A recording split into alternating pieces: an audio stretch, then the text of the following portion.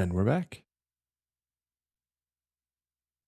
Do, do, do, do, do.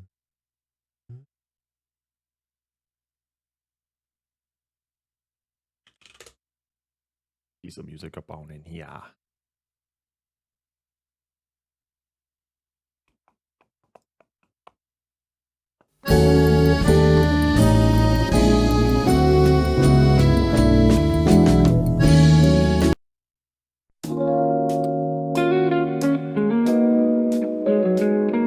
Oh god, it's louder than... Holy shit, hang on, sorry. That's better.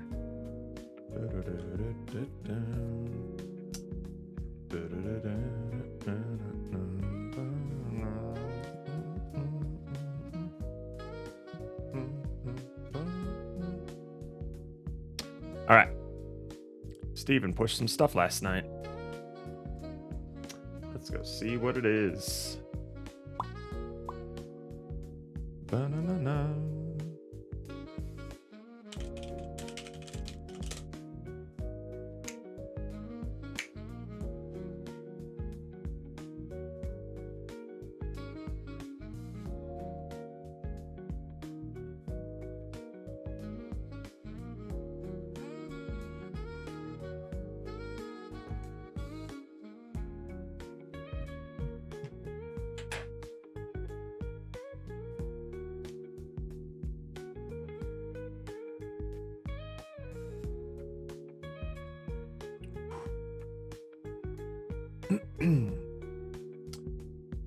Started a little bit later than I anticipated, but we should be good. Oh, look at that. Andrew's drafting a cutscene right now. Sandwich. That's so good.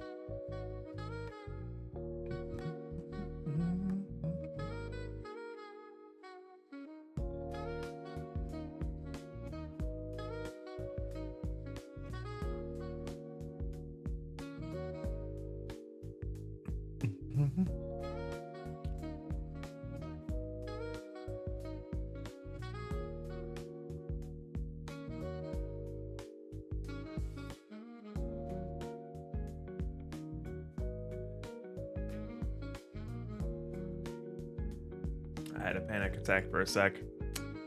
I read 5 hours, 36 minutes. That always gets me. The compo timer always gets me. Add an extra 24 hours to that for jam. Oh.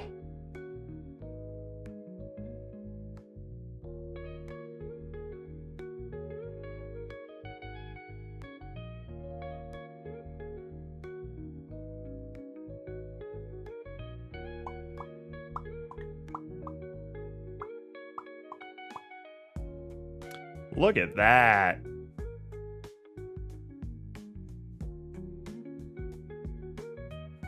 Shader graph assets, chromatic additive shader graph. Could not find subgraph. Oh, okay. Wow.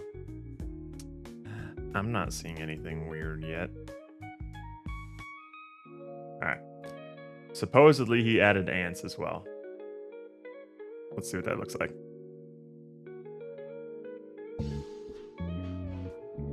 Oh, we got little ripples too. Ah. Oh? Oh my god. Those things look fucking adorable. Are you kidding me?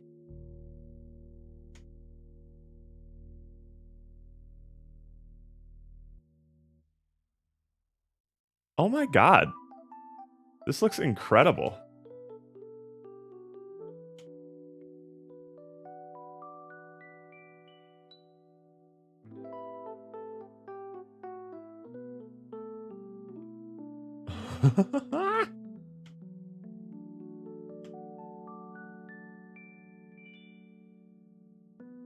Okay, interesting. I think I need to flip.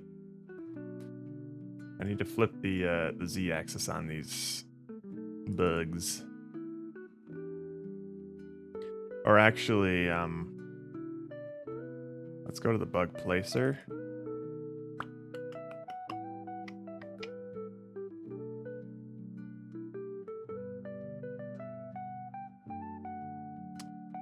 And we will set the up vector.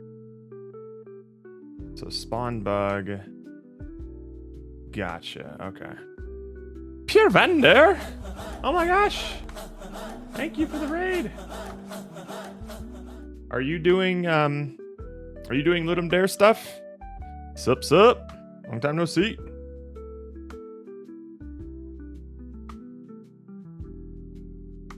We are currently working on a little ant painting game.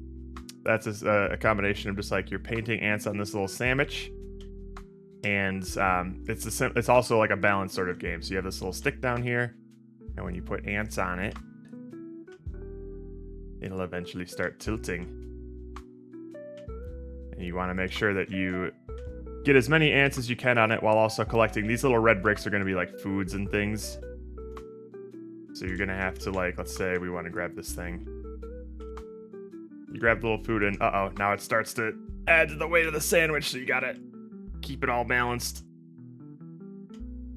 Skipping this one, glad to see you. Yeah, glad to see you too, man. Been a while. This, look, Steven, your assets are amazing.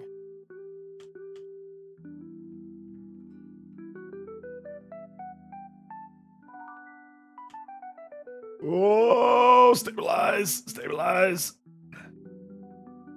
All right. Let's grab this one. Okay. All right, that's not bad. I think we can go for this guy up here. Oh, Jesus. Oh,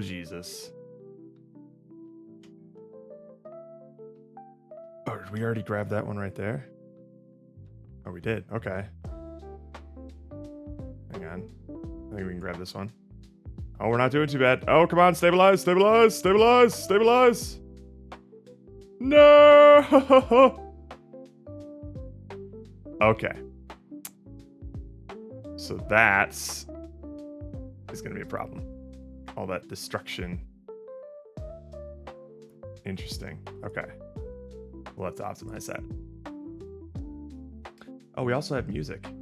Hang on.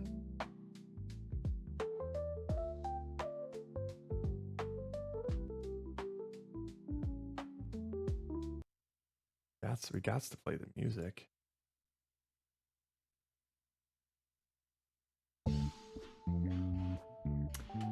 This music was made by a little old brainoid. It's pretty great because as the sandwich tips more and more, it gets a little bit more intense. And then if it tips more,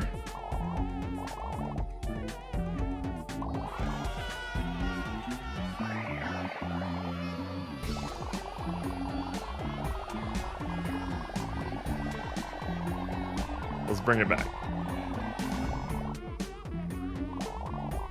Let's bring it back to the calm music. Yeah.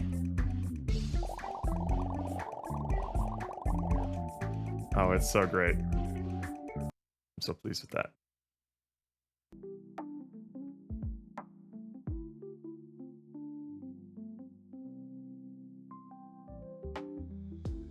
Yeah, it's fun.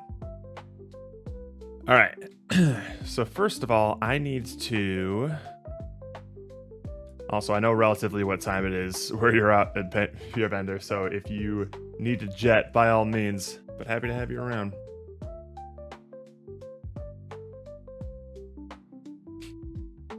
All right. Audio stuff we don't need anymore. I want the bug placer. New bug.transform.forward? Is that really what we want? I guess so. Let's do the anti-normal. Because right now it looks like they're spawning upside down.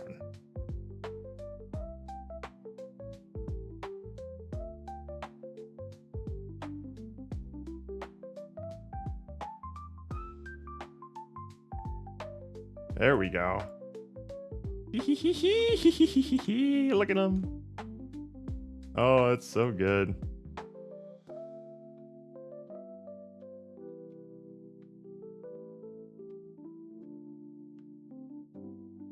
Gorgeous. Get it, get it. Yeah. All right, so if this thing falls, is it always gonna... Oh, yeah. Oh. Oh, yeah, wow, okay.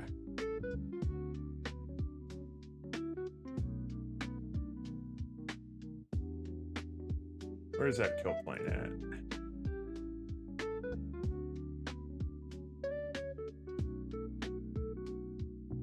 Really has some massive frame drops there. Let's pull out the old profiler.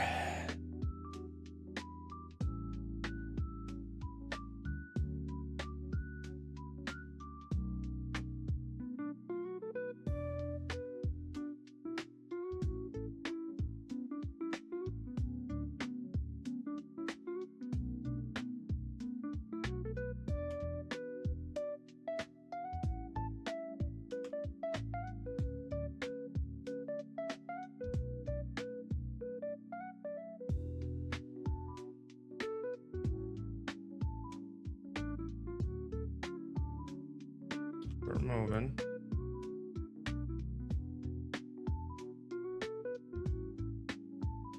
Okay. There's that.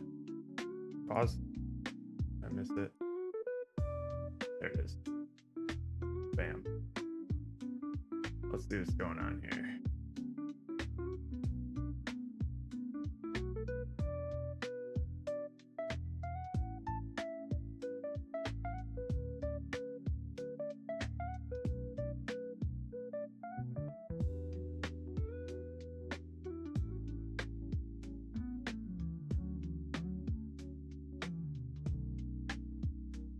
At least I think that's where it was.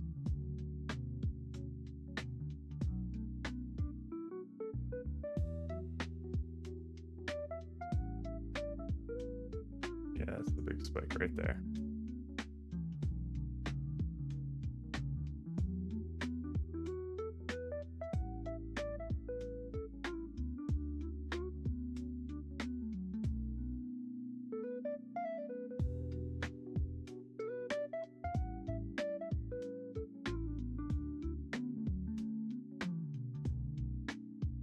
Editor loop, eh?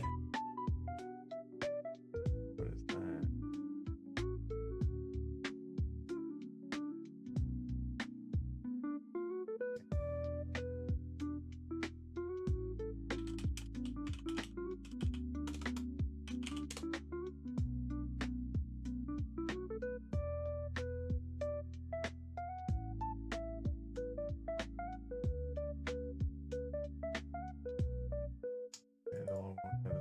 Resource in the editor itself.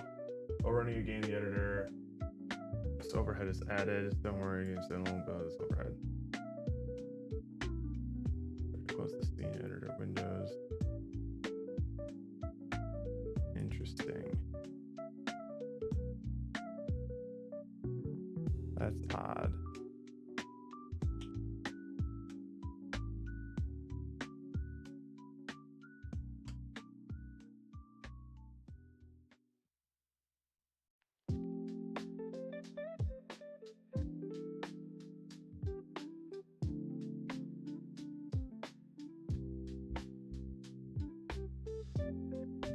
Boy, that really eats into frame rate, doesn't it? All right, hang on.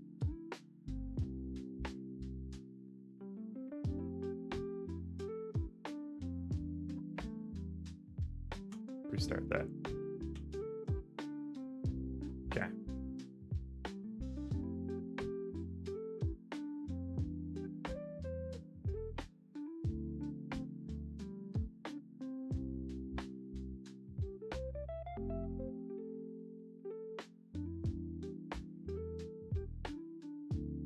Just look at this real quick. Can you get smaller, please?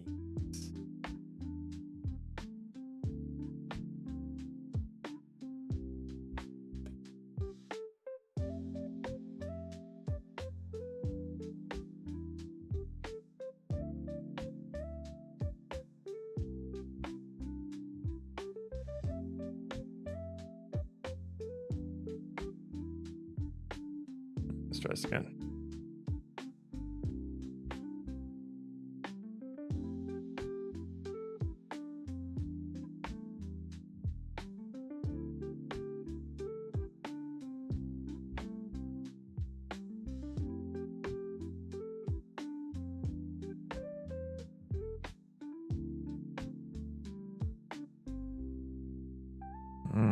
Okay.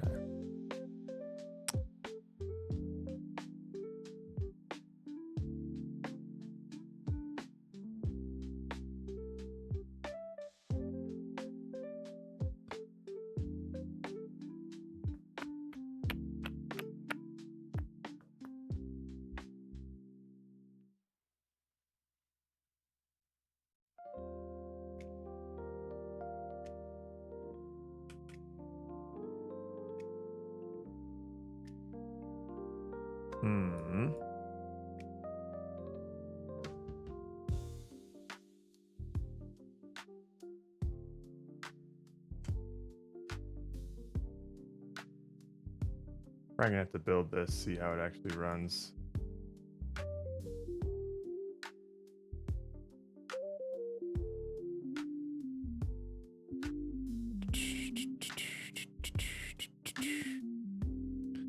Looking fire. You know what? It's sounding fire too. I have the music muted just because I want to listen to random dev music stuff. But you'll be pleased to know that your songs and stuff have made it in. Oh, you watched the VOD? Excellent. Oh, that's right, because I put the updated build up there. It's great. Yeah, you were wrong about the crossfade. It works pretty great. Or at least to my ears.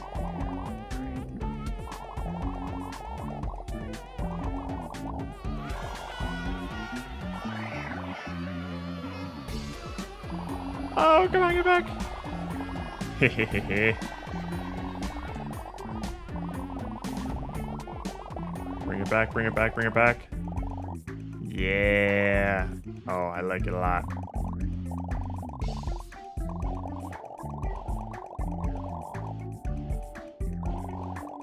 We do have one little issue that I'm gonna have to test with the build. And it is this.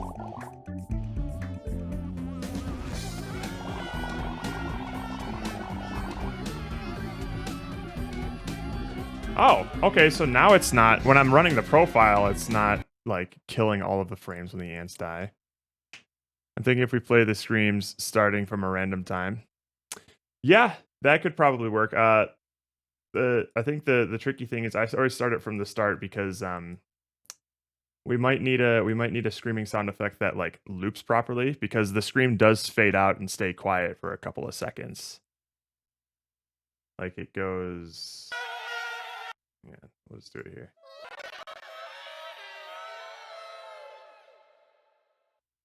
Right, and then it kind of starts back up again after a little bit. Yeah, so if we would wanted to start at like a random time, it would probably need to like uh at least not have like the fade ins or fade outs. I started it at like the beginning every time just so that like there was less of a chance of you hitting that fade out part. Oh yeah, that'd probably work. I'll have to look into that. There are a couple of other things that I want to get done first from like a functionality standpoint. I have a list. We need the scoreboard, title menu, all that navigation stuff. Hang on, where's the notes list here? There you are. I don't want you. Yeah. Yeah, we'll probably do something more based on just like picking up the objects rather than like having the number of ants. We'll still have a bug counter because I think that's just an interesting number. I don't believe so. I think we're going to be hand making the level and then just having the challenge be seeing if you can get them all, and if you can, how fast you can get them. We might not have time to make like a procedural sort of level.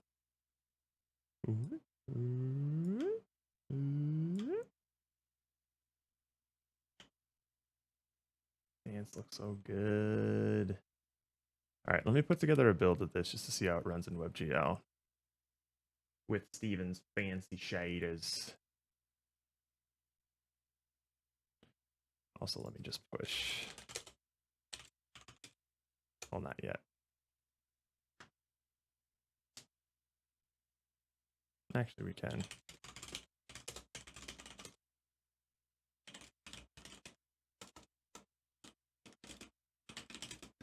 It's a sandwich. No.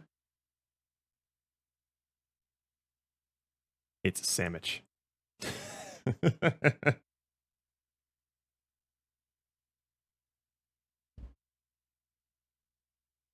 How's it going, Kubi?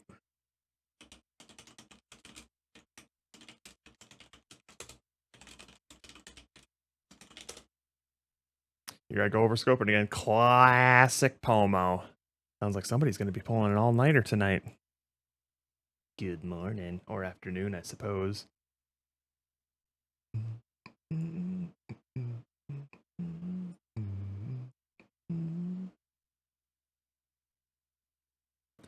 This last... maybe you could call, Kubi. I don't know how you did it for so long, but...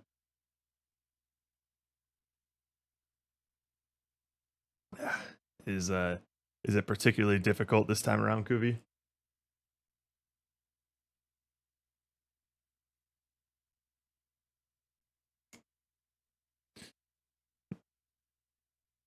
Maybe only do MMO when you're doing GM, not Are you doing a combo MMO? You fiend? That's nasty.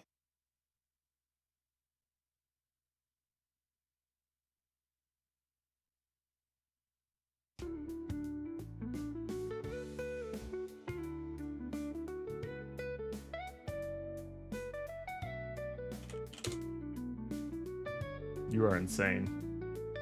I do not know how you do that.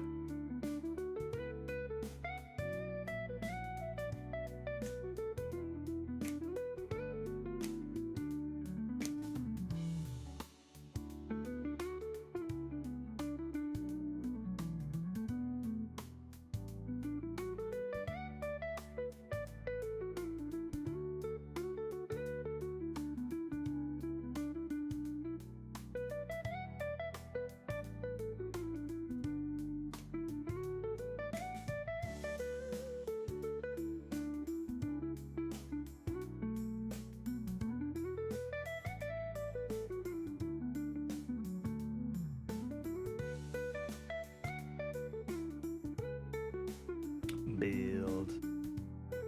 My builds are slowly getting bigger and bigger. It's like 11 megabytes, 46 megabytes, 54 megabytes.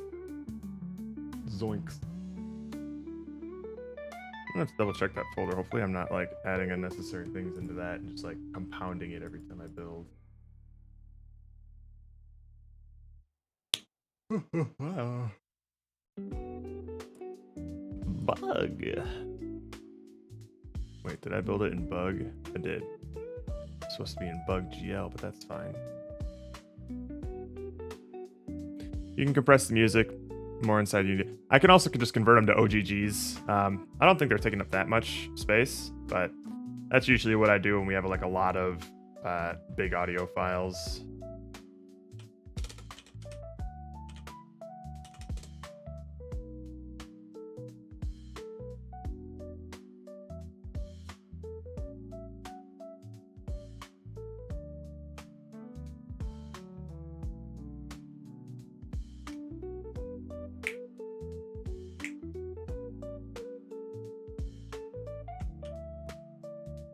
Uh-oh.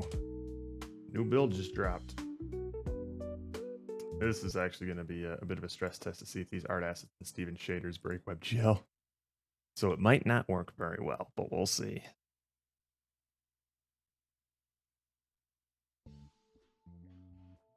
It's pretty good.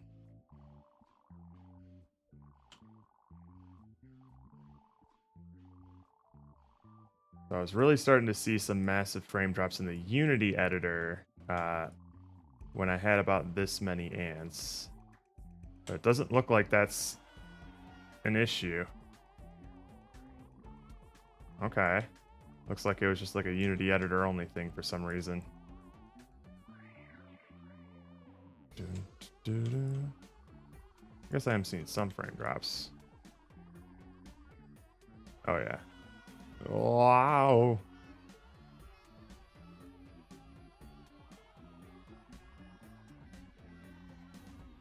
Okay, now we're seeing some frame drops. Okay. Oh, you know what? I don't think they are. You're so right. Hopefully this isn't scaring you. What's up? Oh. Sorry, I pissed my pants. Be right back. Changing pants. Good morning. Guten Morgen. I feel like I was up earlier yesterday. Damn, but I whatever. definitely was. I was How's everything going this morning? How you feeling? feeling pretty good. We might need to do a couple of optimization things to some of Steven's assets. They're mostly fine, but we are starting to see like some frame drops when we're putting like several dozens and tens and hundreds of ants on the screen at once. Okay. And okay. I think it might just be a matter of changing some just some settings on the materials, so it shouldn't be that big of a deal. I have Do you think it's polygon based? Like, is it geometry? it's I think it's draw call based, having to do with the materials that are. Do we have a storyboard of the intro? Yes, we do, Brainoid. Boy, howdy. Bam, look at that. Hello. We got sandwich. Gah. It is time. Feast. Splash. Feast. More. That's basically going to be what it looks like.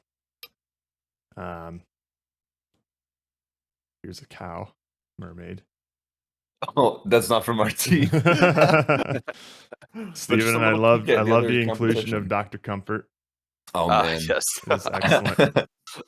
also, if you pull, you will hopefully appreciate that the ants now spawn at the correct orientation, so they look like they're stacked on top of each other instead of just like upside down. Just completely random. I was like, I put them in the same orientation as the capsule. Yeah, I wasn't sure if that was completely right, but cool. Brainerd saying, I guess you mentioned it'll take around 15 seconds. I can make some sounds for that section, says Brainerd. Do you know what sound effects we need? I know we need a splash. I mean, we'll be doing the voice acting, I think. Yeah, I think we can. Like I think splash. Jared would make a wonderful queen. Oh, thank you. Jared's got queen written all over him. I think Jared could probably pull off Picnic Man too. Wait, he's Picnic Man? Yeah, he could be Picnic Man. And I'll send this to Brain. But I mean, I'm not gonna lie. Maybe like an army of ants marching or something. Yeah, there's like some splashing sounds, gurgling sounds. Oh, I don't think I ever shared with you guys. He made he called it Bug Tower something, maybe title. So he made what is that? Maybe title screen music. Seriously? Yeah. Brain! You're crazy. You're crazy.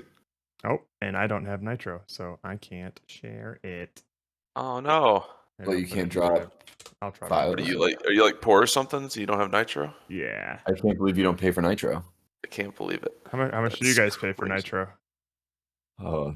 Steven? I get for free through it's attached to my Disney Plus account. What isn't these days? Poverty hits. Shut up. All right, it's uploaded just to the base folder of Drive. Oh, okay. If you want to look at it. Yes. Bug Tower. Art assets. Materials.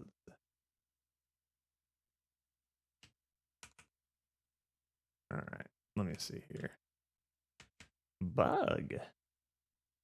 GPU instancing is enabled on Debug material. Okay.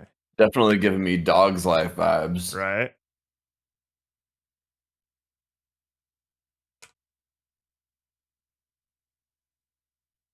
Okay. Just picture a rotating sandwich while that's playing. Exactly. I think that's pretty damn good.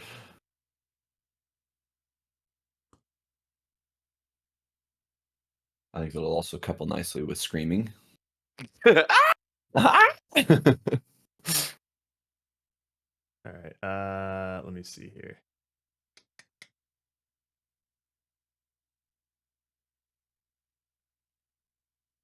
Where did that itch go? Let's grab this. New build just dropped. Oh Yo. shit! Steven, we might need to do a little bit of optimization. I'm seeing some pretty substantial frame drops once the ant count gets a bit too high. Mm. Um, duh, duh, duh, duh. At first, I thought it had something to do with the material itself, but it looks like those materials are getting drawn and batched just fine. Brainoid asks, "What's the try count?" It's like 900 or something like that. Gotcha. For the sandwich or for the ant? The For ants. the ants are the things that when there's too many of them, they start Dog dropping in the frames. computer. I mean, at least it's still working pretty, like, surprisingly fine on WebGL. So this might be like a WebGL issue, but if we could, yeah, it's still functional, but you can definitely notice some slowdown. Yeah. I can see it on the stream. Yeah, and then once all the ants are gone, it's back to like buttery smooth. So I'm not 100% sure what we can do about that. Yeah, I could try to reduce some more.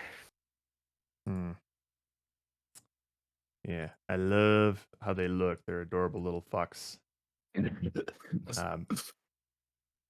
But I'm curious, like, what if it's purely just the triangle tries, count, or if it's like something to do with because I mean, there's the textures. shader, like the texture couldn't be that. I don't think so. It's Heavy, just right? it's just a lit texture. Metallic surface input style format. Yeah, because there's nothing going on with Wait, is it lit? it's lit. Ah. Can we It's make it unlit? Would that change anything? Like no lighting information on the texture? probably, yeah. Because we probably wouldn't have lighting anyways. Right. Let me see here where most of this stuff is going. Give me stats. Give me stats.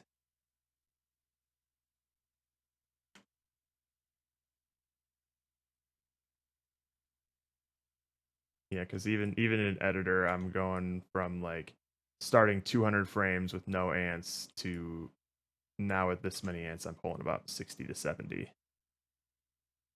So if I were to pause here and look at this rendering. Oh, rendering's not taking up that much, is it? Okay. What's okay, well that's editor loop, player loop. Okay. Yeah, do render loop internal. Camera stack. Render context, submit. Render loop cleanup. No. Okay, so let's see here. Scriptable render context dot submit.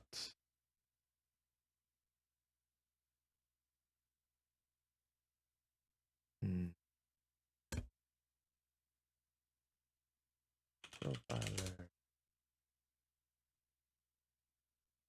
Submits all the scheduled commands to the rendering loop of execution. Okay. And that's taking up what? 6 milliseconds. Okay. Turn these off.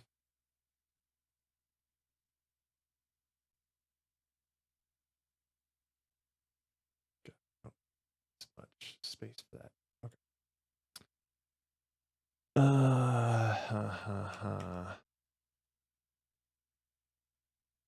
Update screen manager and input. That's fine. So, yeah, solid. Let's see. Whoa.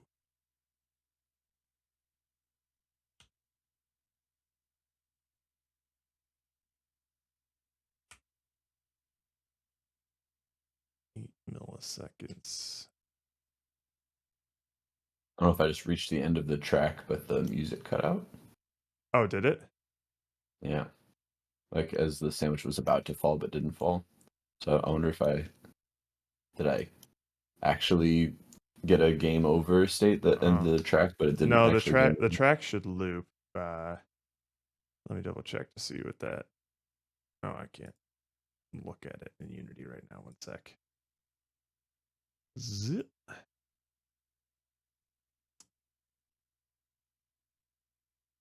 Pretty sure I have those set to loop. Yeah, I'll have to double check that then. Maybe there's something wonky going on with the fading in and out. Did it just like hard cut or did it like fade? It's just hard cut. Okay. Yeah, it should loop. I'll double check that.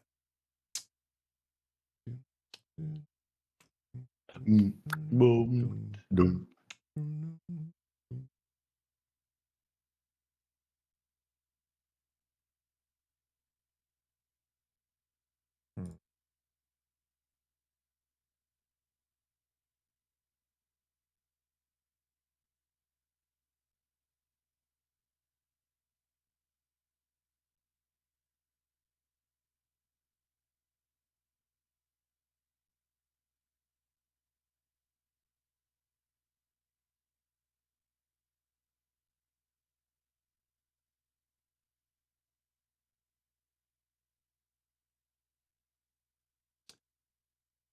Yeah, we can definitely shave some time off if we get rid of the shadows and things.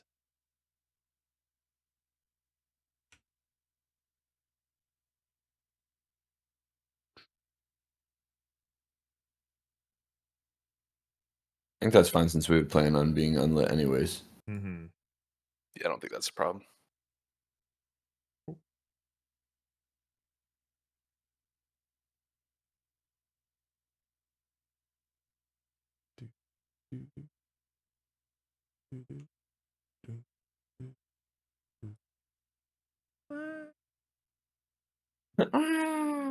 I'll sometimes hit some weird issues where like the game will just chug when the ants are falling in and the sandwich falls. But sometimes I don't, which is odd. Ah.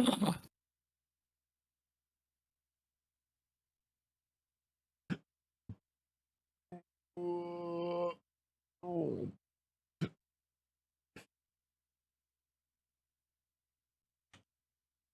Let me draw a bunch of ants now that the light's turned off.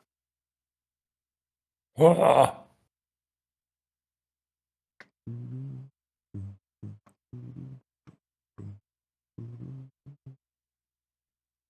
Yeah, still getting some. Well, it's still casting shadows. Just need to turn like all the skybox shit off, or just all shadows in general. Oh wait, why is the direction light back on? What the fuck? Off directional light. Want you here? Making an ant-nado.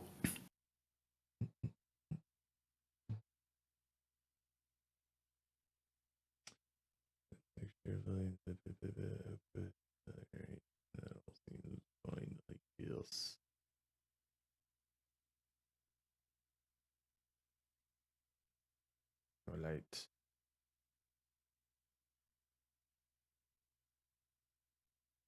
More.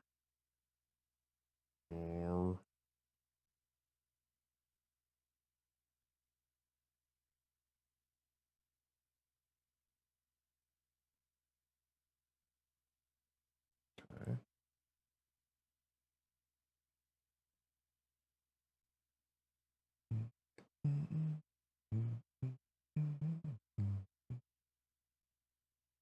Yeah, now it's back to like 60, 70-ish. Improvement. yeah, slight improvement. It's not like the It's not the main problem. I still think we could stand to come on now. I still think we could stand to maybe simplify the model a little bit. Yep. Mhm.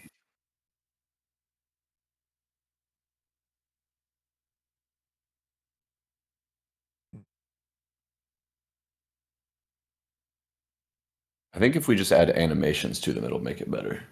I think you're right.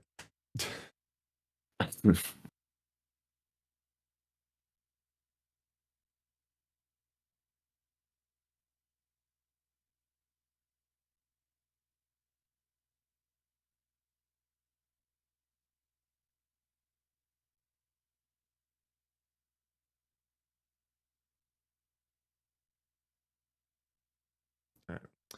Let me try and put a Windows build together. Oh, see if that makes a difference. It probably will, but we'll still want to make sure that the WebGL version works Yeah. comparably well.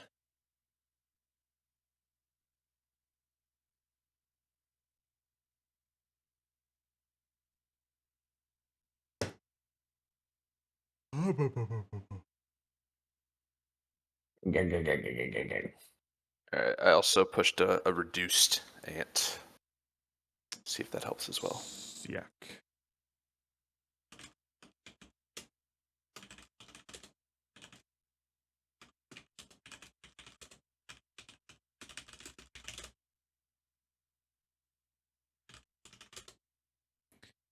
Boink.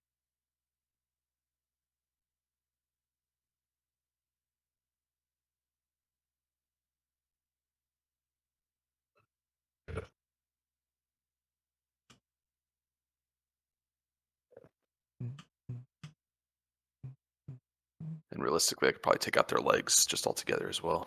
I see. Oh, But I reduced the overall geometry by like half. Nice. so it should be double performance. Twice. Yeah, honestly, they don't really need legs. Honestly, they could just be just a big. The little jelly And beans. They could have Well, little like- like microscopic legs that people can't see. Yeah. And like I can get rid of their antennas too, probably. But I love the antennas. Well, Obviously, you're not engineers. Half the tries, double performance. well, we're spawning a billion things. What do you want from me? We have to do this. It's the engineer's job to make it work. This is true. That's true. Alright, let me profile this real quick.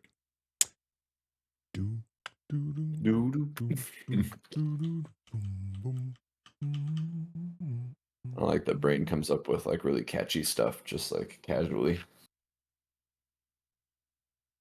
Very stupid.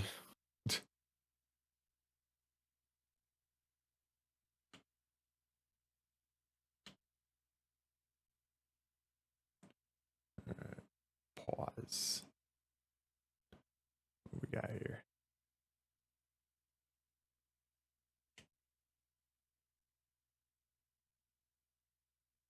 Mhm.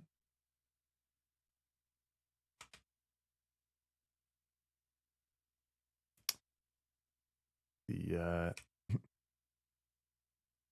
the processing time for the rendering stuff is pretty much cut down by half.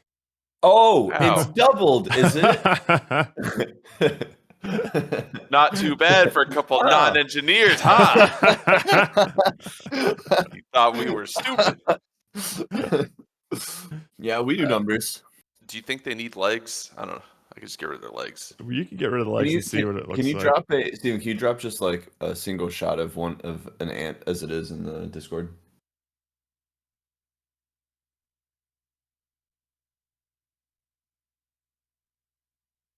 Well, this is the reduced one, but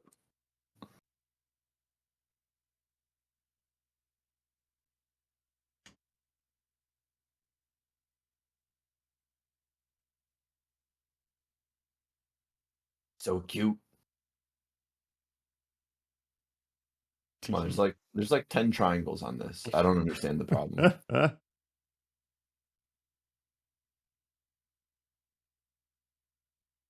mean, like reasonably with the gameplay, you probably could get away with no legs. I think so. Yeah, like as long as you get the shape in the eyes or the. The eyes, I think, are an important. I'm gonna push one with no legs. He ain't got no legs. Ain't got no legs. I'll just make his body slightly bigger. Yeah, Sure. jelly bean him a little bit. So cute though.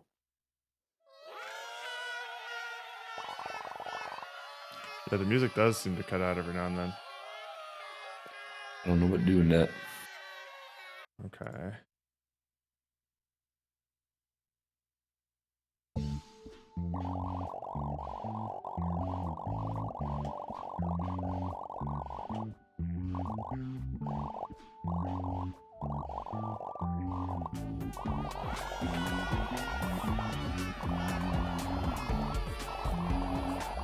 Alright.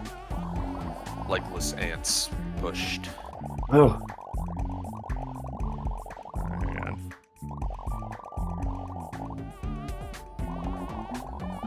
Now they're 268 tries apiece, which I guarantee is less than that capsule thing.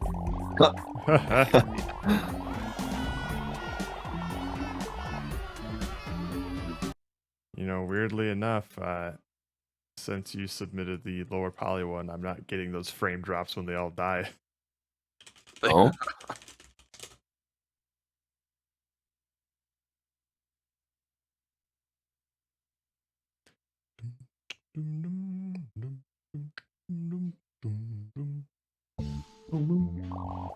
Well, I also had these objects separated so we can animate them. So now they don't have legs for some reason. Like, I guess we can still animate the head if we wanted to. But Yeah. if we end up not having it, I can just combine them on the one mesh, and that should help too.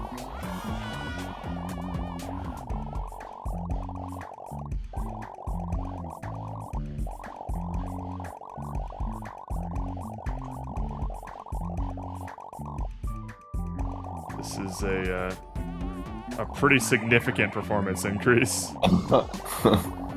Now I have all these ants on screen. I'm still pulling 150 frames. That's good. That's good. Yeah. By this point, I'd be pulling like 60 to 80. What, 60 to 80 is not enough for you? Hey, how many frames you want? In the editor, You want infinite I mean, frames? that generally makes like for like 15 to 30 frames on WebGL. Yeah. Yeah, that whole time I was pulling above 100. All right, cool. Let me switch back to WebGL. I'll switch back to WebGL and then put a build up. Okay. And we'll see how that goes. It's a shame because I did like how glossy and cute they were in the original. We just don't. I mean, have I the can processing power. add the glossiness just in the texture. That's fine. Like with the lighting was making them. It would just be glossy. baked. It was just baked. Well, I just need to bake the lighting onto it. That's fine. Yeah.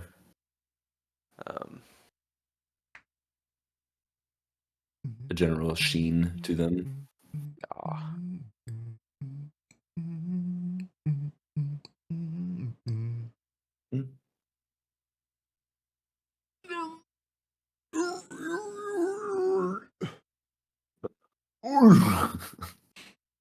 Have you ever seen that YouTube video of like trying to hold back an aneurysm or something? No. No. Hang on.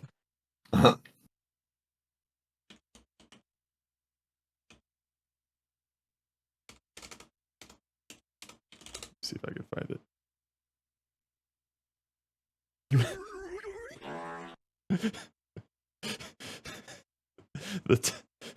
Hang on, let me see this. So I'll send you the original one first because it's just got like some iconic sound effects to it. It's just called Brain Aneurysm Meme at 60 FPS. It's just 2 seconds. So and then the one right below it I love just for the title. Me edging my aneurysm.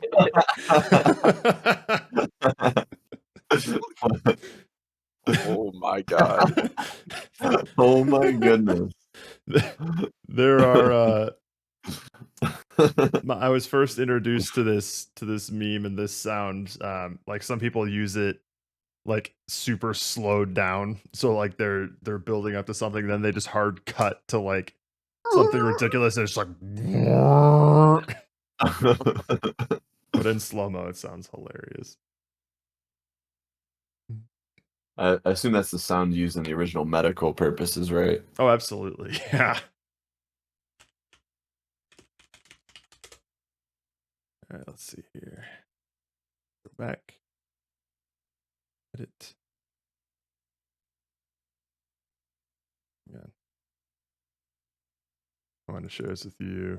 I took the hawk screeching sample from this super funny video.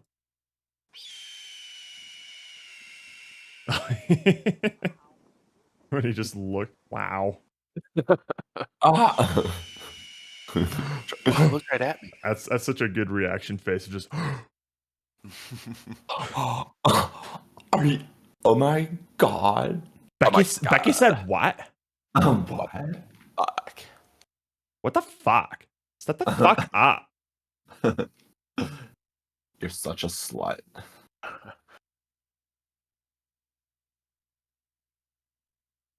Alright.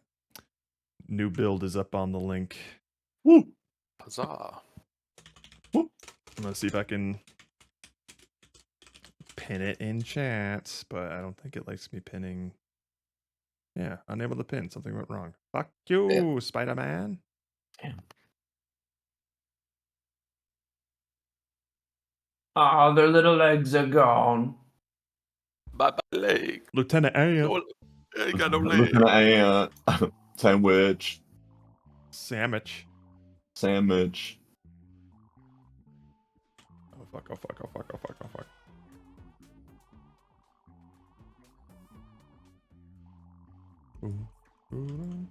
Yeah, if you ever notice the music cuts out again, try to remember exactly like the circumstances that it happened in. Like, were you doing something? Was a sandwich in a certain position? Stuff like that. Yeah. Well, the first time it happened was the sandwich was going down.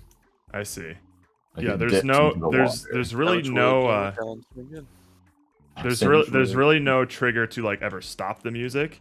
It's only ever to fade between like calm and panic. So there might have been a state in which like it thought it had to fade out both, then forgot to fade another one in. Like maybe It the could logic of be if it's that. like teetering on the edge or something, Yeah. it might start like fading it out before it completely fades in. I'm not sure, but I think I have a failsafe for that. This is looking pretty performant. I mean, obviously there's a noticeable like frame rate quality difference between like 100 frames and like maybe the 30 plus, maybe 40 plus that I'm pulling here, but it's not like slowing down to unacceptable levels. Mm-hmm. Yeah, I'd say this is definitely serviceable for WebGL. Wait. And we'll just do the usual. Windows is the superior experience, but you can make your own choices, I guess. You can be an asshole. Well, I guess if you're not good at the game, you'll never run into the performance issues, so it's fine. This is true. This is true. It's just it's a skill-based optimization. There'll be some things that I'll want to do where we maybe it's just camera like tinkering or like Yeah. where we place the objects just to make sure it feels comfortable wherever things are. Yes, absolutely. Whoa. I found a bug. Well, I found several. Shut up. There's thousands of them. You make me twitch with a joke like that. But so I have the camera. Freaking funny. I have the It's camera not. set to have a minimum and maximum value that it can be from the sandwich. And if the sandwich falls, it can never get close enough. So it'll just, if you hold down zoom, it will keep zooming until it tries to find that sandwich that is falling into the abyss. Oh, And then you can't zoom back out. You're stuck forever. Yeah, because there is a max distance that it can be from the camera. Yeah. So I'll probably just, instead of having a min-max position to the sandwich, I'll just be on the little Do it to the pin point. needle to the nose. The tip of the nose. I'm gonna try to get a couple more food items, and I'll make that nose, and then we can start making Sick. the full scene. Yes, sir. Yeah, it ran fine for me. It drops a fine on couple my frames machine. when the sandwich goes. A couple frames, or does it like turn into a slideshow? I mean, it stopped a little bit when it was going in the water. Because that, it seems like that sometimes happens and sometimes it doesn't. I'm curious if it's some sort of like garbage collection thing where, like, in certain circumstances the cleanup has to happen a bunch on a single frame versus not. I don't know. Yeah. But It wasn't like super distracting. It just looked like, oh, it died. You oh, know? okay. Because in the old version it was like, and it hanged for like a couple seconds, and then it all fell. It go all freezy peasy. It didn't freeze up. It just sort Okay. of like skipped frames That's as it was fine. going down. Yeah. On its way down swinging. And the fact that it only does that just that much on WebGL is a pretty good indicator that it'll probably be fine in Windows. Yeah, it's not too bad. I think so. Thanks for butchering your art for the sake of the game, Steven. Oh, You're welcome. all that work, and is you want us to remove those things? I was so you should see me at That's the fine. you should see me at the beginning of the VOD when I first saw those ants. Like, oh my god, they're perfect. Oh. And now they have no legs. But they look Can so they really good. be perfect with such a deformity? Well, that's why the queen needs so many of them, because they're worthless on their own. Oh, I see. Gotta get that. I'm gonna Ant. get it. Gotta get that You get that ant. Oh, did I ant. do it? I just need to stabilize. You Yeah, I got them all pieces? all. And you're still Holy stable. shit. And I'm still stable. I'm That's the best at this crazy. game. I do think that like we could definitely go higher. People will be Oh, able for to sure, go for higher. sure. Oh yeah. I'll have you know that our clickbait concept art post has There we go, 14 for- likes. For posterity. It With can the be done. More than our brainstorming session post. Jordan Tanner says, would love to be a fly on the wall during these brainstorming sessions. What a perv. Such a perv, Jordan Tanner was the guy who made that Arcane Outlaw. If you remember that, I'm showing it on the screen right now. Outlaw. You'll recognize the art style. Oh yeah. Oh yes. Mhm. Oh I my remember that goodness. game. I do so enjoy remembering the games of previous fun. jams. We could be Midnight Arcane Outlaws. Midnight Arcane Outlaws. Laws. Shooting dogs for fun. Fun. We could have made a dog shooting game. I don't know. I'm sure that people would have loved that. People famously are friends with dog shooters. I mean, lest we forget that the inspiration for that lyric came from a scene in Dog's life where our dog What? got shot. Oh right, Yeah, that's I forgot there was a guy chasing us with a fucking gun. He wasn't chasing us, he was sleeping, and if he woke up, he fucking shot He would you. just shoot you. And to think that game had such a chill OST. Shockingly, I literally listened to that Big Field song. Yeah. And did you read like the comments? Like people are in love with A Dog's Life. I didn't Oh, realize absolutely. Yeah. how big Like, that it's game great. was. It was either, the only comments I ever see about that game, it was either like fond nostalgia for playing it, and then also to like, yeah, this game got really fucked up by the end, didn't it? It's like those two. I don't know if this is a bug, but the screaming is still going, even though the sandwich is gone. Yeah, that's still the case. I'll probably set it to have it. Wait, it's still going. It should stop after after it like completes its full scream cycle. It shouldn't loop. Is the thing. Okay, it went away. Yeah. It just needed to reach its scream cycle. Yeah.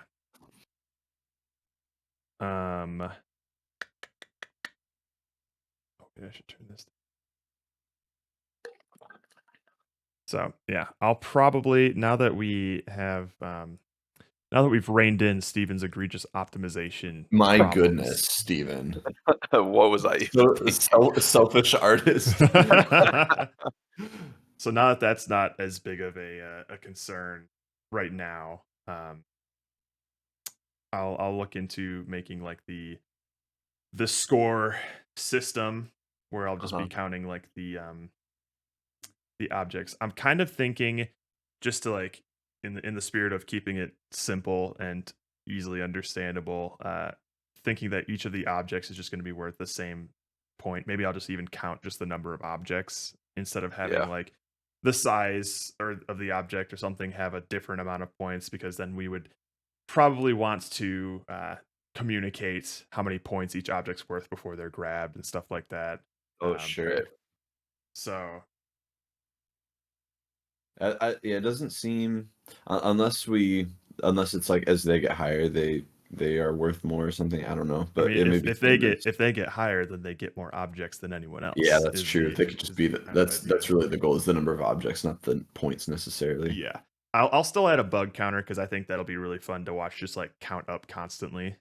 Yeah, I do think that's a fun number. Yeah, so I'll put that there. I'll just have the numbers showing for now, and then however you want to design like the layout, Andrew, in terms of like the overlaid stuff in the game window. Yeah, so like I'll see how that icons should and look. things like that. So I'll have the numbers functional, and then they'll be able to just like plug right into whatever sort of layout you want. Okay, simple enough. Yeah, and then once that's done, I'll probably have to just code in a. Hang on, let me. Oh, nice, Steven. It can be done. Design. They said it was impossible. And I said, it looks pretty efficient too. Yeah. Not a lot of wasted ants. Maximum efficiency is my motto. Except when it comes to ants and their legs. not efficient. Well, there's a game title. Efficient. Efficient? Efficient. I was thinking about the tutorial last night as well, in terms of like, I don't have a strong opinion about how it should be done yet, but there are a couple of options in terms of like, we can have a couple of like UI screens that sort of explain the rules. We could have UI elements that just show during the game, similar to Split Decision, where they show up and then maybe fade away after a while. Or we could have like a separate tutorial scene that doesn't have any food. It just has the sandwich and like tutorial UI elements that are permanently there, and it just gives the player a sort of sandbox to mess around, and just like before place the game starts. Yeah, place ants around on it, watch the sandwich tilt and things like that. And if the sandwich ever falls off, then it like respawns or something like that, and then they can just decide when they want to move on to like the real thing.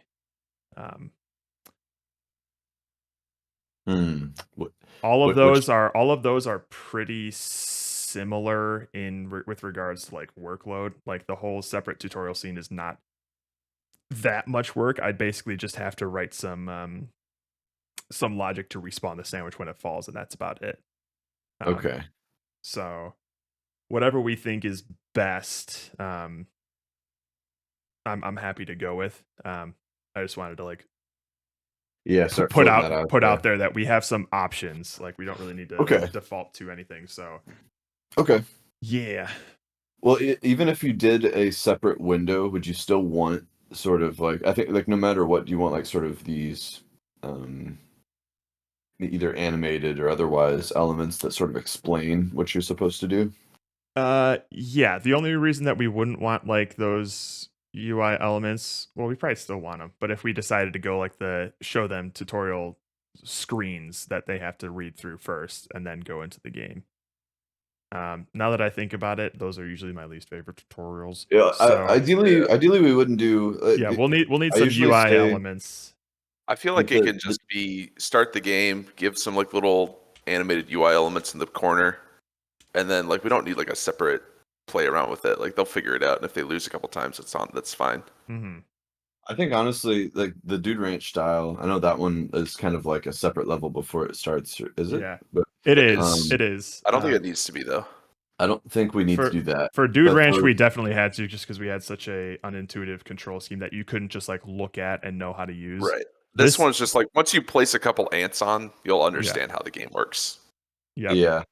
So honestly, I think that just opening the game window, like for the level start, and then having an animated sort of graphic or two little animated graphics that explain like what's going to happen, what you're going to do, like they're very simple. And then once you click, that goes away, and like the game starts. Sounds good. Yeah.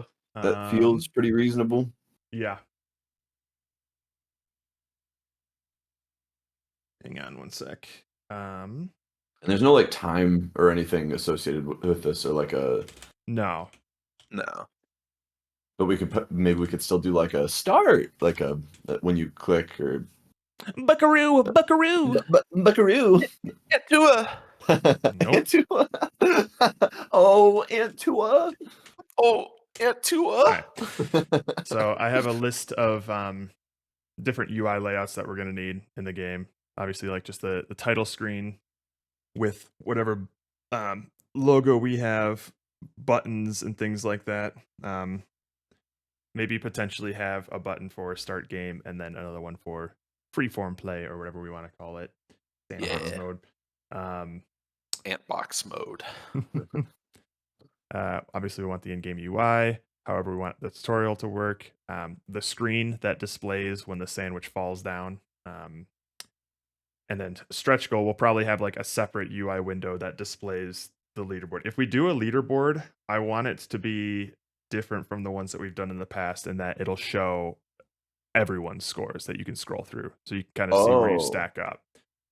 So that's kind of what I would want there. So it would be a UI screen that has some sort of like scroll view that displays the stuff. The thing with the leaderboard is the reason that it's a stretch goal is that it's also going to have to include like a user creation screen and then saving that stuff, which isn't that bad. We've done all this stuff before, but like it's one of those things you have to consider. Like, oh, if there's a leaderboard, then they need to have some way to have a username and blah blah blah, because we can't just have them like, hey, you got a high score, type in your name, and then have it pop up on the leaderboard, because then one person, Pomo, can just devour the entire leaderboard, you know? With Pomos. Yeah, so that's why we always have like the login at the beginning of just like, and just overwrite pick your username, and then it'll always overwrite your score, Yeah. So that's something that we'll have to have as well if we want to make a leaderboard stuff. But I would say focus right now on like those first 1, 2, 3, 4. Those are the ones we'll definitely have in. And then if I have time, I will add the leaderboard stuff. Well, leaderboard to me, it's harder to imagine like needing a leaderboard if we have like a sort of a number of objects you could count on like a hand or two. The amount of people that play, like most people will have just the same score, you know. Unless there's like a lot of variability to this, and we have like 100 objects, and not a lot of people get to like 98, 99. Yeah, you might be right. So like the leaderboard only makes sense if we have a lot of score variability. Yeah. So yeah, you might be right. If we do somehow miraculously think of a different scoring system that is both intuitive and variable, then we can add a leaderboard. But otherwise, I think you might be right. What are the factors? So it's like number of objects, and we can assume that they're all the same, and number of ants. Yeah. Is there anything else that we might track that's skill based?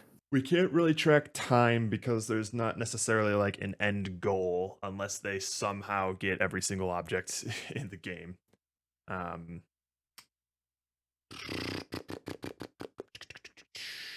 Like, how do y'all feel about it just being like as high as you can go, sort of a thing? Like a height based thing. So rather than ants, it's the purely just like tower. height away from like in Z away from the sandwich. You could But like those other things are the multipliers. The thing right, about that for is that the- you can pretty easily cheese the height by just making a cyclone. I don't know how high that could actually get, but Yeah.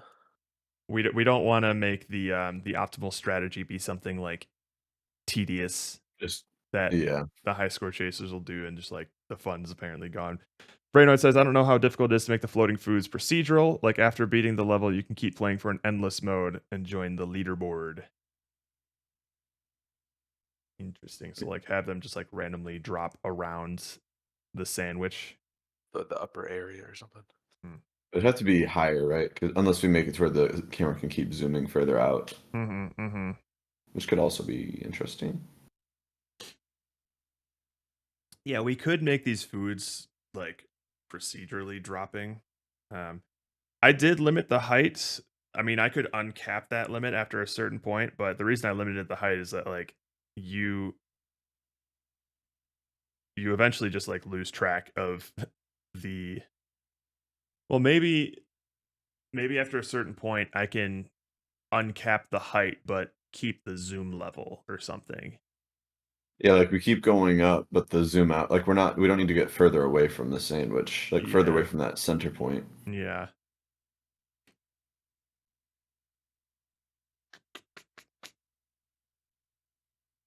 Yeah. I'm still a fan of continuing to go up. I think it's like, especially with like the challenge sort of compounding of getting away from the fulcrum now. I guess the tricky thing with having the food items drop from the sky only when you get to a certain height is that like say like a can of Dr. Comfort passes by the left side of your sandwich and you didn't grab it as it was falling down, but it hits one of your ants near the base of the sandwich and then it It just just goes collapsed. yeah, and you can't really see that or prevent it from happening. Well, then I think it's fun if all the objects are always falling. I think They're just constantly if raining from the sky. if the objects are always falling, then there's kind of like an element of variability that could warrant a leaderboard.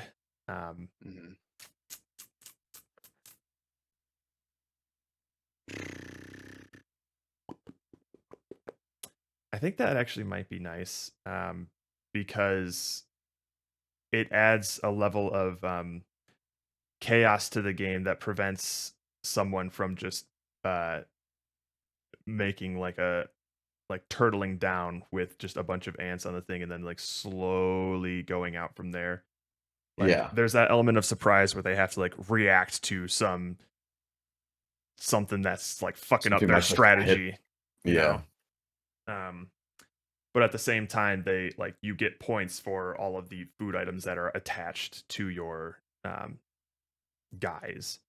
Yeah. And that's like I think something that can constantly tick up because they're constantly falling. Yeah. So I think I do kind of like that. It also takes away the burden of us having to design a well-crafted level with properly spaced out Well-placed things. Yeah. I would be very interested in playing that version. Yeah. If Because that seemed- also, I don't know if y'all have felt this, but I do think that it's kind of awkward to try to intentionally grab those stationary bits of food without like clicking from behind them and like basically piercing them from behind with the ants and things. Yeah, Especially with just the way that because the ants kind of nature populate. Yeah, because it's like sort of camera based where you're Yeah. clicking. Yeah. A lot of times I build over and it falls onto it, that sort of thing. Yeah. So I can look into having those objects like randomly spawn and fall down. Would we I want think that sounds cool. would we want to have like an indicator, like a laser coming from below that warns like, hey, something's about to fall here? And I do like that. Okay. That's probably I know like additional work, but I mean it's definitely additional work. But I think it would be very handy to be like, quick, Yeah. build an ant bridge out here to catch the thing. Yeah, okay. if we think that that's something that we want, then I can look into doing that. I was just asking in terms of like, would that Yeah. be beneficial or detract from the game? And I think it would be At the beneficial. very least, like being able to see in the water where that thing is gonna hit. So it's like, oh, this side something is falling, but a little laser I think would be really nice. I think it would have to be a laser because we're gonna lose track of that water pretty quick as it goes up. You know, Yeah, you need something like they'll need something very that'll true. really grab your eye. The players, as beautiful as it is, the player's focus is not going to be on the water when they're building ants and things. It'll be more so like their immediate surroundings and the ants themselves. So if we just put like an indicator on the water, the player's not going to see it. They need like a fucking laser from the sky. Yeah, I like the laser idea. Steven will need a laser particle. Laser. or something that looks in universe to a laser. I like the idea. I like the idea of the water level rising as well, Brainoid. But we would also it would include the sandwich. You know, it would eventually cover that up, and then you won't get as good of an idea of. We would only be able to raise it so much, I think, before like you really lose track of how close you are to tipping, and also you'll lose the ants in the water because the ants die in the water. I had that idea before. I'm just like, oh, what if the water level rises? And like, oh, it'll break all the systems in our game that make intuitive sense. Okay, so I'll make a quick scoring system of just like how many objects you're grabbing and then your bug count. Yeah. And then I will look into just like spawning random objects that fall down from the sky that you can pick up. And then I'll also try to add an indicator after that. I quite like the idea. So yeah, that was the other option, Braino. It's like the water level rises and then the sandwich rises too, so nothing changes. Oh, and then It would make sense because this thing's balancing on a person's nose and corpses do float. Oh my goodness, yeah. Well, if we raise the water, we're definitely killing that boy. I'm okay with killing him. He's a fucking cuck anyway. For all we know, he chinless cuck. He has like he has like an anti-chin. It's not even like no chin. He has like negative chin. It's been scooped away by years of being cucked. He couldn't satisfy his wife, even though his whole body looks like a dick. Damn. That was always what she would say. She's like, "You literally look like a penis. Why can't you satisfy me?" All right, yeah. So that'll be my plan there. I'll add that extra little mechanic, which I think will go a long way in terms of making the game more engaging and variable and perhaps competitive. And then after I do that, then my main focus will be on wrapping this all up into a loop. So game over state, restart state, title screen. Feels good to know that that's where we are right now. Heck yeah. Just need a game title. Yes, we do. That's also on my list of things. I have all these things like title screen, leaderboard, integrate ours assets, freeform mode, change the name, sound effects, design. Yeah, but I mean, like, it's fine.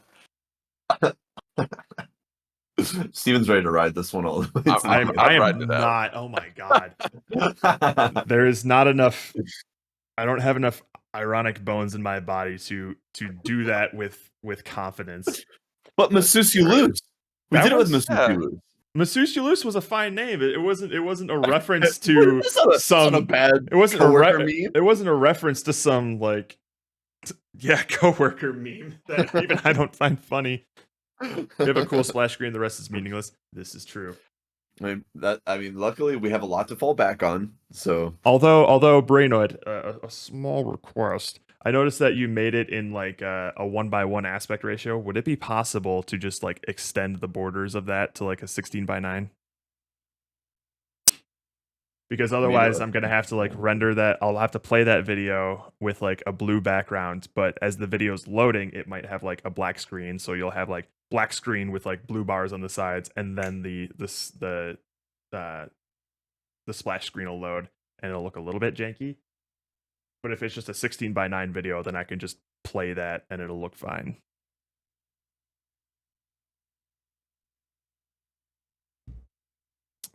Pomo says Masseuse you lose was a banger name. Thank you. Banger name, not so banger game. A slightly above average game. It wasn't our worst. It wasn't our worst. That's not our worst. I had a lot of fun with the art of that one. Yeah. That one I think had great keyboard cowboy energy. Just the game was unfortunately not the best thing we came up with. So, hang on. Let me draw this out for you, Brainerd. So the problem is that hang on, let's just do 1920 1080, and then we'll just oh, come on now.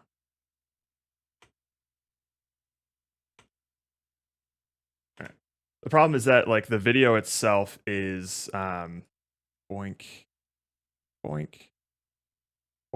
is square. So when I'm loading up the video, sometimes it takes a couple of frames and it'll be just like a black screen before it actually loads in.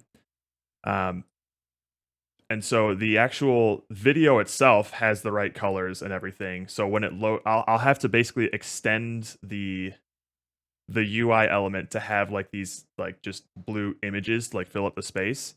So we'll have like maybe a couple of frames where this is like a black screen and then like the Keyboard Cowboys logo pops up and then everything looks fine and dandy. It would be nice if the whole okay, you get all that. So it would be less of a headache for me to try and time the loading of the video. It just needs to be exported with a fade 69. into Unity because I can't necessarily predict the exact frame that it'll be loaded and ready to go.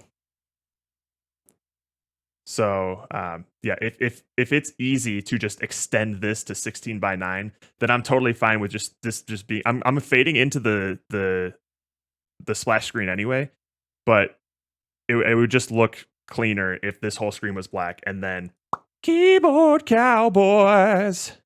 Would it be a burden for you to get me in the repo? No, I don't think so. Just hit me with the hit me with your GitHub name, and I can drop you in there. Idiot. Giddy up, bom bom. Giddy up, bom, bom. Oh. You got to go and get that repo. Should Picnic Man have an Adam's apple? If he does, it should be who's like this Adam guy? cartoonishly pronounced. Who's this Adam guy invading? Who's this Adam guy, and why does he deserve to be in our game?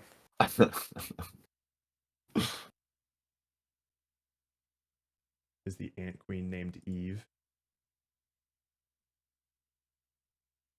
Ant Queen. No, her name is Aunt Tua, obviously. Mama Auntie. Mama Auntie. Mom Auntie. Aunt Mommy. Auntie Mommy. Wait, no, that would make it sound like we're anti-mommy, and that's Oh no, absolutely but we're not case. anti-mommy. I'm not anti-mommy. I am pro-mommy. We are pro I'm mommy. very much pro-mommy. Pro mommy. Pro-mommy. Bloody Mary. Pro mommy. Salami. I was about to say that, but I was swallowing my tea.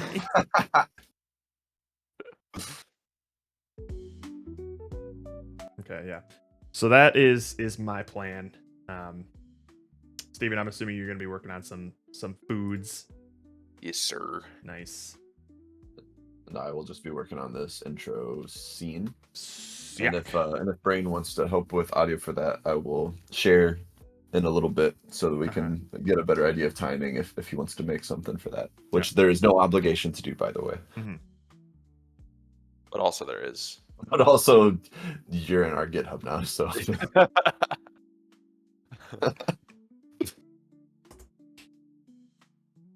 Is Bitbucket a joke or is that actually a real thing? That's a real thing. Bitbucket. Yeah. Welcome to the realm of stupidly named tech tools. Yep. It sounds like a joke. And there's like 1,000 of them out there that all do the same thing.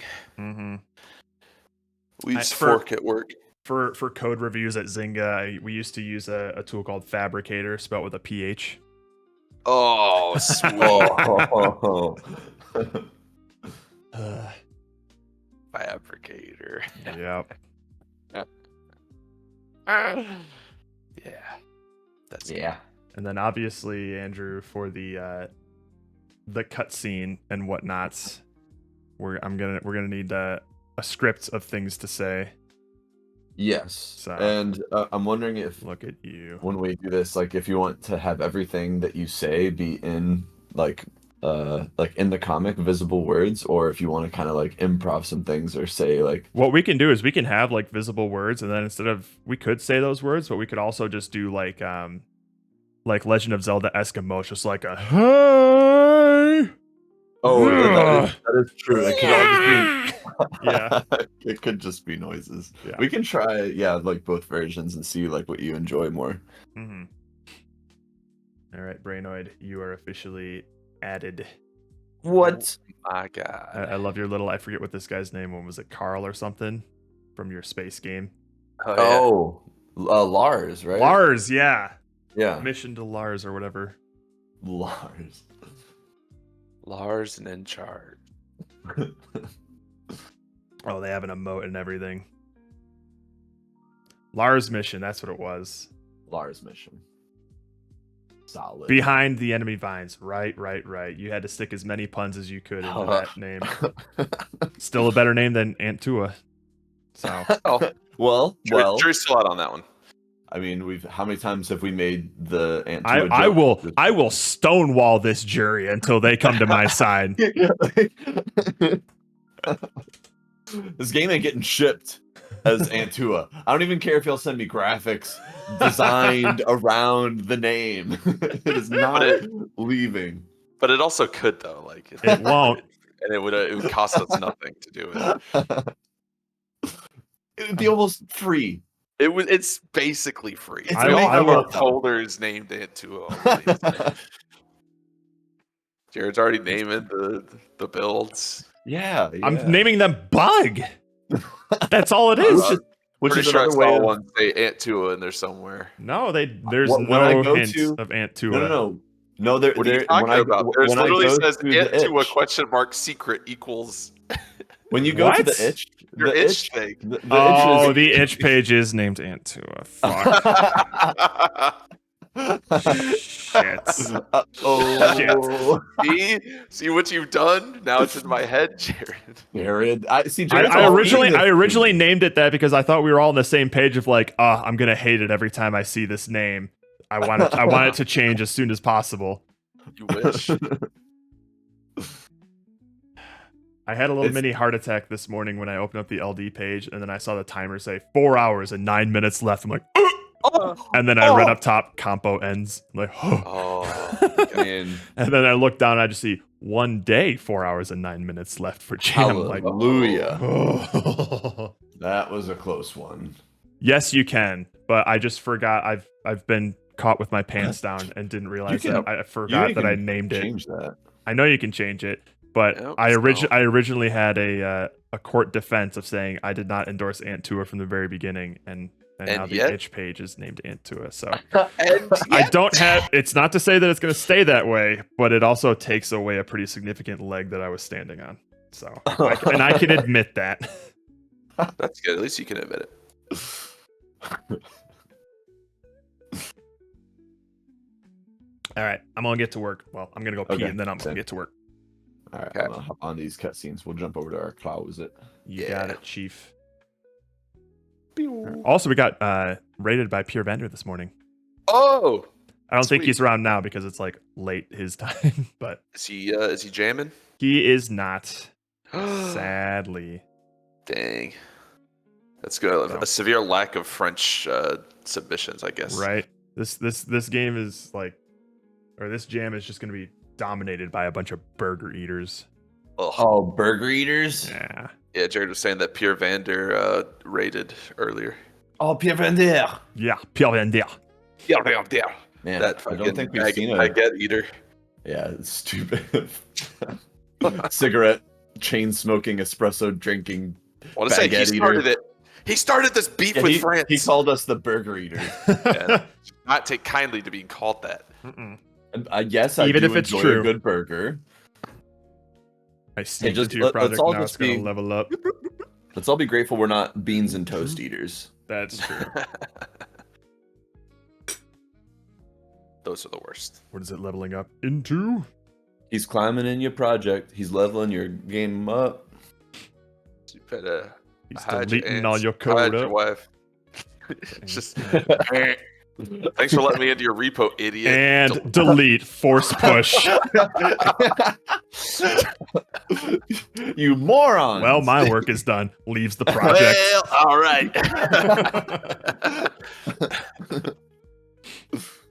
All it takes is just one git pull from each of us, and then the entire project is wiped. Everything else is just wiped. It's like, oh shit. All right, boys, we got any other ideas? We have 24 hours. Hey, we can. It's like a compo time. That's easy. That's like the long con of just like make What's a that? bunch of banger audio assets, ask to get added to the file, and then ask to get And added to the then repo, just and then just completely nuke it all. Nuke it. That is that's Absolutely. Infinity War levels of planning. Yeah. All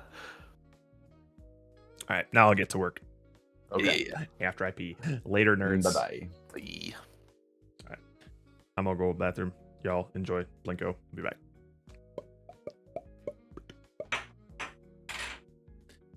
And feed my cat. So I'll be back in a little bit.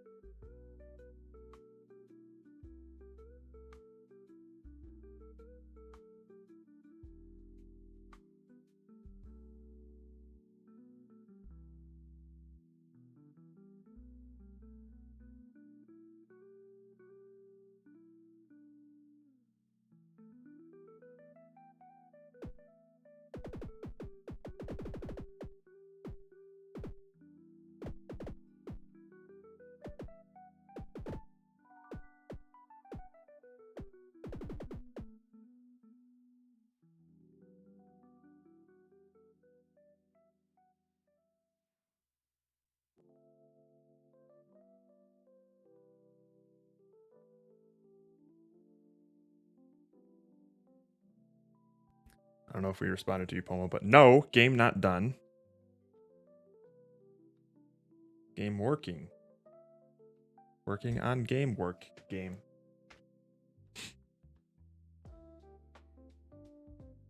All right.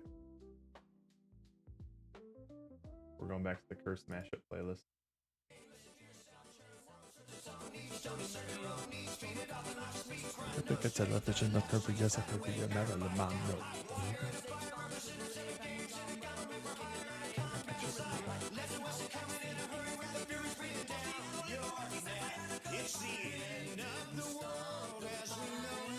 All right, let's see here. You guys were saying you finished or something, lol. Well, we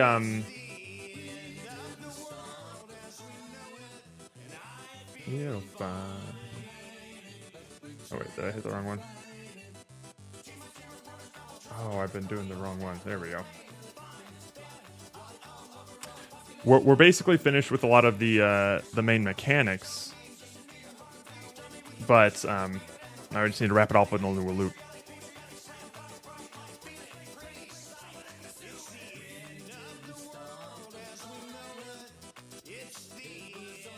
But if you would like to try out the demo, you can find it here. I'm unable to pin it for some reason.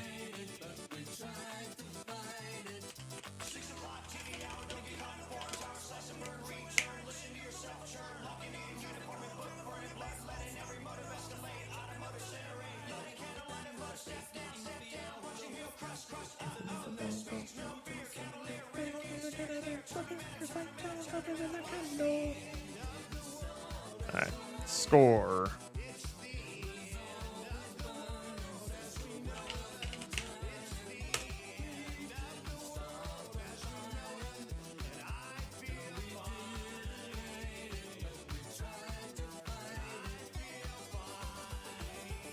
I think we can just make this a static script.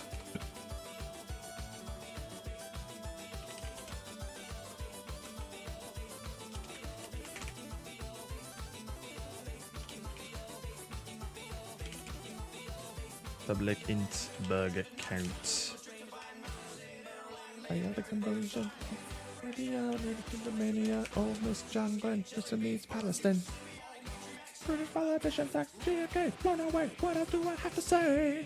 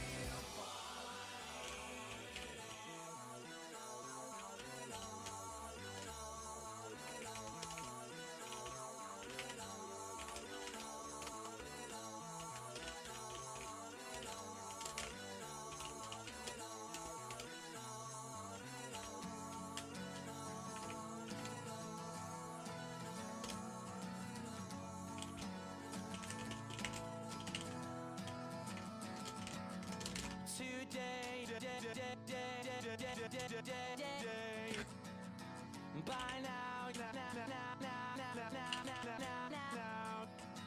I don't believe that anybody feels the way I do.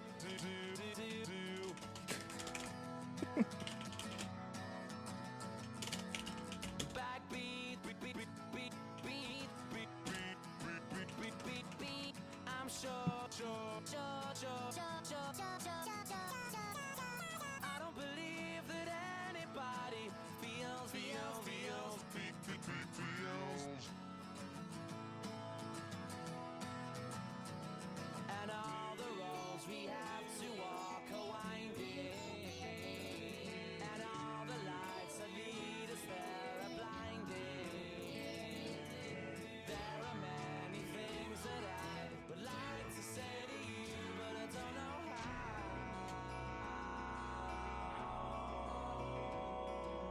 You're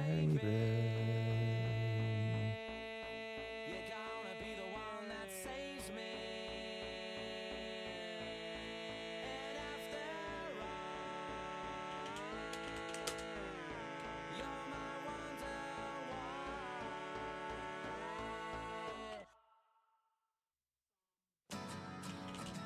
Please, jag får som en låt av det liv, men jag ser ljus. Och i sista klaus alla i rama så där skivan av. Please, I was leaving out, and I feel more about you now. And all the roads that lead you there were winding, and all the lights that light the way are blinding. There are many things that I would like to say to you, but I don't know how.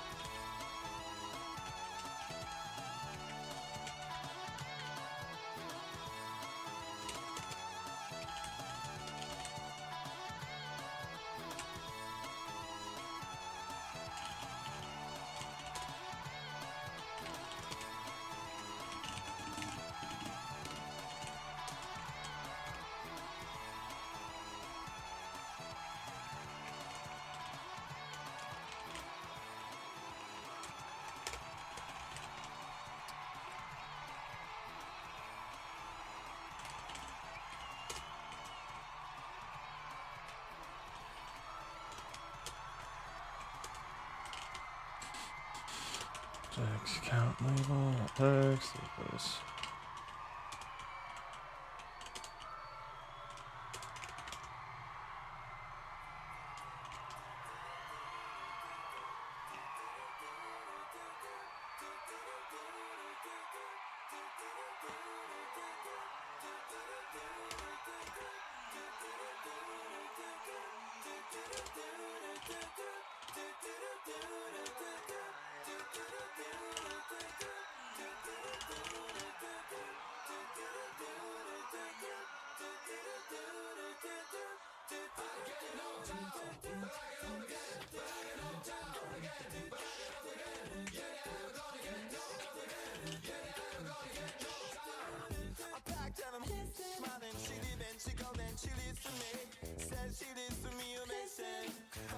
What up, Pierogi? Oh, Pierogi Dev. Hey, how's it going? I'm a mite Polish myself, assuming that I read that correctly. I spy the dev in your name. Are you doing Ludum Dare stuff? What kind of dev you do?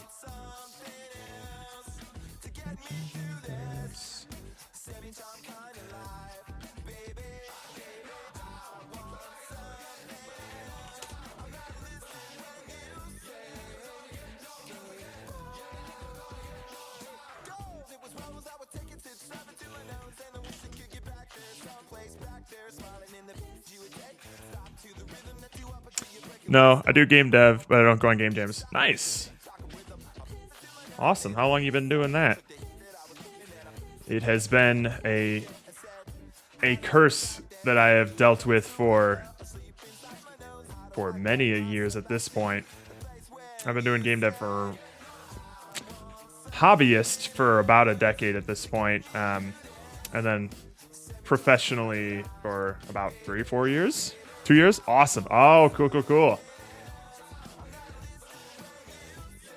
Fun stuff. Alright, let's see here.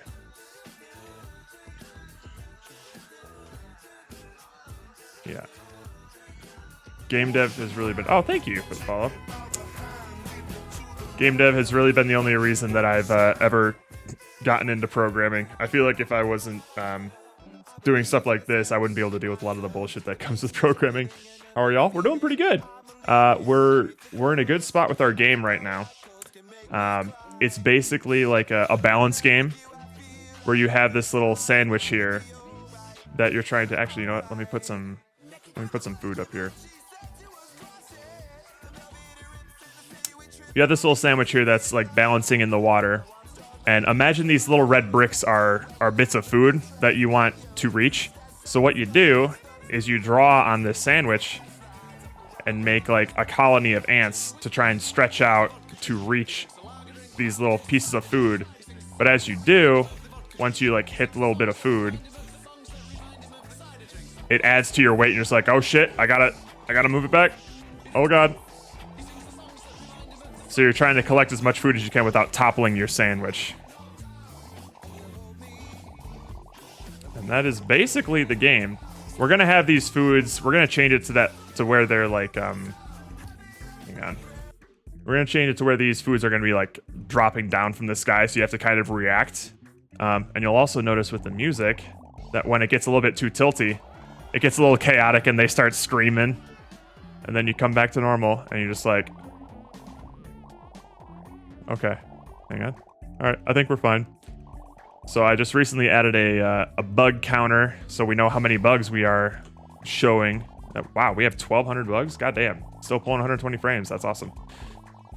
So this is a little bug counter, and then the number underneath it is going to be like the object counter. So the object is going to be to get as many... that's interesting. Oh, it's touching right here. Get as many objects as you can without tilting your sandwich off. And then when it does tilt...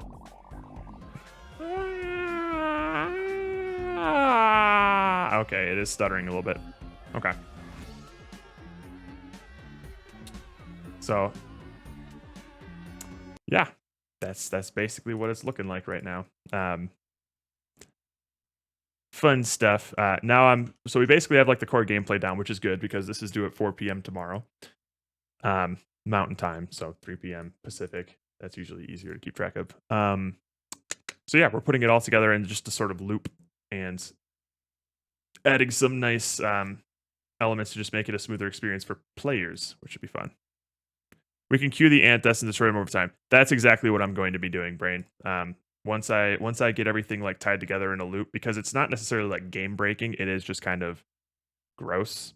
But yeah, that's exactly what I'll be doing. Is I'll just like be throwing all of these ants into a queue and then processing them over multiple frames, because it doesn't really matter that they all get destroyed on the same frame, and it only happens sometimes, which leads me to believe that it happens when a long line of them like this gets destroyed, because they're all touching the water basically at the same time. So, does that make sense? Not necessarily. It could be that case. Like if it were a long line like up here, then it would be about horizontal by the time that sandwich touches the ground. But sometimes we don't see it because they do get processed like slowly over time. Not slowly, but over the course of several frames, when it's like sort of thing versus just like, I think that part is where it kind of like shits itself, because it's doing all of that in one frame. And that could be hundreds of ants doing that at once. Actually, let's test that. I think that's exactly what's happening. God, look at that. Look at that. See, it didn't happen there, which is weird. But we'll still queue them. That's probably what I'll be doing.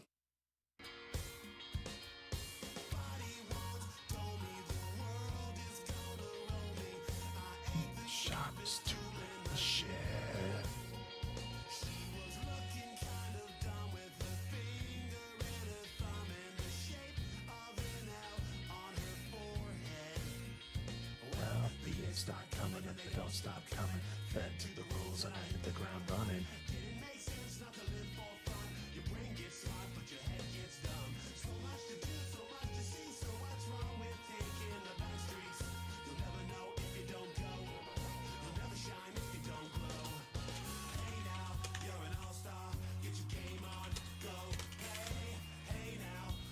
All right, I think the scoring system's done.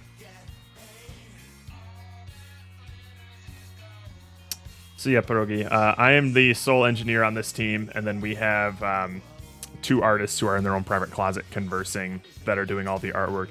We have our 3D artists working on the food objects that we'll be collecting, And then we have a 2D artist who is basically doing the storyboard for like the intro cutscene, and he'll be doing all like the UI elements and things. So we got a solid team of people. And then our boy Brainoid here has just decided to ad hoc join our team and provide some banger audio, which we are not complaining about. Quite good balance. Yeah, it would be nice. Yeah, it is a good balance. Sometimes we do overscope given my our limited like engineering capacity, but it tends to work out. This one is a much better scoped game just in terms of our concept is simple enough for like one engineer to not only make, but make in a way that will give us time to add like some polish and things. All right, cool. So our bug counter is working, our object counter is working. And that's basically the only things that we need to keep track of. I never really realized how many bugs that we were placing. Goddamn. I can only imagine how many there were in like the freeform mode. We used to have like basically a sculpting mode where you could just place as many ants as you want without worrying about the balance of it. God, that must have been like thousands of ants. Holy hell. Change. Oh god. Stabilize. It's not gonna stabilize. There's no way. See, it didn't chug there. What the hell? What happened?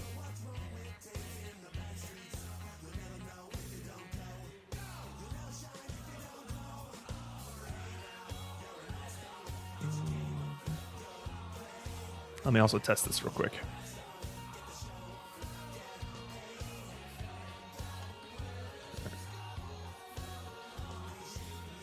Alright, I think we can kill some ants without tipping the sandwich. Only shooting stars break the mold.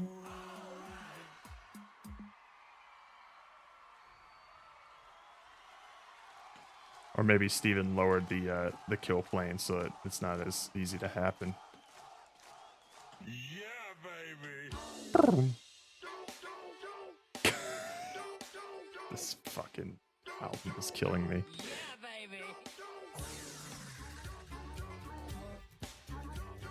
Alright. Sweet, that's working. Let's push it.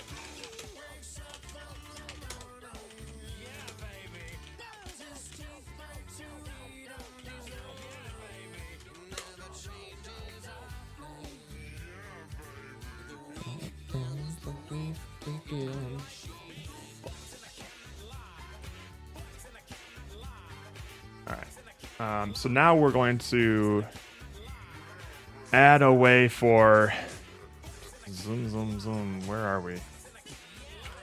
There we are. We're gonna add a way to have these things fall from the sky. So first of all, we're going to want in the resources folder food objects. Because we'll be randomly picking a food object and then dropping it from the sky, essentially.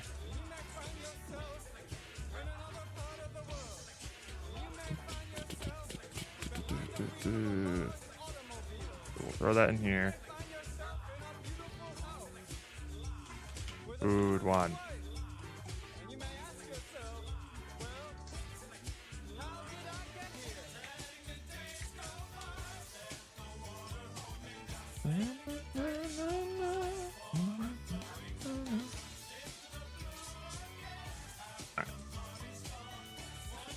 Let's just make like 4 bits of food here. And you may ask yourself what that stand for. Mirren in blood. What that stand for. Mirren in blood. What that stand for. Mirren in blood. What that stand for. Mirren in blood. And. What that stand for. Mirren in blood. That's fine. What that stand for. Mirren in blood. What that stand for. Mirren in blood. What that stand for. Mirren in blood. Bees. Now freeze.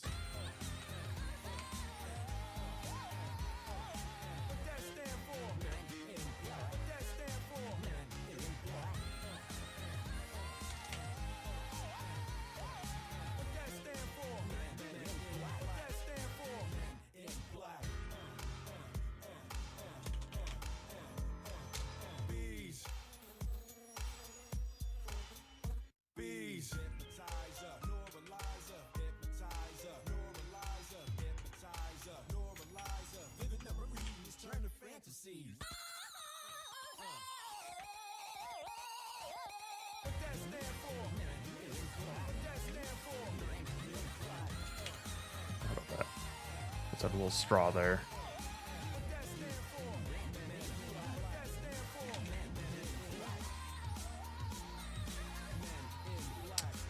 So we got those. We'll get rid of these for now. So we're going to want some sort of like collider up here. Some sort of space for us to spawn all of our stuff. So food spawner. 0, 0, 0. Gonna add a little collider here. We'll be using the bounds of this collider to determine where food can spawn, essentially. So it doesn't need to be this thing here. Alright, let's see. Woo. How big we want it here. I guess we'll have to experiment. Alright, that'll be fine for now. Alright, I'm gonna need to open up an older project here. Bees. And Wayward was 46. Alright.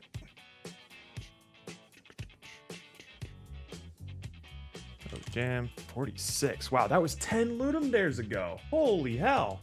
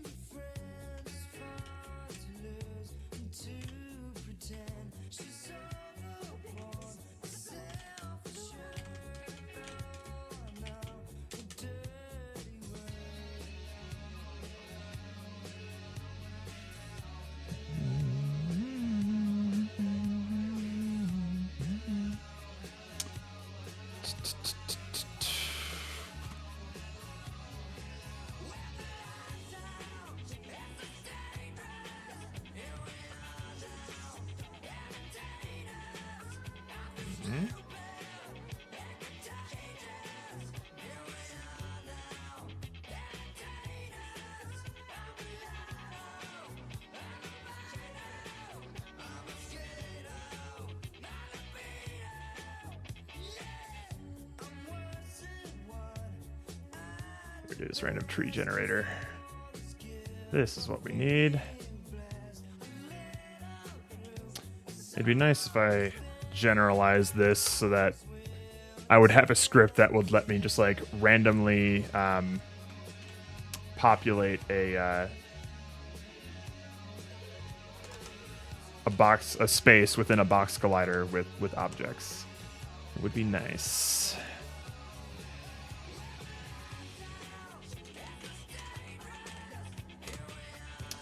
All right, let's see what we got here. This does it not at runtime, but in the editor, which is not necessarily what I want. But we'll use it as a template. So do we have... All right, we need a food spawner. Do we have that? No, we don't. Okay.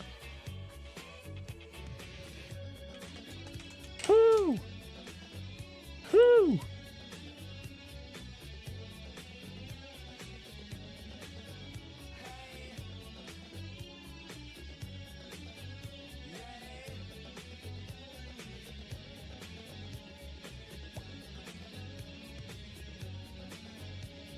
Okay.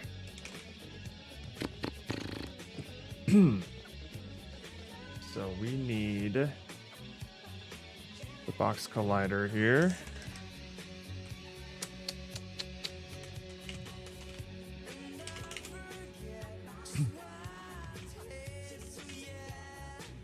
Spawn space. I guess we can use these. we'll cache the actual extents. So we'll have the extents of the box collider, and I think we have to calculate them in world space, is what we're doing here. All right. Min size, max size. Oh, we can have different size objects? No, I think that'll be fine.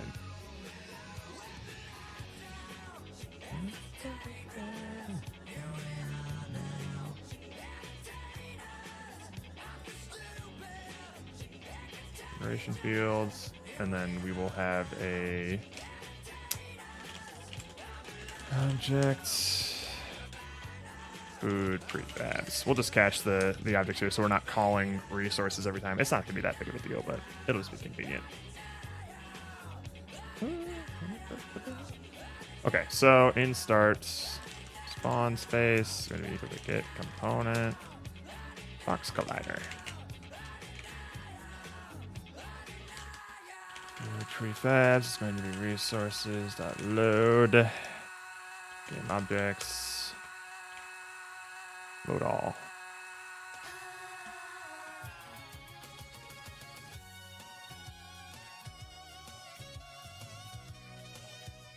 This playlist is killing me.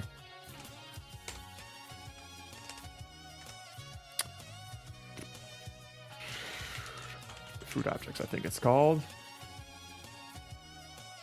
Yep.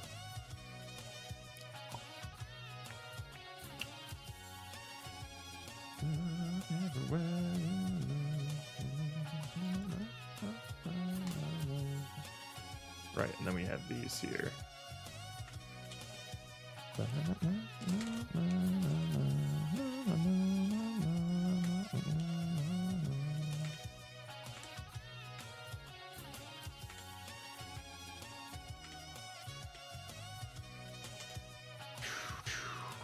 So these are the min and max values. Oh, is it Z? Are we using Z? Let's see.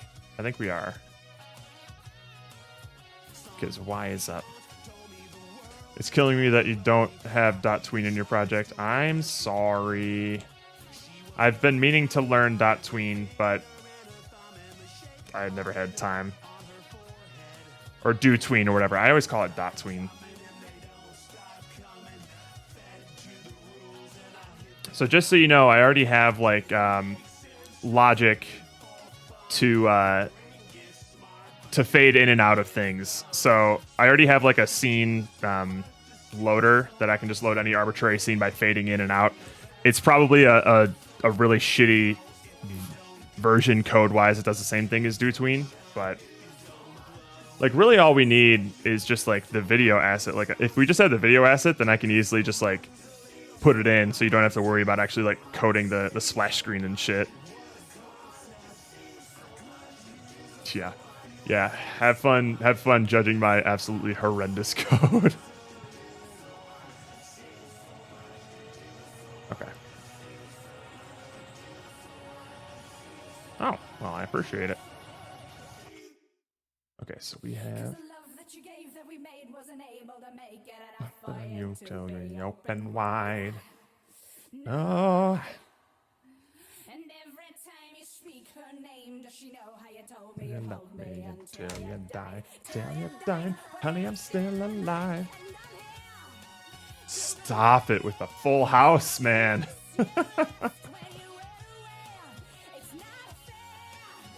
It's like a Rickroll at this point.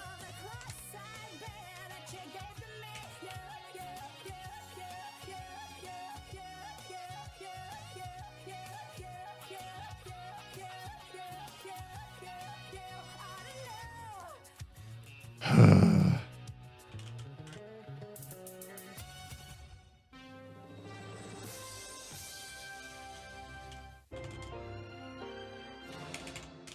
my god.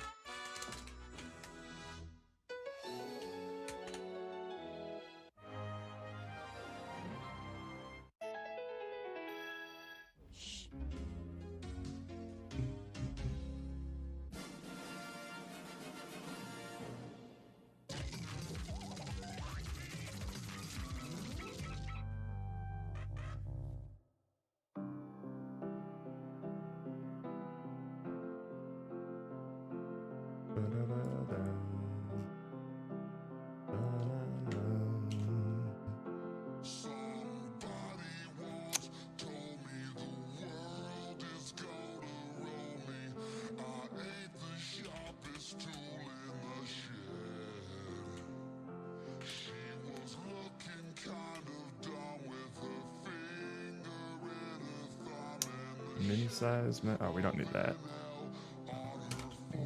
Head.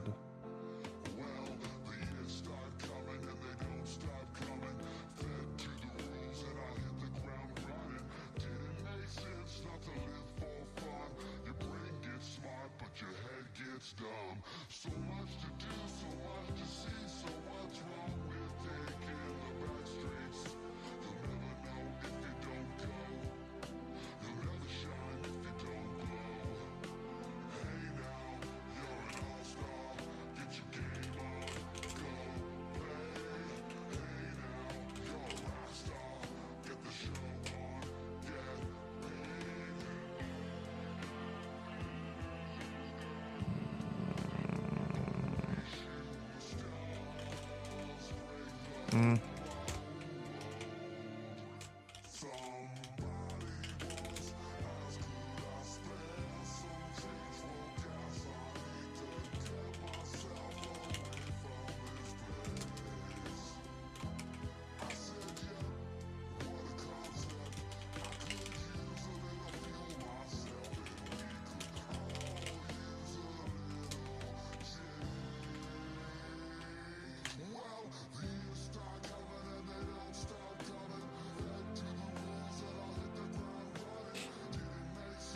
Alright,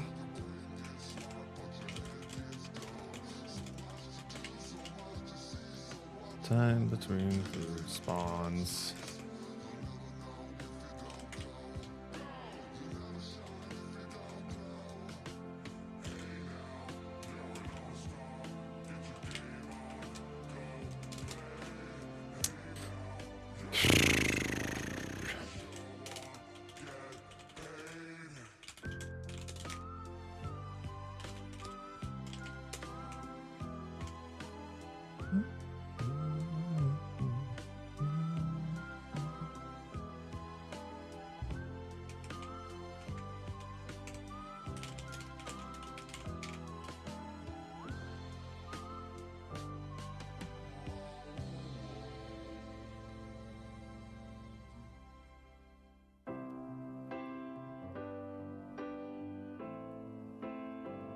Alright, let's just see if this spawns food correctly. I don't have it on there yet. Fuck. When I find myself in times of trouble, Mother Mary comes to me, speaking words of wisdom, let it be. And in my hour of darkness, she is standing right in front of me, speaking words of wisdom, let it be. Let it be. Whoa, hang on. Let it be. Let it be. Let it be. Whoa, these are spawning like... Oh, shit. Hang on. It's close.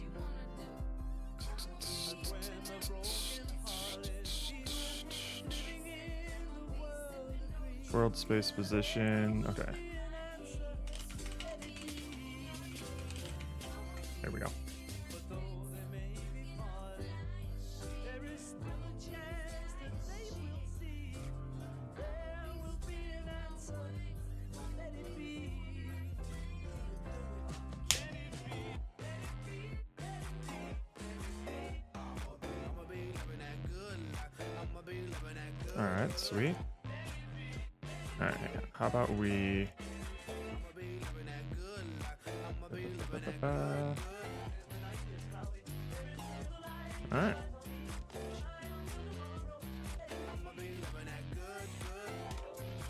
Every 1 second, spawn a food. Let's see what it looks like.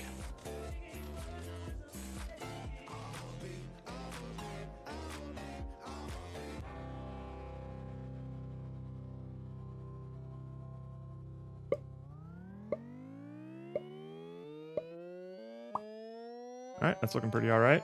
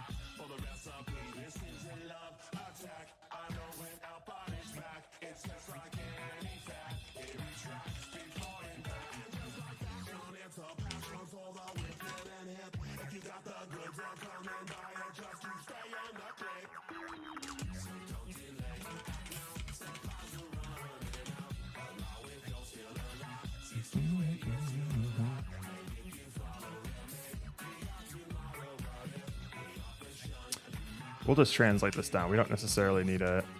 I don't think I want to put gravity on this thing because it'll accelerate, and we kind of just want it to fall at a constant rate, so we can just translate it down. That's simple enough.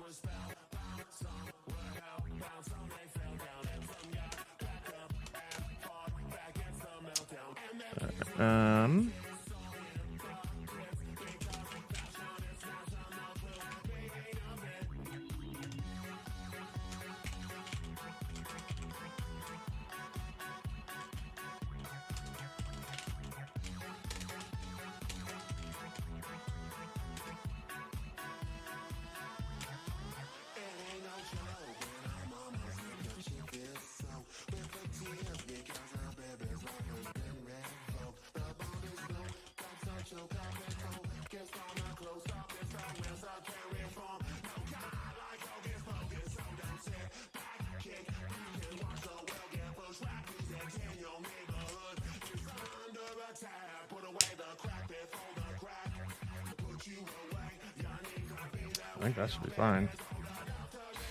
I'll see what it does.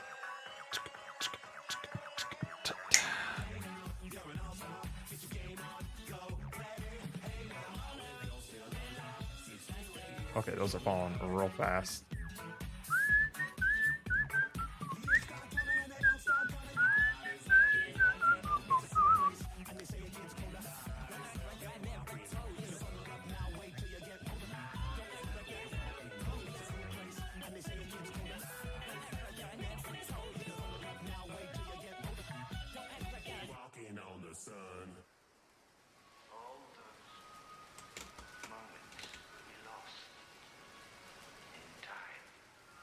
Tears in rain.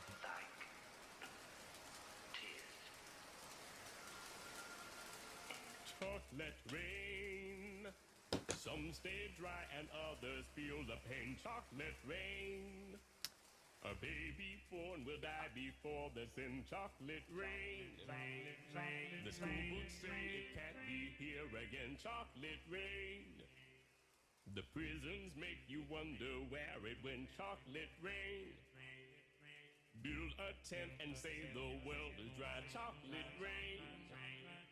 Zoom the All right, I kind of like that. see the light. Chocolate rain. Forecast to be falling yesterday. Chocolate rain. Only All right, that's looking pretty decent. with your neighborhood insurance rate. Chocolate rain. Makes us happy living in a game. Chocolate rain. So these things, these little foods, they're grabbable. I think. And then this thing here, the playfield is that.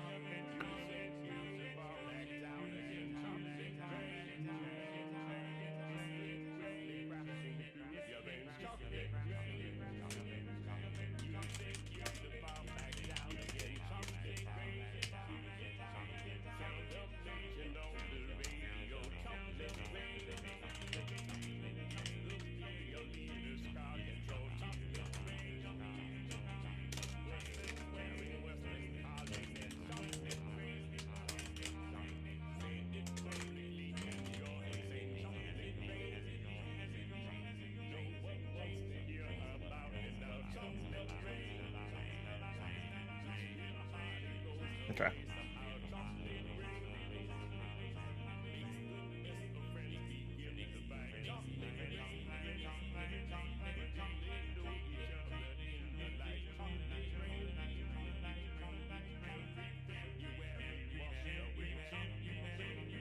So now with this little food spawner here, we're also going to want some sort of like indicator.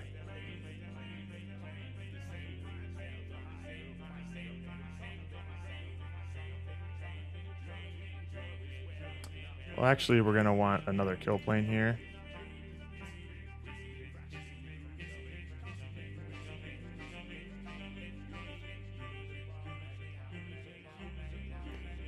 is a cylinder? Oh, I gotcha.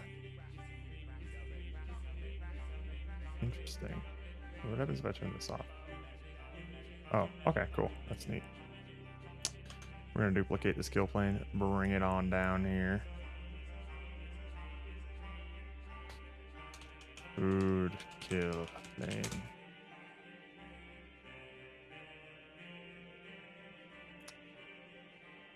Delete those things.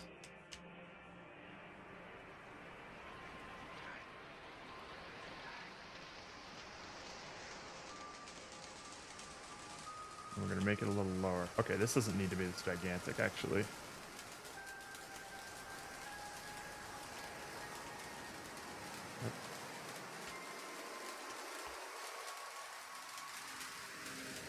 Maybe like 12.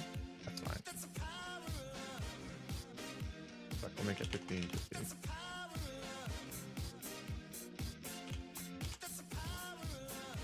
And then we'll make this slightly lower. Okay. So this is the stuff that's just going to be killing food that falls into it.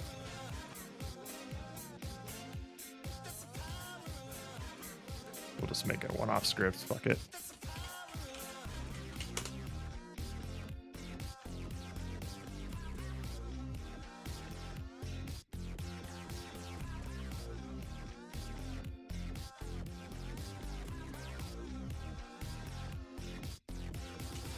Push slash screen waits for a video to call the started event to fade in from black. And if you press and hold the left mouse button or escape for 1.2 seconds, you can skip the splash screen. Oh my goodness! Look at all those conveniences. Thank you, my dude. I will take a look at it as soon as I finish this little thingy. What's it?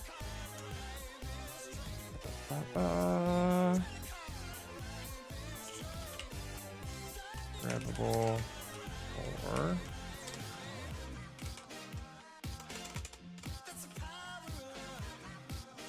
wait a minute.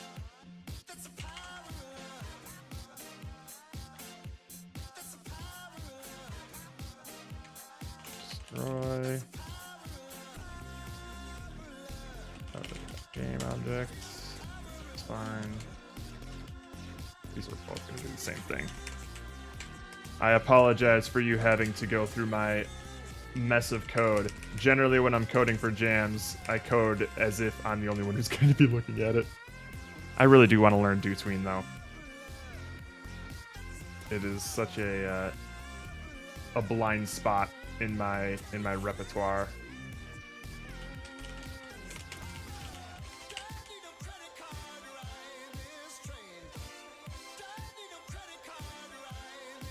Okay. DoTween would speed you up a lot. Also, just absolutely. That's all I've ever seen with DoTween. I'm like, oh, this all looks so cool, and you can do it through code. But I always feel intimidated to learn it. Whenever I'm learning big new things like that, I don't like to do it on a time crunch. You know, like I'm fine with solving like unfamiliar problems that I've never encountered before. But I like doing that with the tools that I have. So when I'm learning a new tool that's obviously going to like level me up skill-wise, I don't like to try and learn it on like a time crunch. That's like just too stressful for me, and then that stress doesn't translate well to me like actually picking up the skill. So I just need to dedicate some time to just like downloading that plugin and just seeing what I can do with it. Maybe watching a couple of the tutorials and things. I just haven't had the time. Because it is doing it with extension methods, it's not difficult to learn. Right. Exactly. But I'm pretty slow on the uptake when it comes to like reading other people's code sometimes. So it's even just like parsing through like an unfamiliar API and stuff like that can slow things down significantly for me. All right, I think.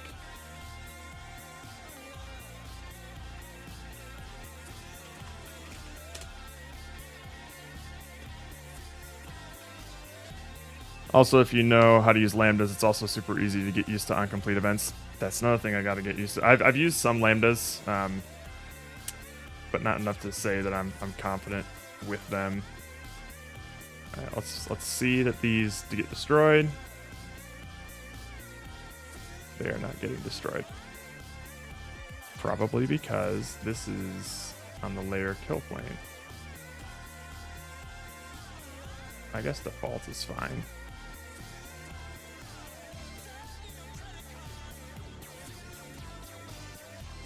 I'm very much like a I'm not an engineer's engineer.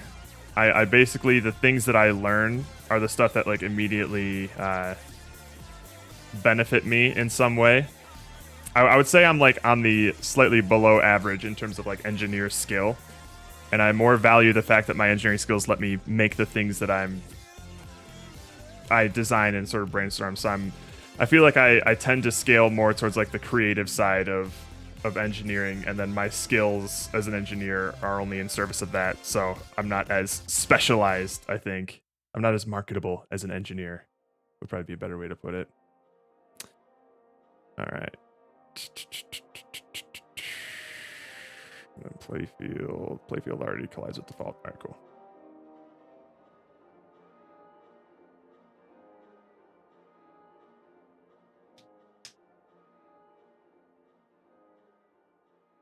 All right. Now die, you foods.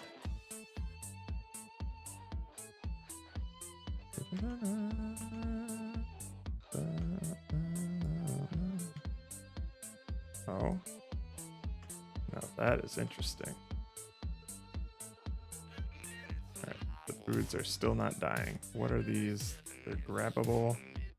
And then the food kill plane.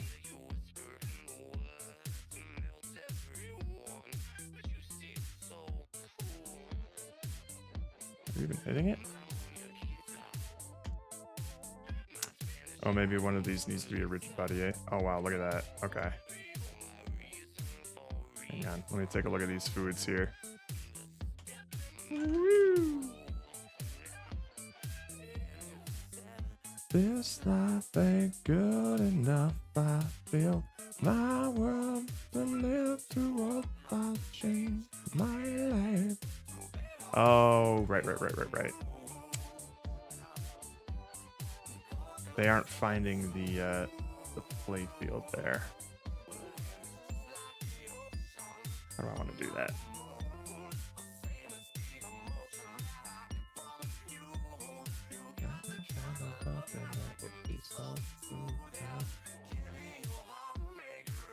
Oh, let's forget about it.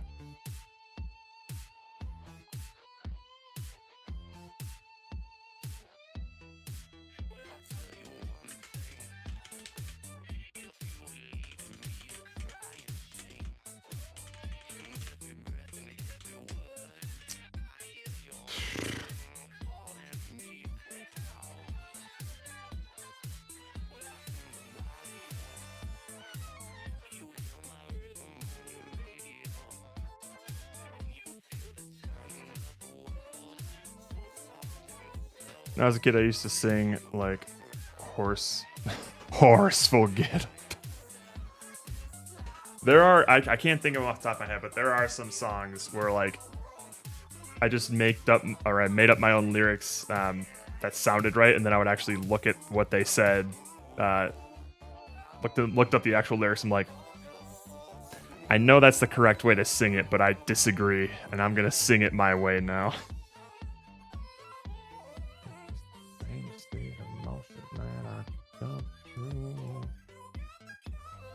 All right, so where am I adding these? Oh yeah, sorry, I'm setting the. Wait a minute, I haven't been showing this. I'll just read it.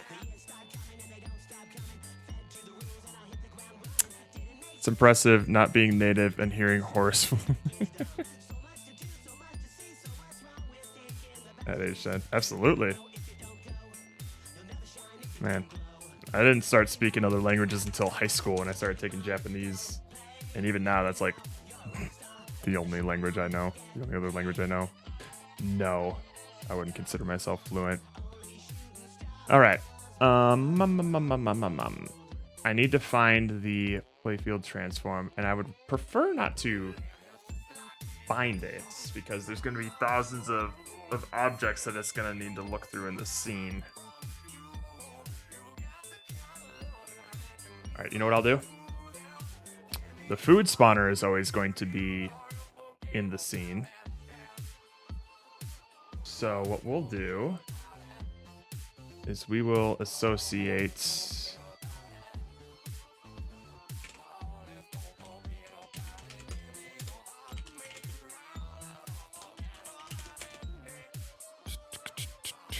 play fields parents.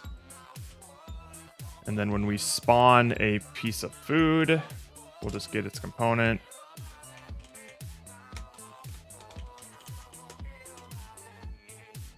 Grabable component. It's going to be equal to object instance get component.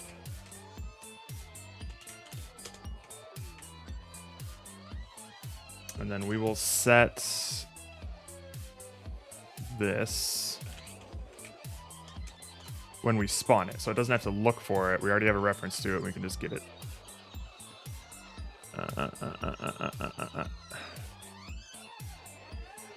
And no. Playfield transform is going to be equal to this. There we go. Oh, I guess we can just do this.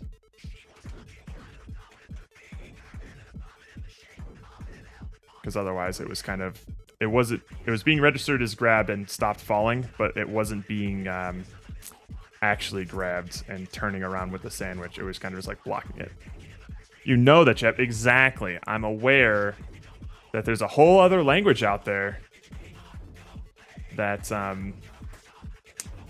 that can be learned.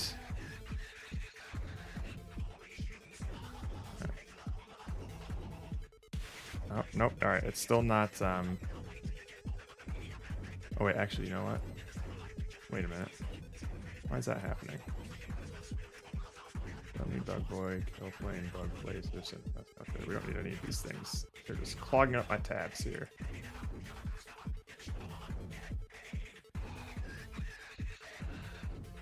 All right. These are the things we need to worry about.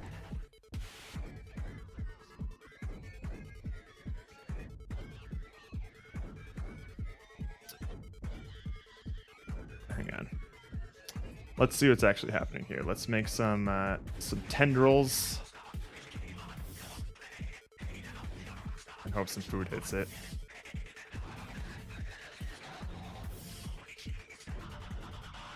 Okay. Wow. Wowza. Okay. Let's look at this one.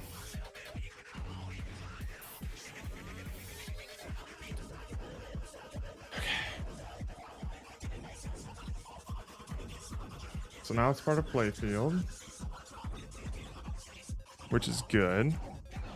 But okay, so these aren't getting parented. Oh, they're not getting set. That's weird. Oh, duh, because I didn't. Food spawner. Here's the playfield parent transform. Now it should fix it.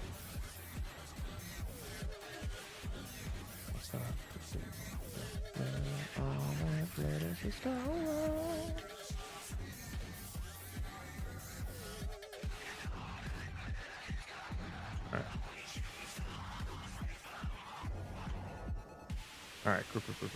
Is it working now? Is it tilting with it? All right, it's tilting with it. That's good. The world is a vampire. Sent to drain. Secret destroyer. Hold you up to the flames. And what do I get? All right, cool. Looks like it's working. Look at how many objects I have. Wait a minute. Yeah, wow. Holy shit. Get it? Nice. It's so stable. We're gonna have to fix that. All right, but the food's at least working now, but I don't think it's getting destroyed.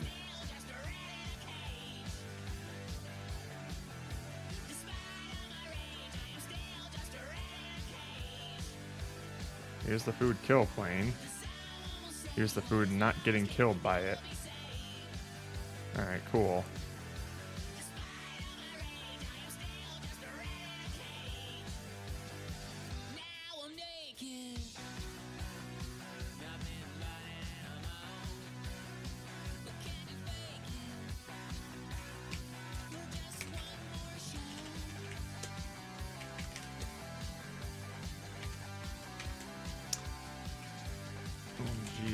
Triggered.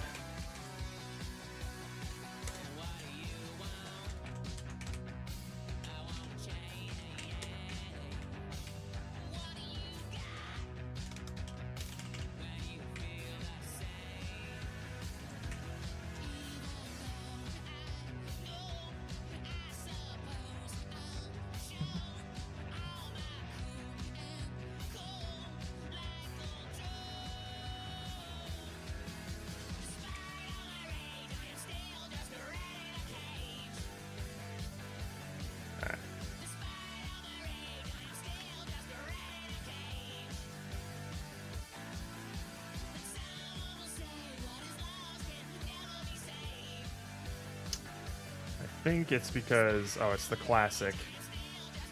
This thing needs a rigid body, does it? Oh, I guess the food are triggers too. That's a problem. I guess this could just be a collider. I don't think there's an issue with that. See what you will do. Everyone's... Oh wait, this isn't a... That's weird. Is it just a matter of not having a rigid body? Because the ants don't have a rigid body and they still die. Get it right.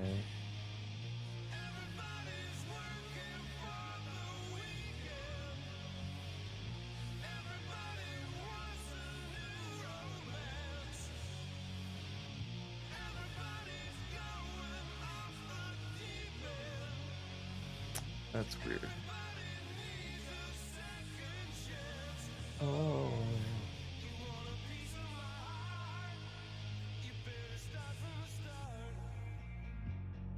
Kill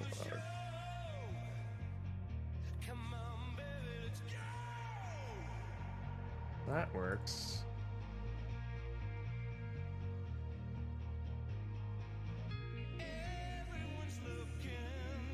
Alright, hang on.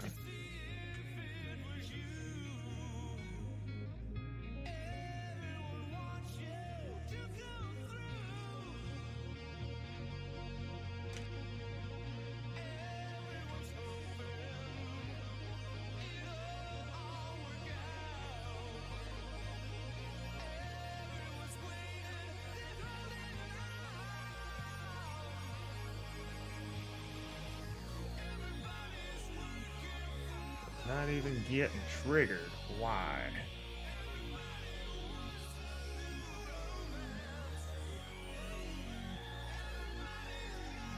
Does this need a rigid body?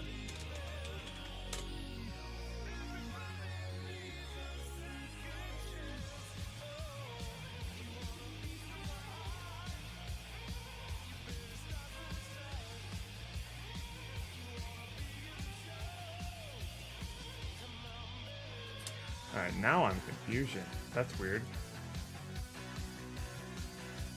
It works now. Well, does it work now? If there's OMG triggered, then hang on.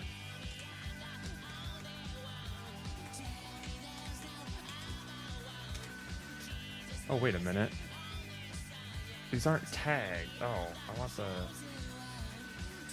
That's why I'm stupid. Oh.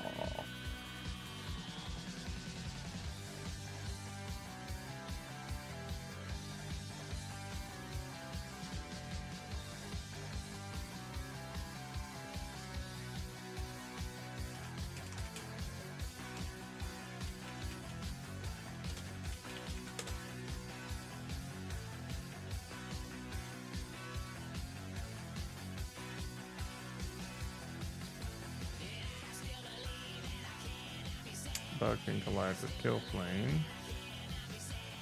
Oh, that's why. Grabbable to deal with the collide with kill plane. Oh, that's why.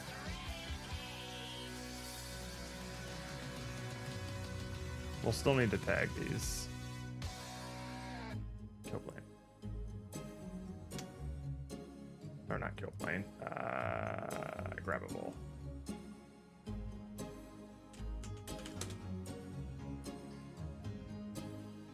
Actually, we don't even need to do those.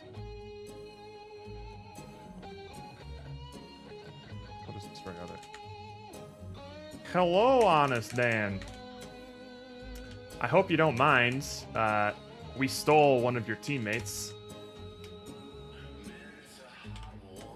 Brainoid has been coming in clutch, just jump scaring us with some badass music. Well, look who the hell is here. Check out what we got going on, sir. First, I'll show you the basic mechanics, and then I'll get to the surprise. Yeah, I gotta play it maximized. It's a simple little balance game. You have a little sandwich here, and you want your ant army to consume as much of it as possible. So you put the ants on the sandwich. You try and get as many ants as you can on there, while there will be some food dropping from the skies eventually. I'm testing some collider stuff there. That when the food touches it, it will stick to whatever ants touched it, and then it'll start tilting the sandwich as well. But yeah, it's basically you'll be painting ants on a little boy here, on a little sandwich.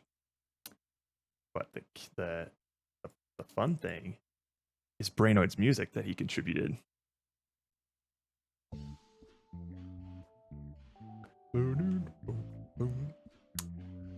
And then we have a little ant popping sound. Get all these little ants on here. And then if the sandwich gets a little bit too tilty, hang on. We have a little transition.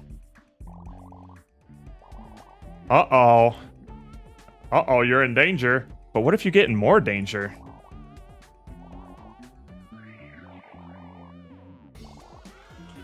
Oh god! Oh no! Bring it back, bring it back. Recalibrate, stabilize. Alright, they're calmed down a little bit. Let's make them a little calmer. There we go. Alright, and now it's nice and peaceful again. Unless... oh god. Oh god. Oh god. This is gonna chug the moment it falls. Yeah. We definitely need to queue those up. They are indeed tiny creatures. We had to make them even tinier because they were a bit too had a bit too many polygons for us to fit thousands of them on the screen. But that's what we're working on. Tower of Ants from a Sandwich. A classic genre, yes. Yeah, we figured we'd go back to like the classics, pay homage to them. Hope you've been doing good, Dan. How you been? Alright. So now we have the food plane. Horace, forget about it. Alright, where's the kill plane on this one? It's at -1, so we'll just put it to like -3. Oopsie. So I don't think we actually need a rigid body on this thing. Get that out of here. It just wasn't colliding. Alright. So let's double check that this is working.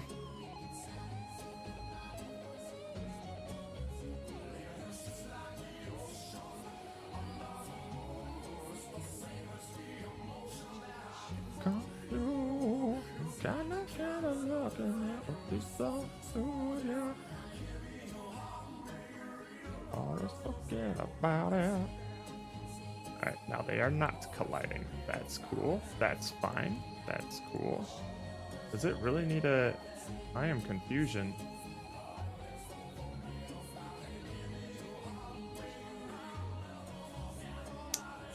Why does it need a rigid body when the ants and the other kill plane don't have rigid bodies?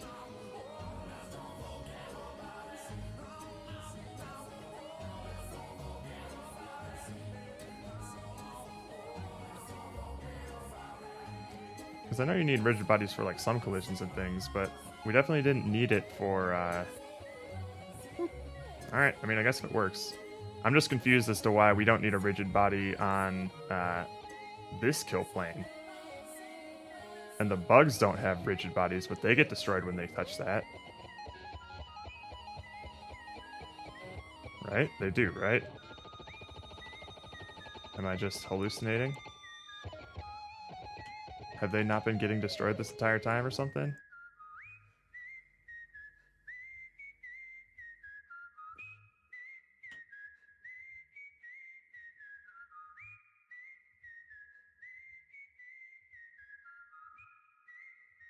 I'm pretty sure they have been getting destroyed from the beginning.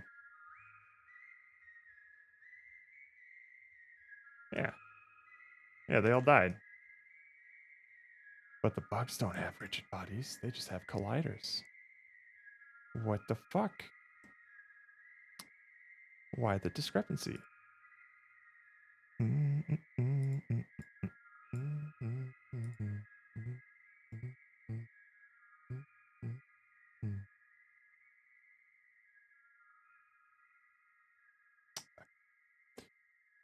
Well, the food is spawning, so that's neat. What we're going to need to do next is have it spawn in 2 phases. So there will be a indicator phase, and then This is the story of a girl. This is the story of a girl. This and then it'll is actually the spawn it. story of a girl. This is the story of a girl. This is the story One of a day girl. you looked at This me. is the story of a girl. This is the story of a girl. This is the story of a girl. This is the story of a girl. This is the story of a girl. This is the story of a girl. This is the story of a girl. This is the story of a girl. This is the story of a girl. This is the story. One week since you looked at me. Alright. What kind of indicator do we want here?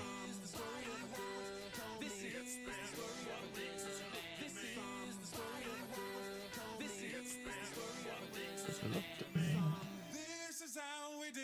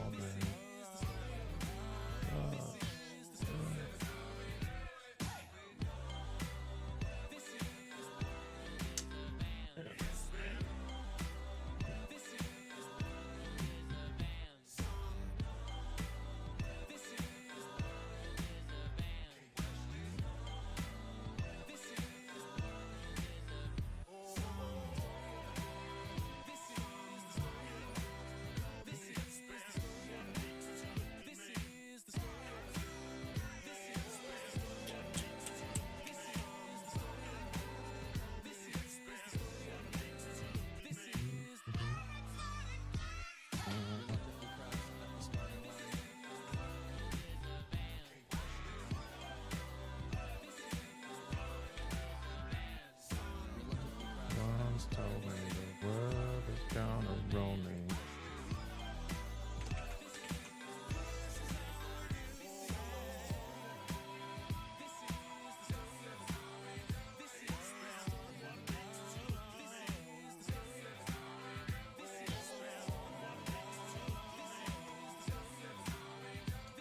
I don't know what I'm doing. That should be fine.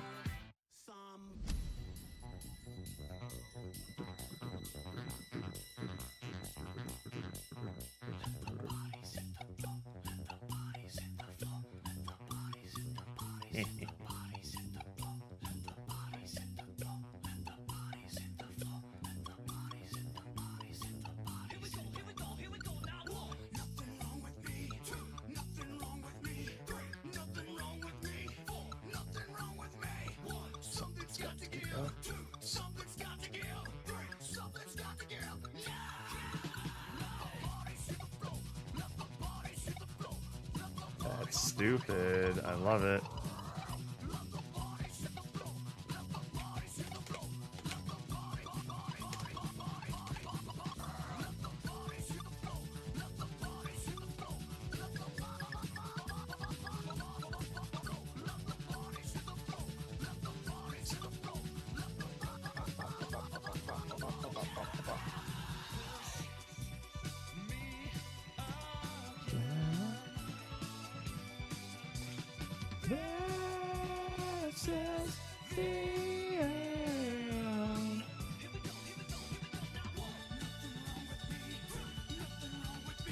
Alright, where is the food spawner?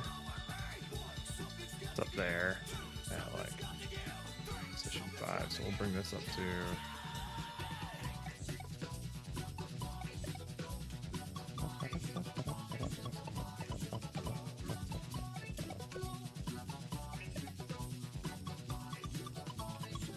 we want lifetime.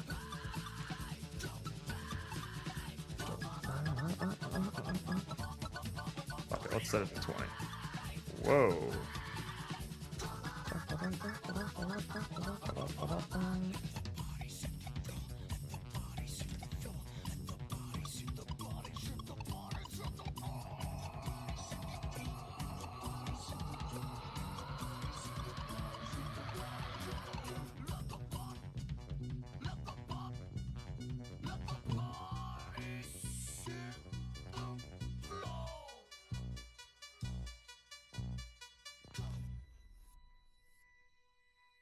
Wow, moving.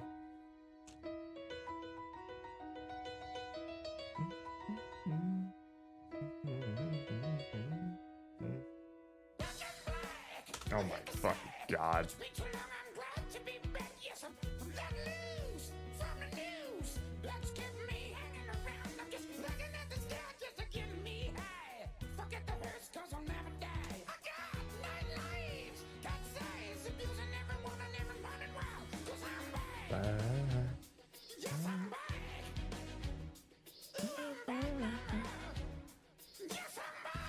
What is going on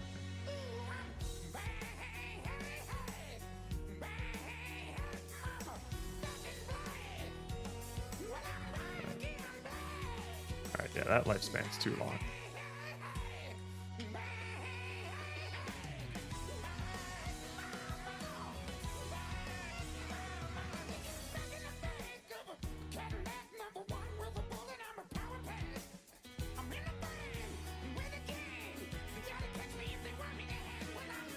Oh, I see. Okay. Alright, that should be fine. So now this should loop, right? Come back. Alright, yeah, seems to be looping now. Alright. That's good enough.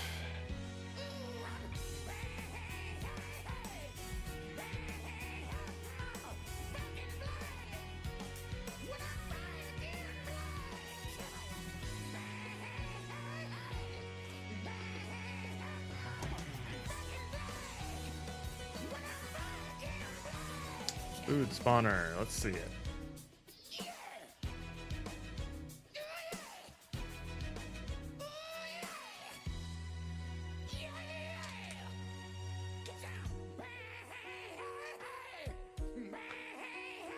Actually, you know what? We can put this on the actual food itself.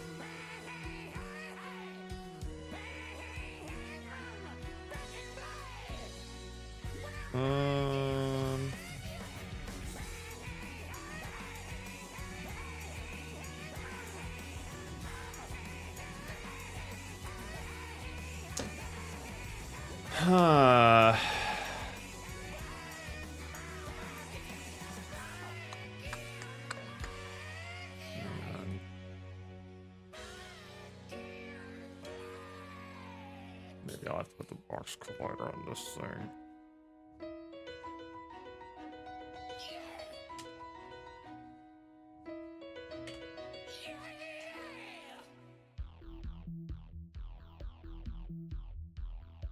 Ladies and gentlemen, So, 300 megabytes of hard drive capacity. what? Whoa. Da-da-da, da-da-da, da-da. Of storage capacity. That's right. 300 megabytes of hard drive capacity. Think about the value and the usage of a computer with a 300 megabyte hard drive. What can that do for you? Oh, sky's the limit. The sky is the limit. When you're thinking about the capacity of a hard drive of that size, it's as if you have 300 huge file cabinets, 300 file cabinets of storage capacity. That's right. The biggest arena of computers today, the biggest arena is in the CD-ROMs. It's the biggest growing sector of computers, and it's not going to stop. It is not going to stop. It's not a fad. Ladies and gentlemen, it's tomorrow, today. There's 26 volumes of an encyclopedia on one disc, on one CD disc. That's right. We're talking about 9 million words just for starters on that disc. Wow. It's on one disc. You couldn't get close to that on a floppy disk. 9 million megabytes.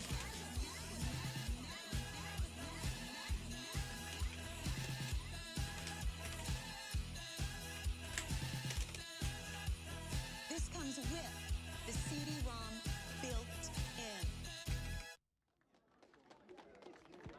Ladies and gentlemen, this is Mambo number 5. Number 5. Uh-oh. I don't like what he's gonna do with this. Number 5. Number 5. Number 5. Number 5. Number 5. Number 5. Number 5. Number 5. Number 5. 1, 2, 3, 4, 5. Or just 5. Number 5. We'll see if he gets to the... He changed his mind. A long, long time ago, the Earth was ruled by dinosaurs. Then something happened. A giant meteorite struck the Earth. Goodbye, dinosaurs.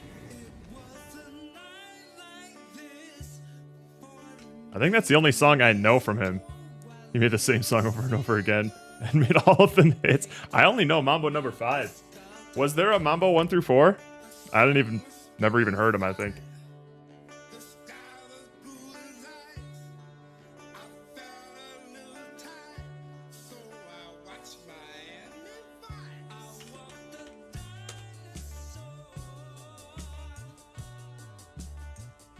On unit sphere.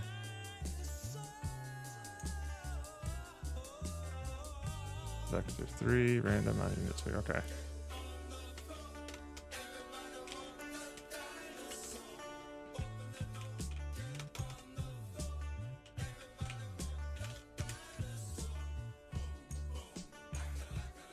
Returns a random point on the surface of a unit sphere. Yeah.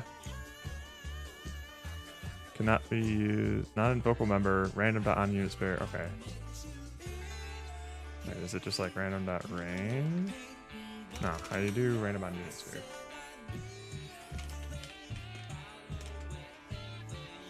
Sphere. Give me an example. Why is it?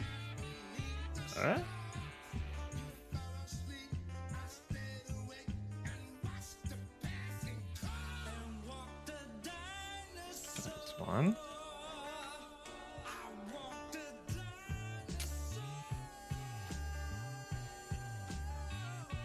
Velocity. What the hell?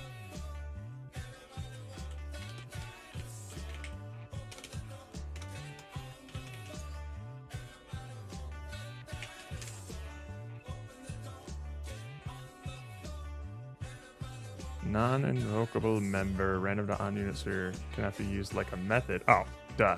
It's just not a method. Gotcha. Derp.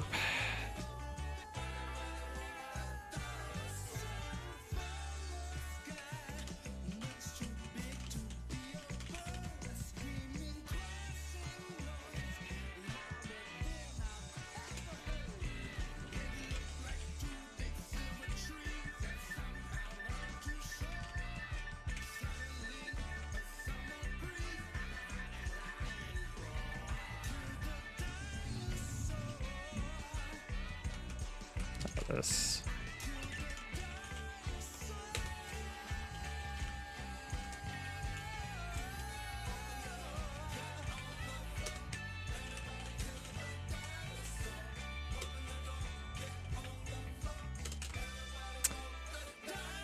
Alright, so we'll put a random rotation on it. Grabbable instance at transform.rotation, yep. And then grabbable instance.playfield transform equals that. Alright, cool. Let's just put that up here. Welcome to Larry King Live. How do you explain Tim Allen? Oh god, Home Improvement, are you kidding me? Another song starts like 6, 7, 8, 9, 10. Oh my god. Oh, this is cursed.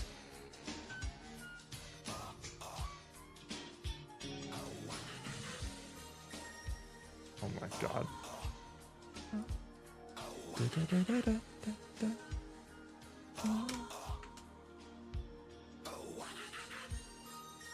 Alright, so now we should, I think, have an indicator for each of these. Although I am gonna need to redo these foods.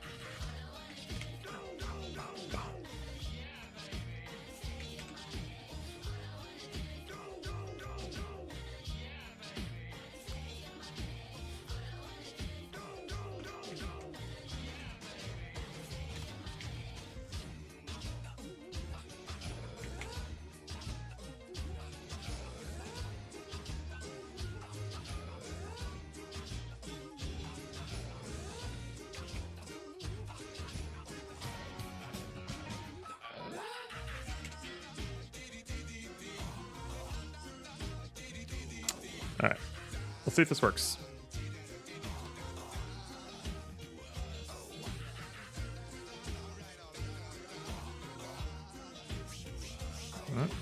Grab that one there.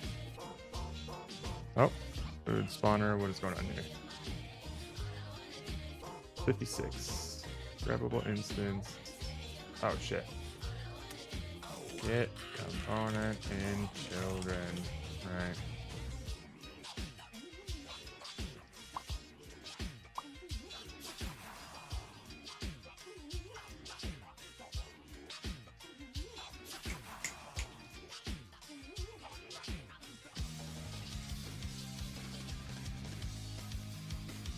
Oh god, oh god, oh god. Alright, now it's spawning too fast. Alright. Let's set it to like every 10 seconds or so.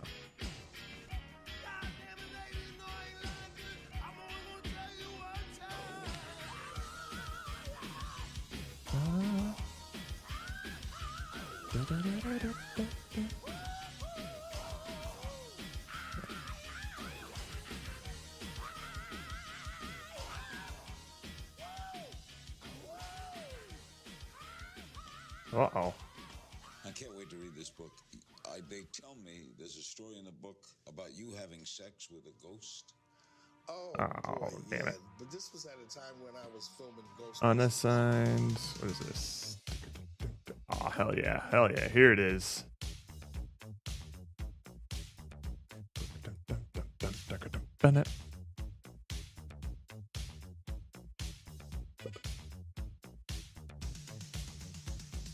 Something strange.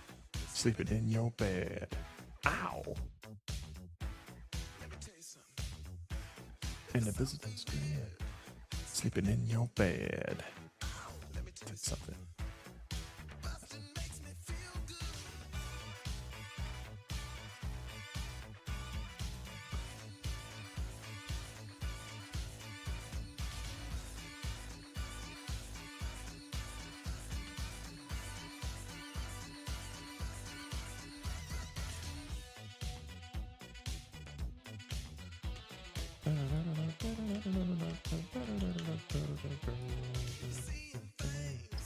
Sleeping in your bed. Ow. Yeah, yeah, yeah, yeah. Sleeping in your bed. Ow. Something. Yeah, Boston. Boston is shit good. Damn it, I can't unhear it now. Feel good, feel good, feel good, feel good. Boston makes me feel good. I don't like that. Jared I don't like that.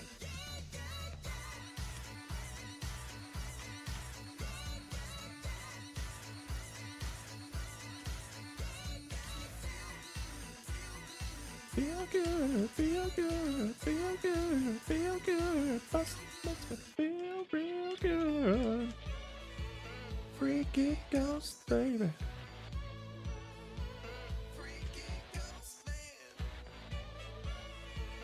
Freaky ghost, baby. Interesting. Bad.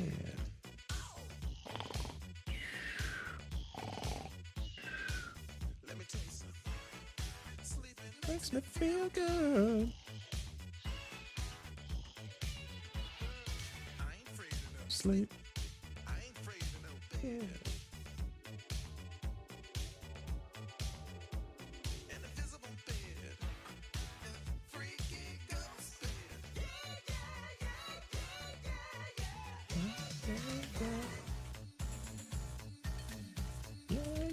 Yeah. Feel good, feel good, feel good, feel good.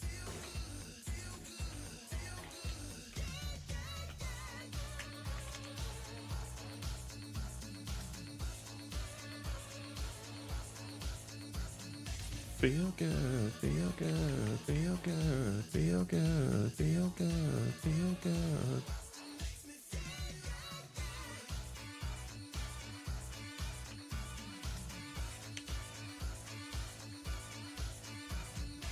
Feel good, feel good, feel good, feel good. Feel good. Alright, I'm not sure these things are even rotating.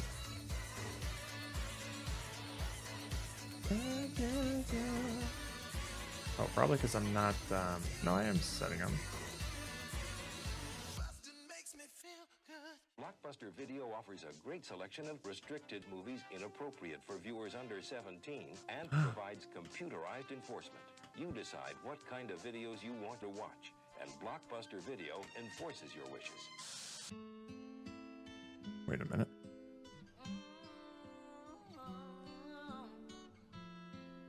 What is this thing? Boo-doo-doo. Boom.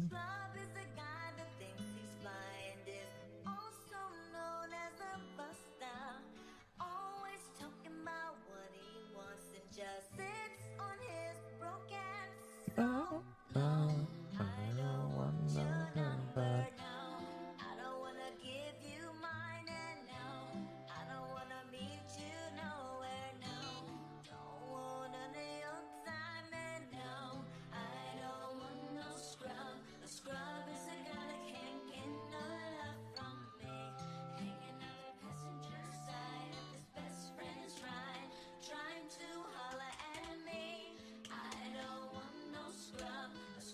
Is a guy that can't get no love from me. Hanging out the passenger side of his best friend's ride, trying to holler at me.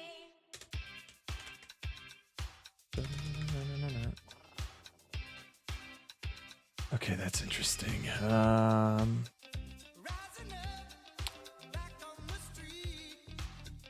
Took my time, took my chances. Went the distance, now I'm back on my feet.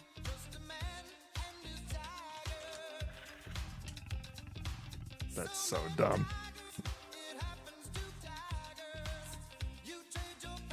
The tigers. Oh, for glory. Okay, fine.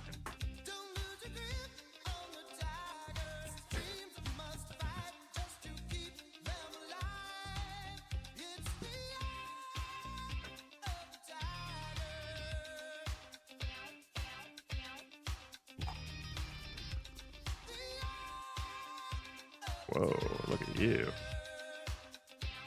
Oh, why is it sheared like that? Oh, that's huge. Wait.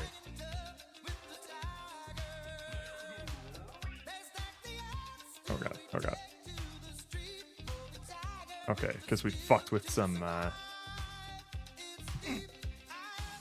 Quaternion shit. We shouldn't have done that.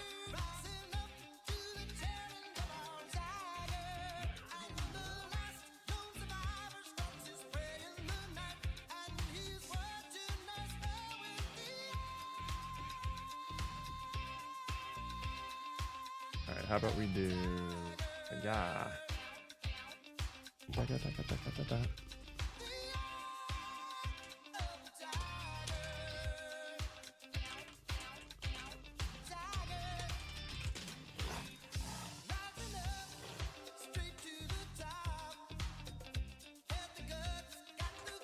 Let's do it the dumb way.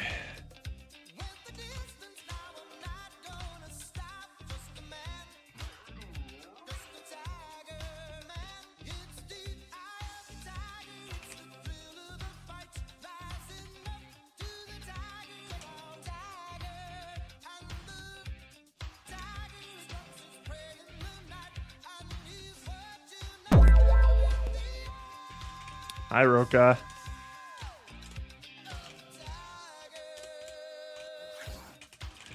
Trying to riz me up here? Because it's working.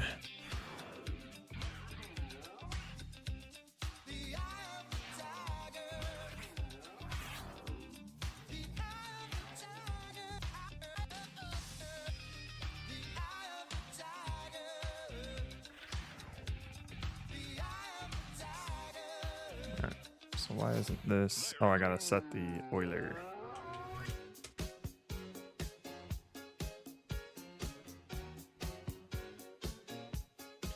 Grabbable instance dot. Is that better for you?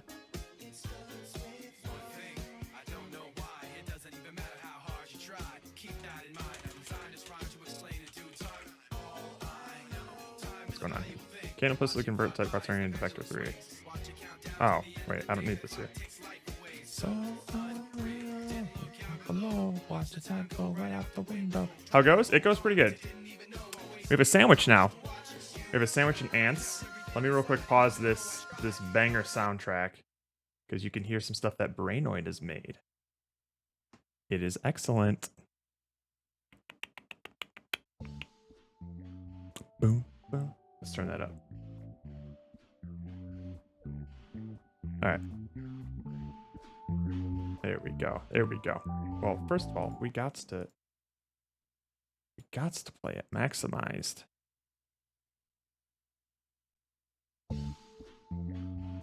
So you've already heard this on Discord.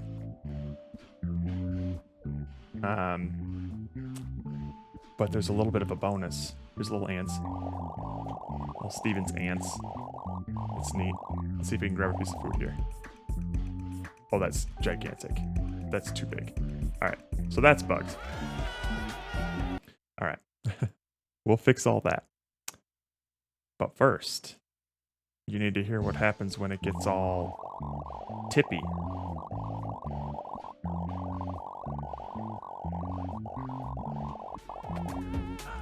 Oh, we in chaos mode now. And then if we do a little bit more,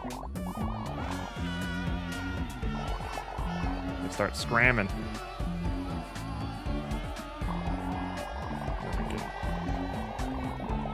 Let's calm them down a little bit.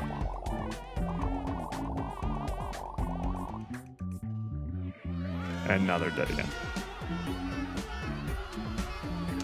The food's a bit borked right now. I'll fix that. I'll fix that. But that's how it's going. Going pretty good. It is real great. We also have some art assets here from Andrew is storyboarding a cutscene. The story is about a man who's going on a picnic. He's going to eat a sandwich, and then he falls into the water. And our play fields is basically just gonna look like this. It's gonna be balancing on his nose. Here's a sexy ant queen.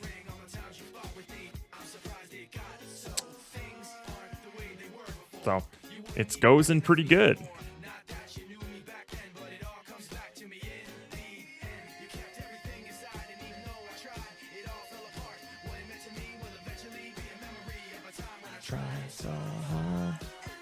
Yeah, it's looking pretty good right now. I am going to be taking a break for lunch soon after I figure out what's going on with these grabbable objects here. I'm sad I'm not participating. I'm sad you're not either. And you. For all this, there's only one. Alright, we'll make these a little smaller.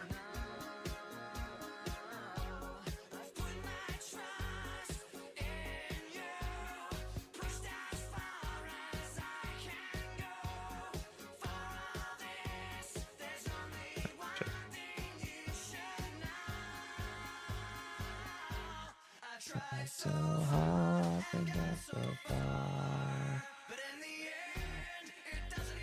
But also really at the same time that I'm not yeah, that's it comes with a bit of a buy-in of just like stress as you're going through this stuff. So yeah, you got it, Chief. It doesn't even matter how hard you try. It doesn't even matter how hard you try. Okay. So for some reason, the food spawner is being weird. The way that it rotates things, it's like shearing them. So how about I just do this?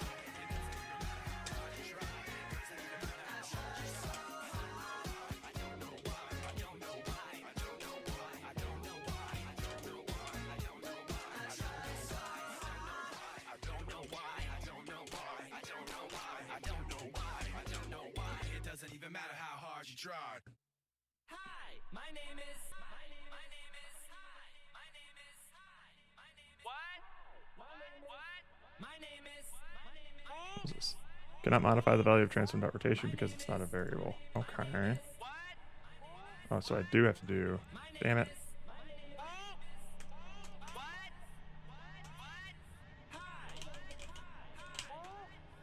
Ooh, what?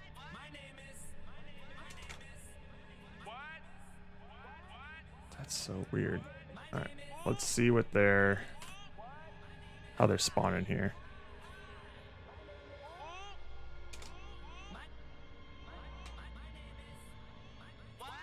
What?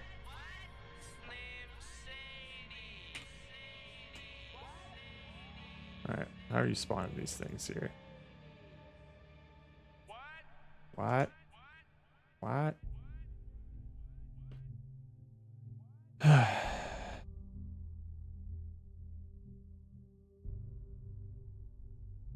Okay, interesting.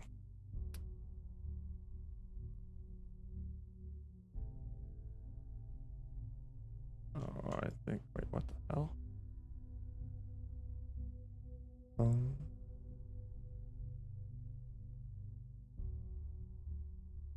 Yeah, it's like shearing them.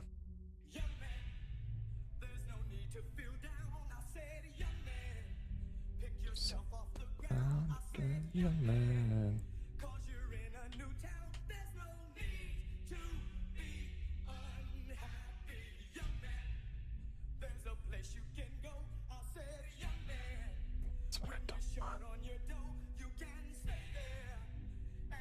Do the food objects have any non-uniform scaling to them? Oh, wait, what's going on? Because I believe I'm rotating this. I'm rotating the model here. Are you randomly scaling the objects as they spawn? No. I don't believe so. Yeah, they're all just going to be like the same, whatever size they start off as.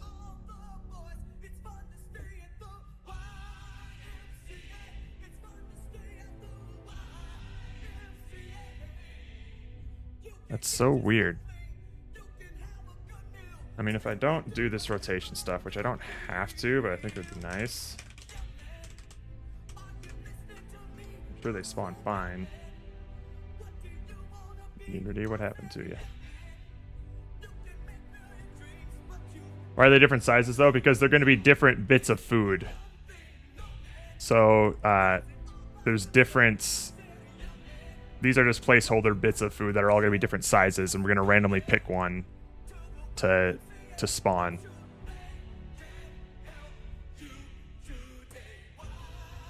Let's see there. Yeah, okay, so these are fine. And holy hell, you big.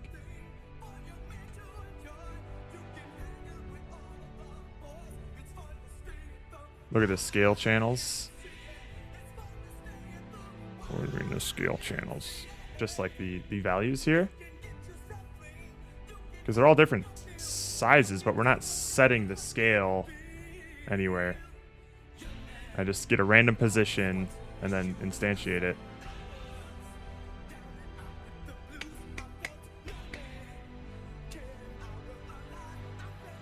I'm not sure what you mean by scale. Yeah, but that's the problem. See how they're all weird values? Yeah. Yeah, I set up like... Oh, you're so right. Ew. Okay, so... I need to... I see. So these all need to be scale 1. And then the thing that I'm actually rotating, which is this model here, just this model, this I can scale, but not in conjunction with this. Naruhodo. Naruhodo.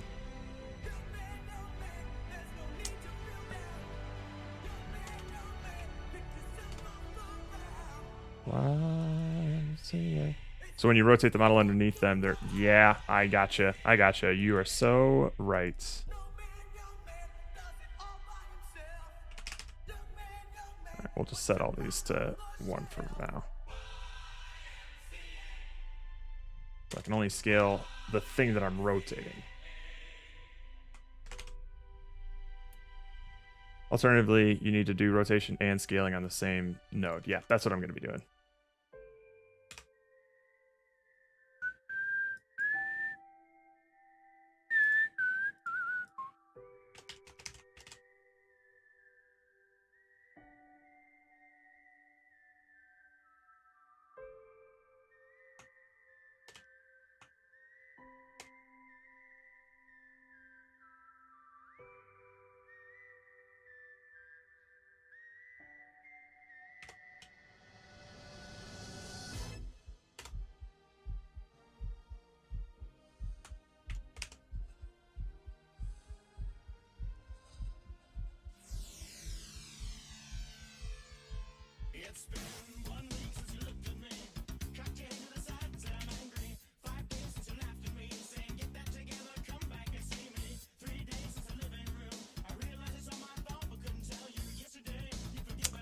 See what that does.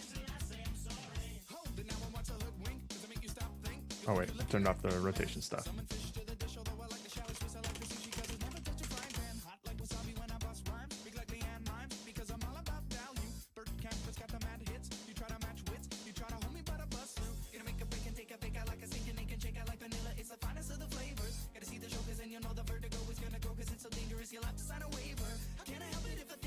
There we go. Those are big pieces of food. All right. Whee!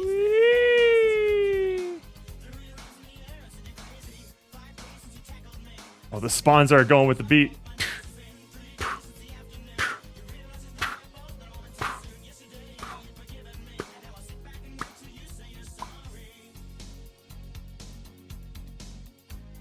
Cool. Yes. It's been.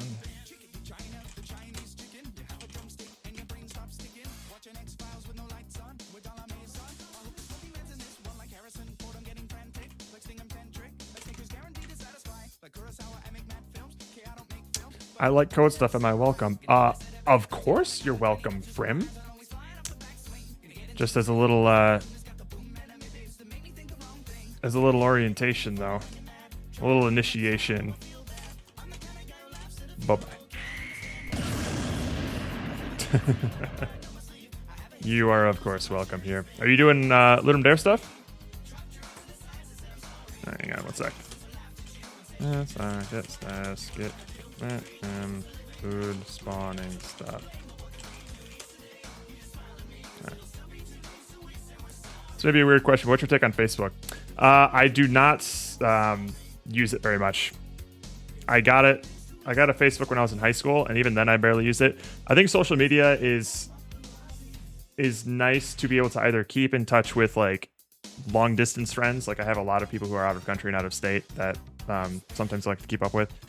And archiving like a history of yourself, essentially. So it makes for like a nice time capsule of stuff that you've done in the past or photos that you've taken. But otherwise, I don't really use it that much. I'm not particularly interested in keeping up with like the everyday goings on of other people. And I tend to use Twitter these days, which actually not even as much Twitter anymore. But these days I use social media the same way that I use like Reddit or YouTube, which are technically considered social media platforms as well, of just like, ideally there's interesting people on that platform that are doing interesting things and making interesting content, and I watch that. So when I use Twitter, it's mostly just like I'm inundated with a bunch of like artists that I follow, but I don't really care about people's opinions. Thought about doing a startup that would offer a better Facebook. I might not be like the target audience that you'd want to question about that, just because I don't really use social media in like the traditional way. What do you got, Bernard?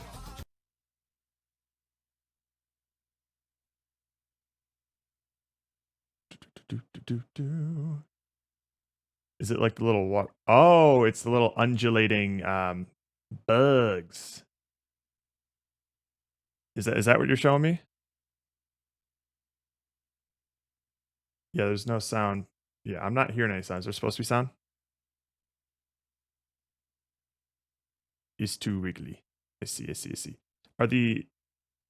Is that in the is this a change you made, or is this kind of what it looks like in, hang on, let me double check here. Because I know that there's like a bit of like a wavy effect in, oh, vertex. Okay, that's what I thought it was. The little vertex displacement stuff. I think, I don't know. I think the vertex displacement kind of makes them look a little bit like blobby.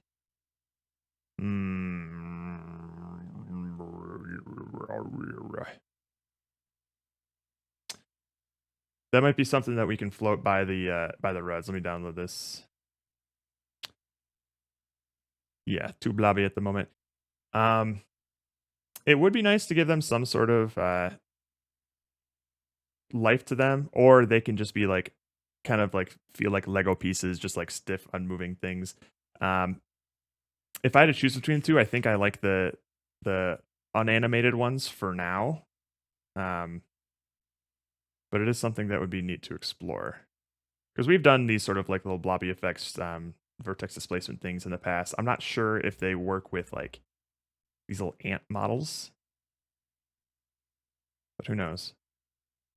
We already have head and body separate. Yes, I believe so. So I can move the whole thing up and down instead. I mean, if we could move the head up and down, that might be neat, but I'm not sure. I usually defer to Steven on that kind of stuff. Hang on, I need to do a poll.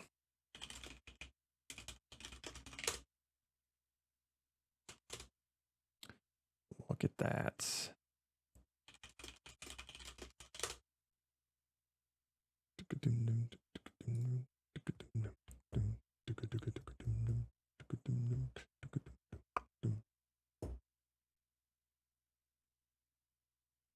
Got a splash scene.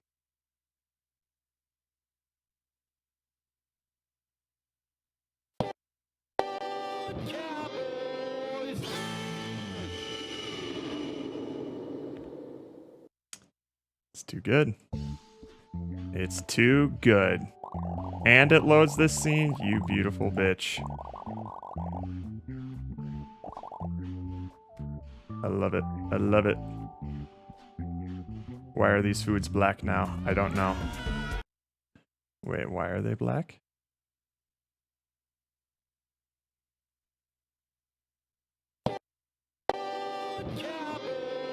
Hang on. It does sometimes. Yeah, I'll get that sometimes with like my fading thing. Cowboys. That fucking hawk. Alright. Where are them foods at?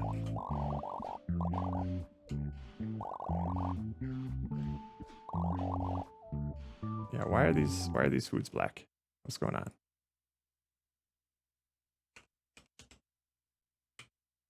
What is your deal, sir? Because it's Oye. No, it's not that. What the hell? That's odd. Because when you just start in my scene. Yeah, I'll try that in a sec. Let me just see if these foods have just like suddenly borked on me for some reason.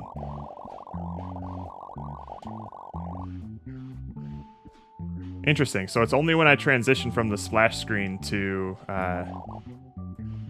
the game scene. Whee! That it weirds out. Odd. It carries the scene's light data. Gross. Well, let's get rid of the light in here, huh?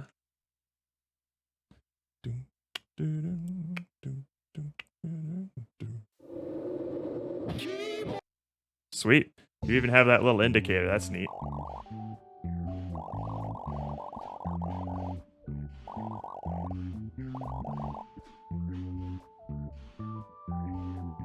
Big food. All right, we're having some collision issues with that as well. Let me take a look at these foods. Is there colliders? Where's their collider at? Because it should be the same size. Why is it taking so long to register when it hits? That's odd.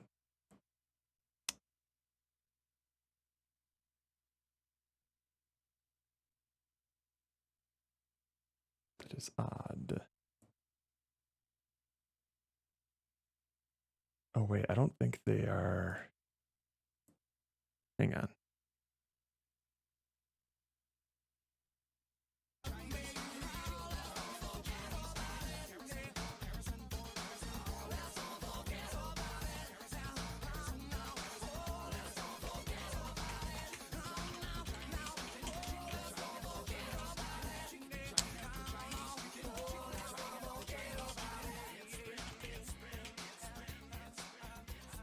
It's been.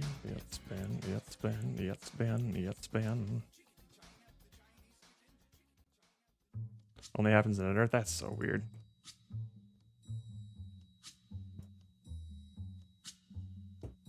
Alright, hang on. I need to make sure that these things are actually...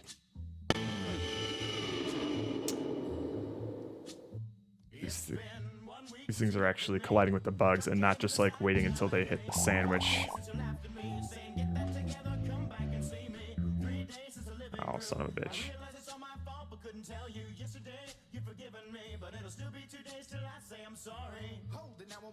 Okay, that's weird. Oh!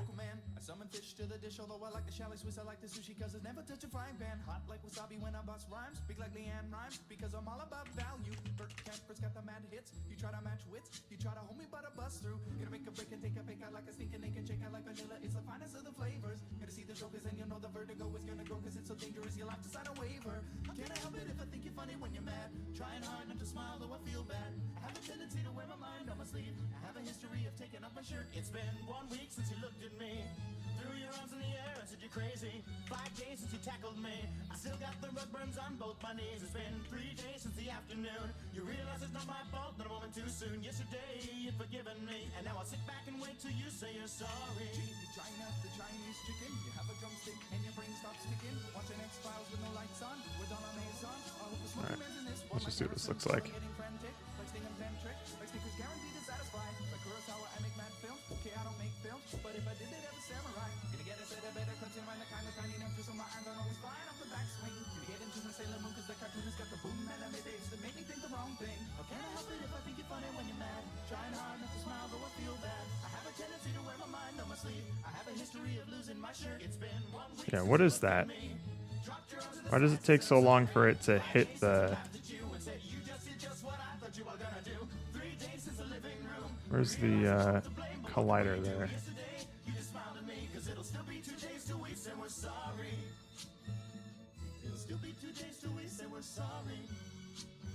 It should theoretically do it like the moment it touches.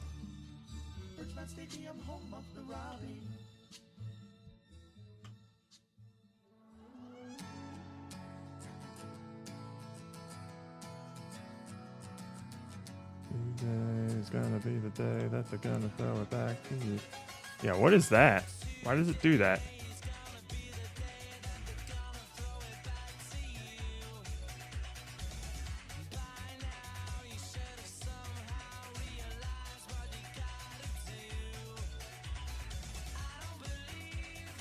Alright, we'll figure it out after lunch. I'm getting hungry.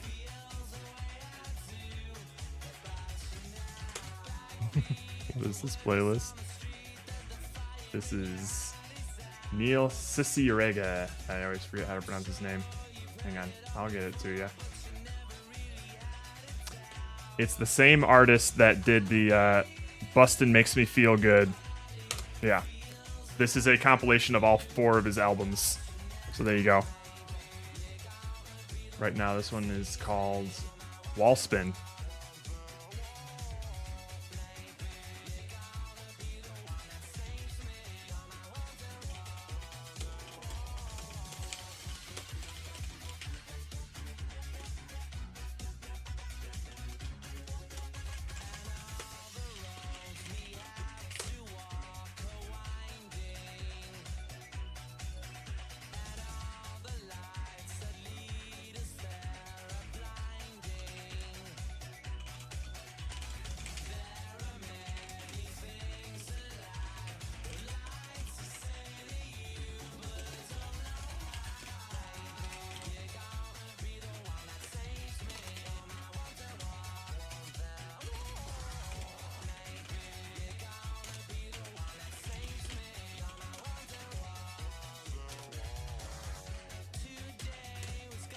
Alright. I'm going to go grab some lunch.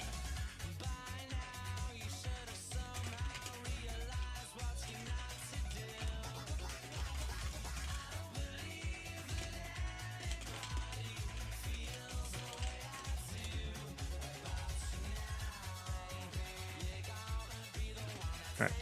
It's lunchtime. So I'm gonna leave y'all with some Plinko, and then I'll be back in like half an hour, maybe. Say half an hour. We'll make it an even. We'll be back at, yeah, something like that.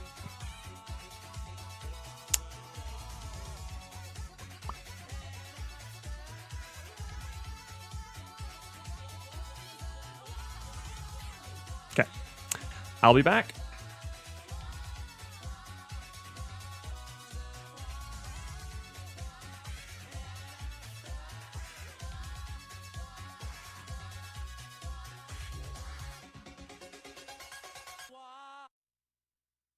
Some people call me the space cowboy.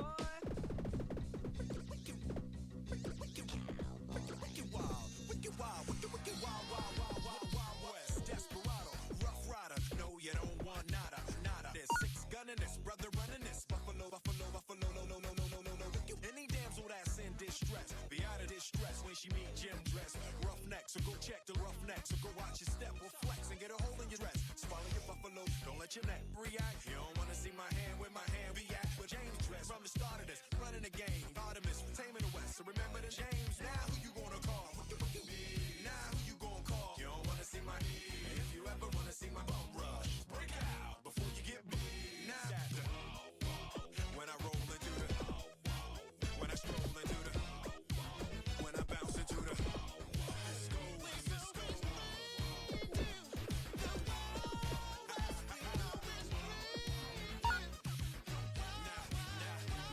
Now, once upon a time in the wicked, wicked, that man lost his damn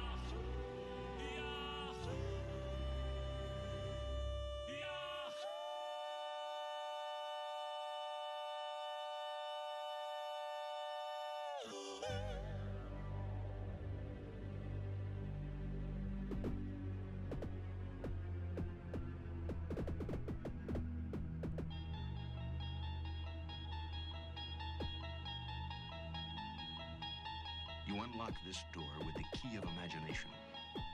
Beyond it is another door. This door is another dimension. A dimension of sound. A dimension of imagination. A dimension of doors. You're moving into a land of both shadow and substance, of things and ideas, and substance, of both shadow and ideas, of things and a dimension of sound, a dimension of mouth, a dimension of another dimension, of things and ideas, a land of doors. You've just crossed over into mouth dreams.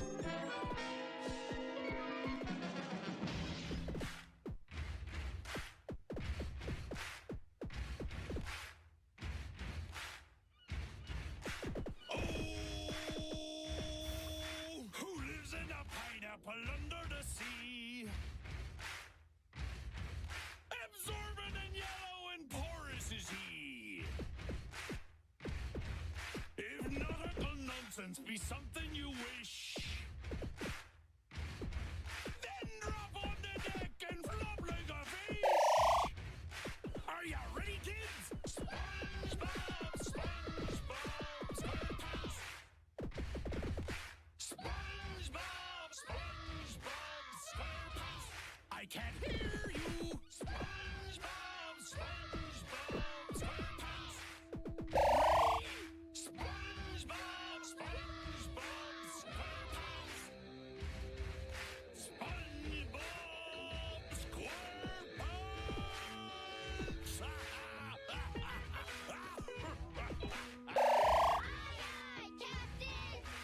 Buddy, you're a boy, make a big noise, playing in the street, gonna be a big man someday. You got mud on your face, you big disgrace, kicking your can all over the place, singing SpongeBob, SpongeBob, SquarePants.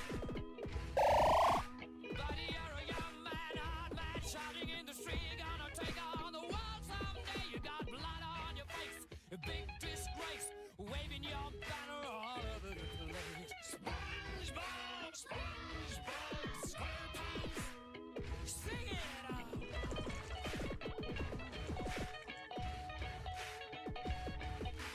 Buddy, you're an old man, poor man,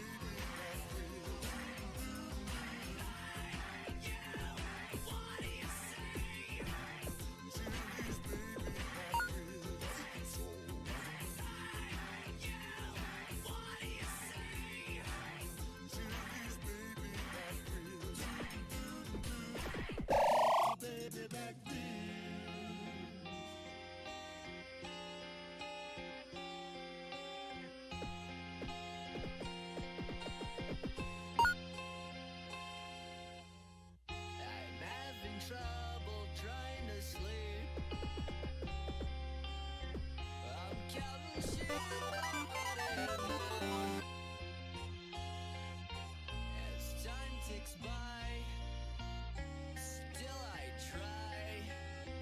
No rest for cross chops in my mind. On my own, here we go. My eyes feel like they're gonna bleed. Dried up and bulging out my skull. My mouth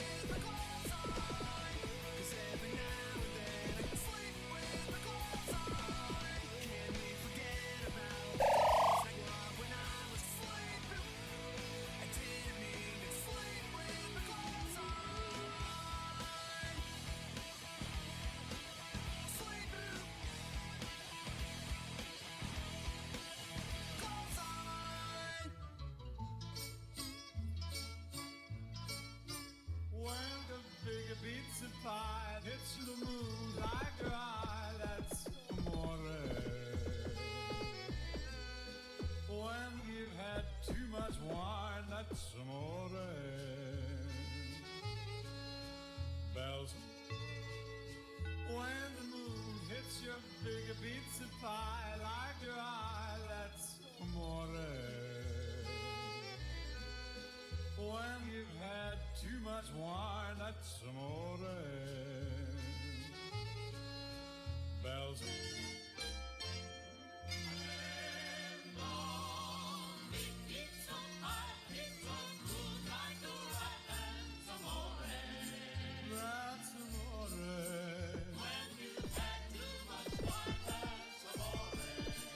That's amore.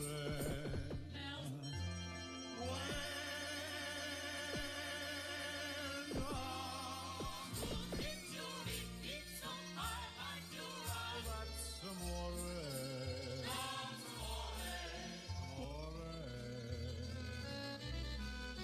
When you dance down the street like you've had too much feed, you're in love. When that's amore. Baba Booey.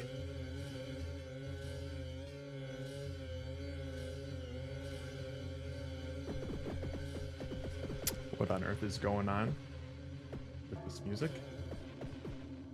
Huh?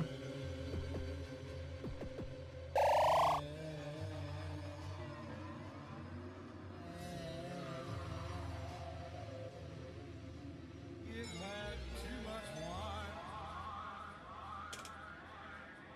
Pizza.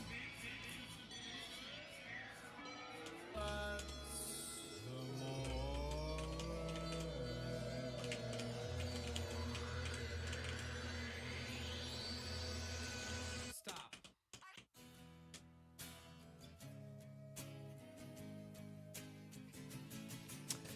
I am the very definition of eclectic music tastes. This at least entertains me. Come over after school. After school, we can hang around.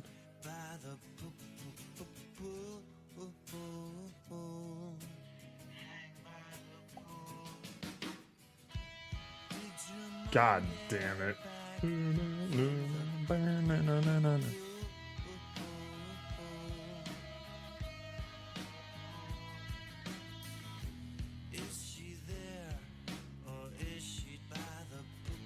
This kind of stuff tickles my brain in like a pattern recognition sort of way.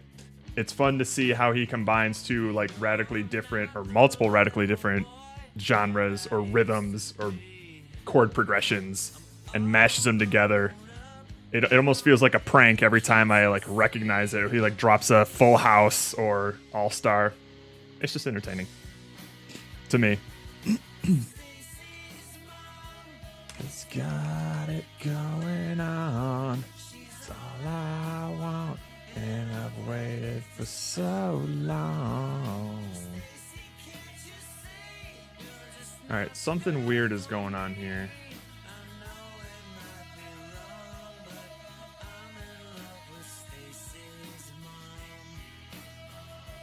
Oh.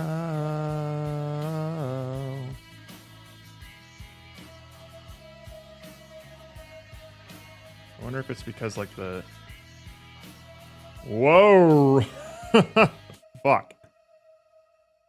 Alright, what's going on here? What is going on here?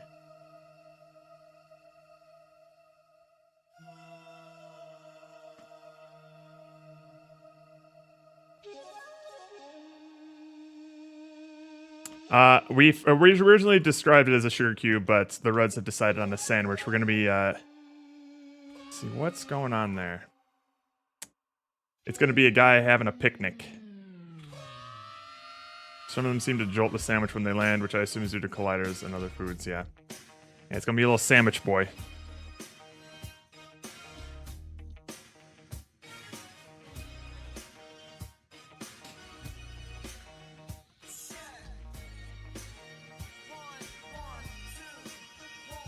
I see your overscope in here. Oh, a mini map as well. Good lord. Yeah. Good luck with that, man. Holy shit.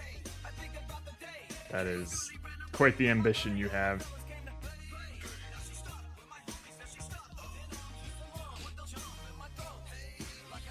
Alright, let me see if it's just the scale of these things that's fucking things up.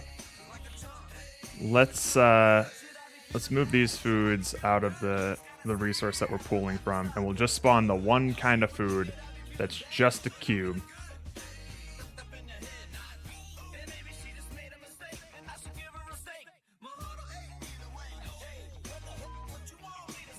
He DM'd it. Pomo is very protective of his IP and spoilers, so he doesn't even let me show it on stream. Okay, why does it jolt like that? It shouldn't jolt like that. It should just like stop and get added to it.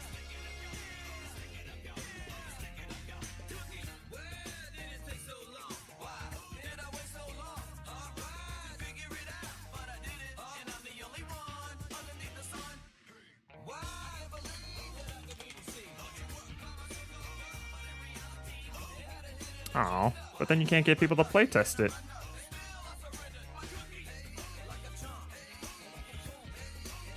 This stream wouldn't exist if I cared about spoilers for my game.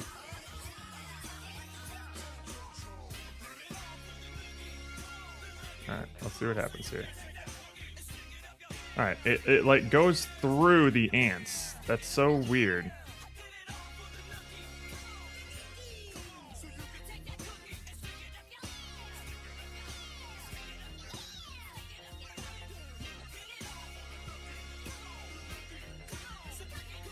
What's going on here? See, that's what it's supposed to do. But sometimes it does it on the back end there. The back half. Hang on.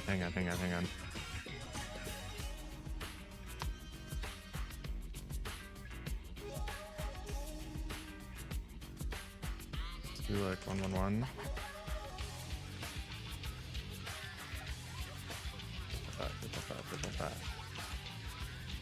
Do like that.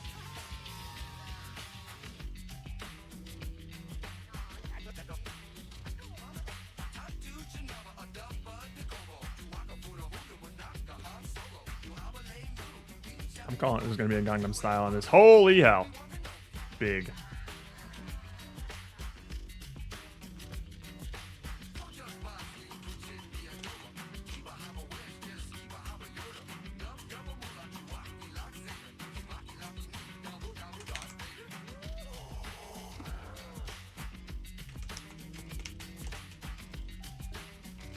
Big indeed. Too big.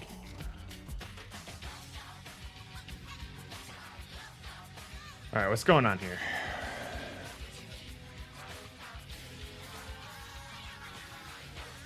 How about to really test it, let's take our food spawner.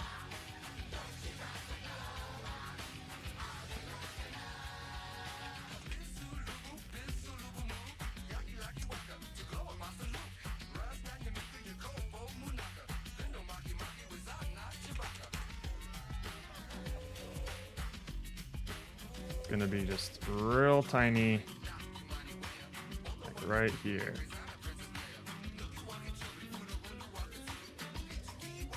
Maybe we'll extend it, not that way. I don't want it to be touching the sandwich. I just want it to be hitting the ants, because I want to see what happens with that.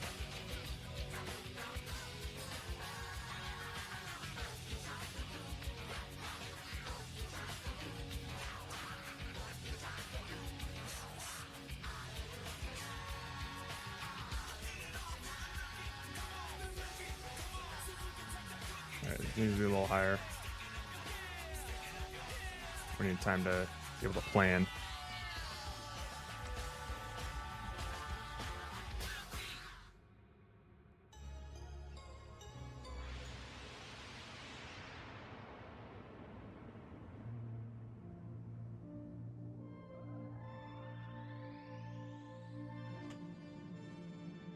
Oh, come on now. All right, it grabbed that. That's cool. And grab another one. It missed.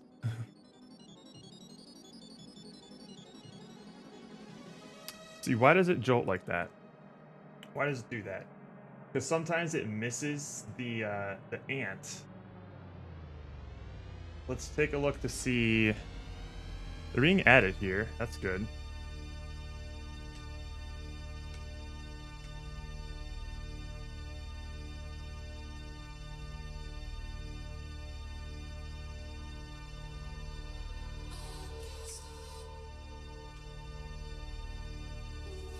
Hang on. I wonder if, what if I change this to a trigger? Was it a trigger before? I don't remember. That might be what we're missing. Maybe they weren't colliders before. And now that they're like solid colliders, it might not be... Oh shit. No, okay, so now they just don't touch.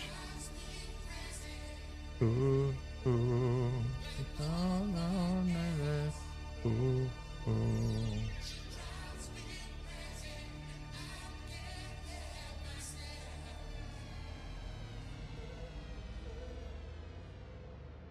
There's grabbable objects here. Set the fall speed, whether or not it's grabbed.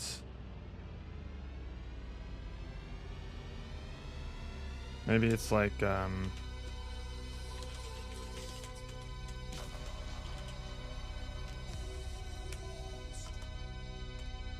let's just do bugs for now. Let's not worry about whether or not it lands on the sandwich.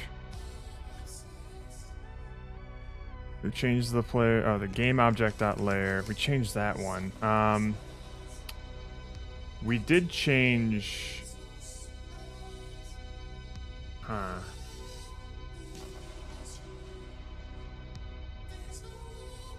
I see. Ooh, ooh, oh, oh, and we change that to playfield. And we put it as a parent to the transform thing. That's fine.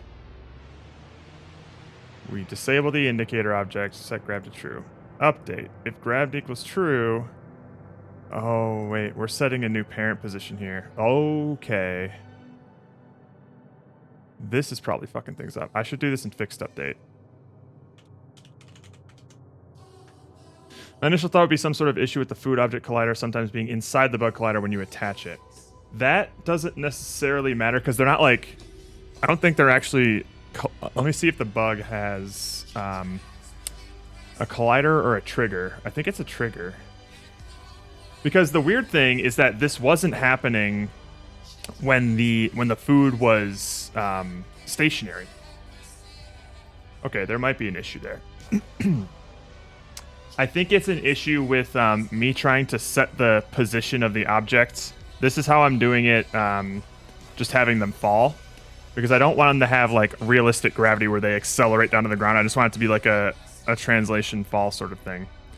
Oh wait, maybe if I just, instead of setting the position, I should be, is that how I do it? It's just like this, that game object, that transform, that parent, yeah, I guess it's just like vector 3 translate. How do I do translate again?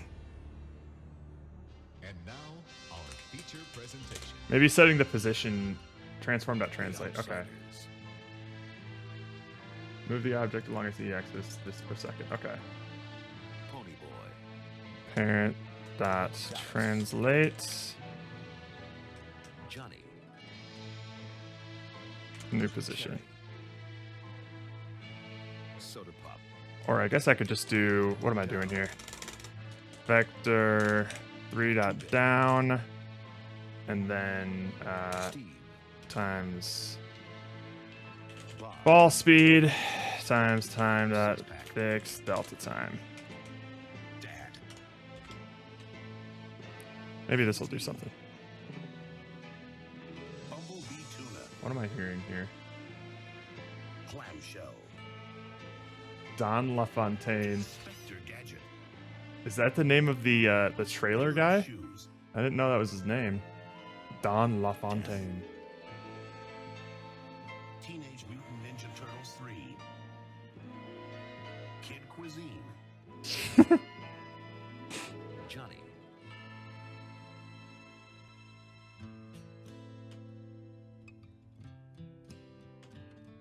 Okay, that's exactly what it's supposed to do when it lands like that. Okay. Maybe it's the translating thing, and if I'm setting the position, it fucks. Nope, there's the jolt. There's the jolt. Oh, you know what I think it is? Hang on. I think I know what it is. Because I was trying to consider the fact that sometimes the food will land on the sandwich, and if it does, it should be added to the sandwich. However, when I grab a piece of food, I put it on the same layer as that sandwich sort of thing. So if I were to do playfield, should not collide with playfield, which I guess it doesn't. Playfield collides with default, that's fine. It doesn't collide with playfield, that's interesting. Oh, grabbable shouldn't collide with playfield either. Let's see here, grabbable, kill plane. Oh, why can't I read this properly? Playfield, kill plane. It doesn't grabbable. Okay, that's wrong then. Bugs shouldn't collide with bugs.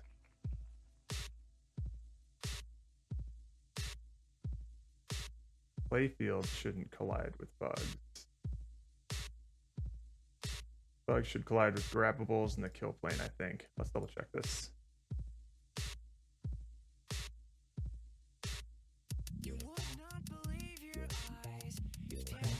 Fireflies.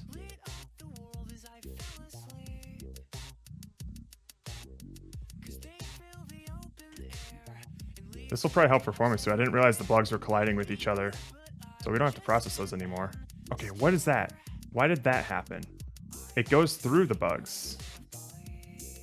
Why does it do that?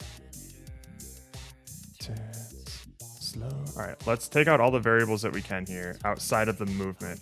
So I'm gonna not rotate them at all. Food spawner.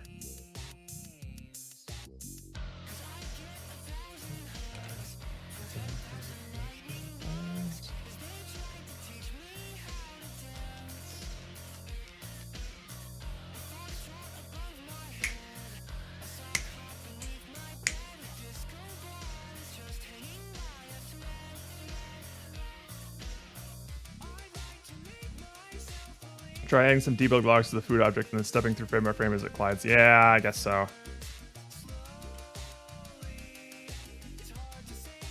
Yep, I should do that. Okay.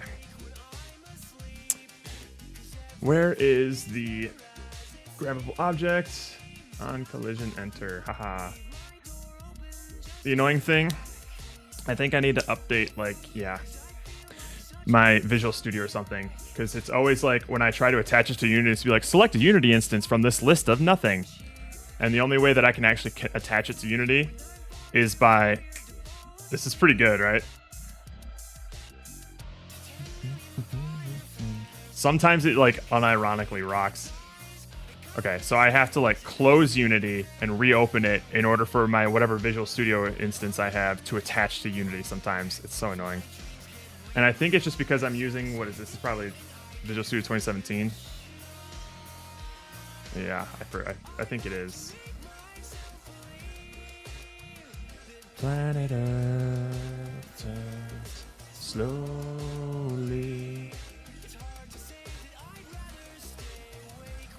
Alright, now attach. Okay, so now I'm back to sleep. Make myself believe that planet Earth turns slowly. That's weird. right? It didn't pause until it was like exiting. That's weird. Okay, and now we have this. It didn't even detect a collision. And now it does. What the hell?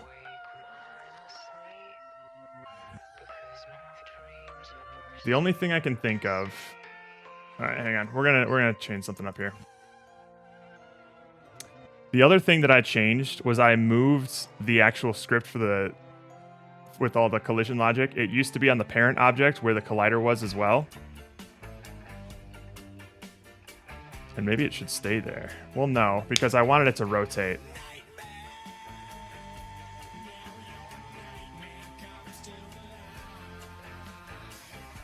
Does this...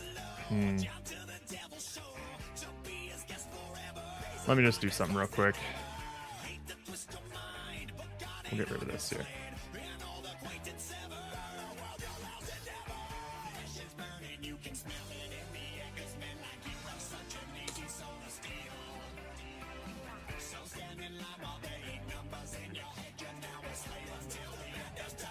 Maybe we'll just put box collider here.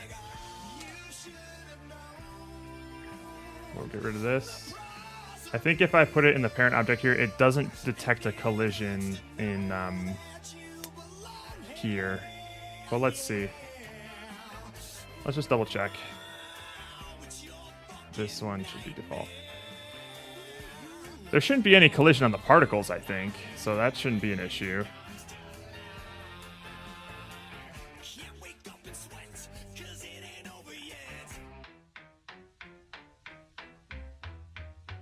Okay, yeah, it doesn't detect. So it is a collision thing, I think.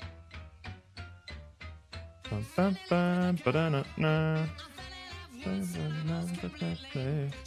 it's not spawning anymore. Why?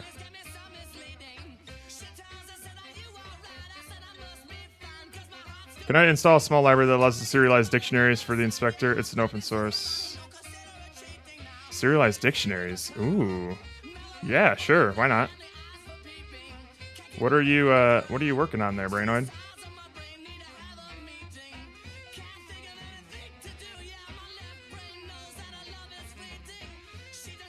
Okay, why is it only spawning one? Ooh, VFX manager. Interesting. Hopefully that doesn't interfere with any work that that Steven's doing. All right, let's see here. Why is it only spawning one now? Food spawner.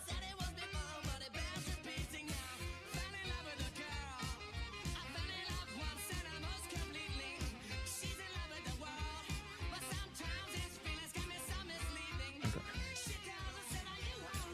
Other people rep two lists together into one class and deserialize dictionaries. Yeah, it's always so annoying to try and serialize a dictionary.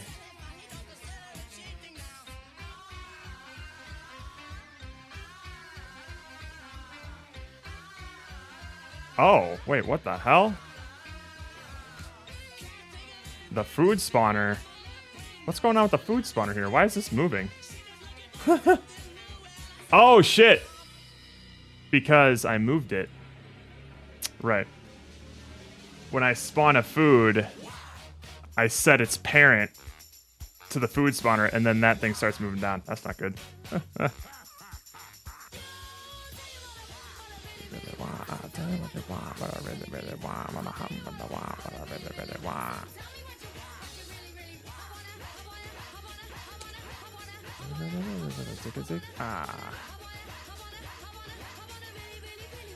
If you wanna be my lover, you gotta get with my friends.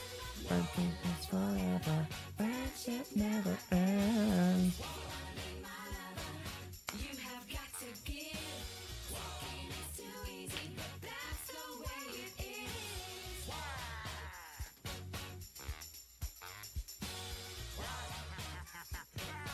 Nothing doing artsy, just some stuff to speed up our ability to spawn particle systems here and there and make them follow messages. Oh, cool, cool, cool.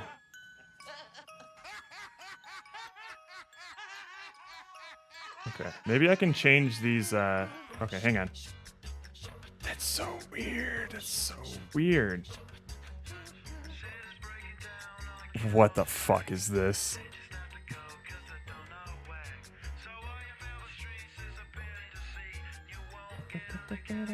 Maybe if I make this a trigger, and then instead of on collision enter, we'll just do on trigger enter.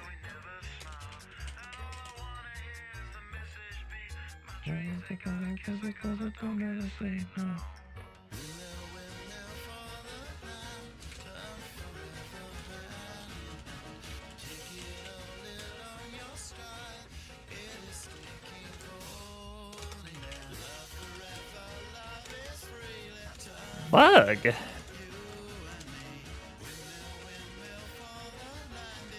Everybody here. That's cracks.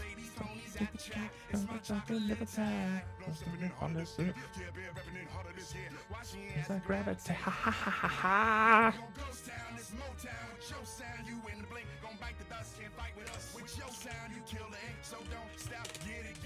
Until you shed a head and watch the way I navigate. Feels good. Feels good.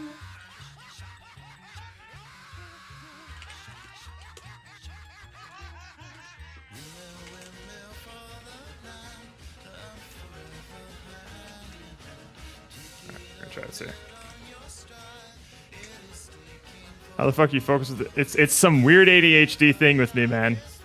Usually, a lot of music with lyrics just fucks me up. One of my go-to playlists, actually, or artists, when I was coding in undergrad, was an artist called Girl Talk, who did very similar things, but with a lot of like top 40 hits and like pop songs. Okay, that's pretty good. It just like, it distracts me every now and then in a fun, entertaining way. Okay, this is looking good. Changing them to triggers seemed like the right call. Okay, nice. All right. Sweet.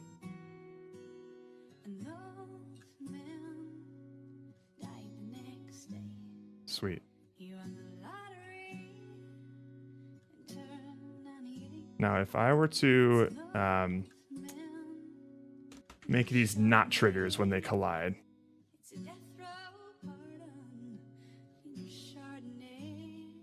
So what did you change? I changed the food collider from an actual collider to a trigger.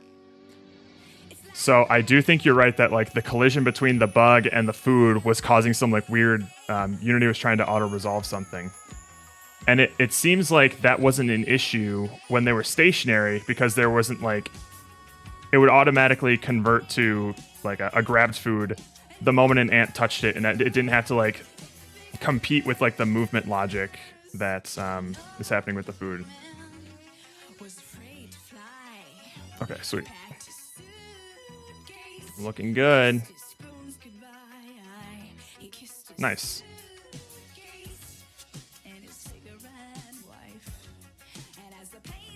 Okay, so now if I were to just change this to other.bug or other.tag equals playfield. Do they still contribute to the weight as triggers?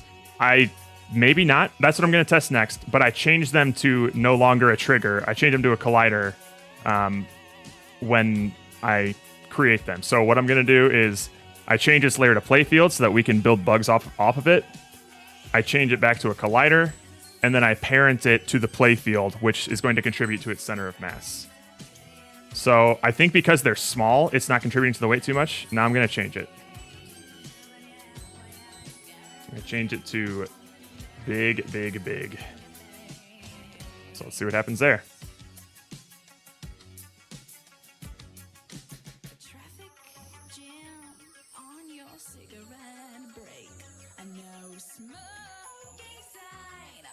Oh yeah, it definitely contributes.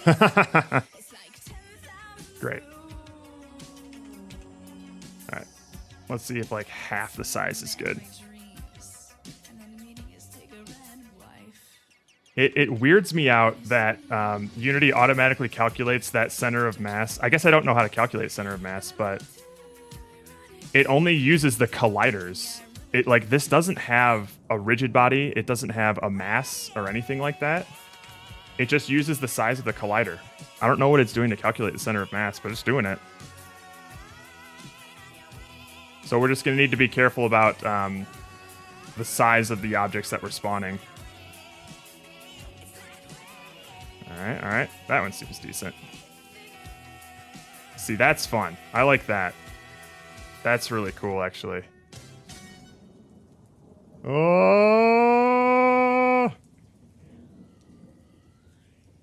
No.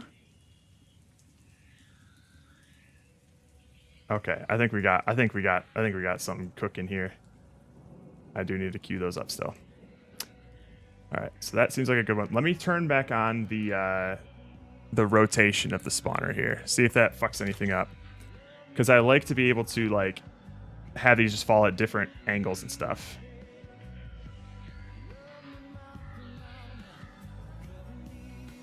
I don't think I need to play with the scene view anymore. Try it maximized.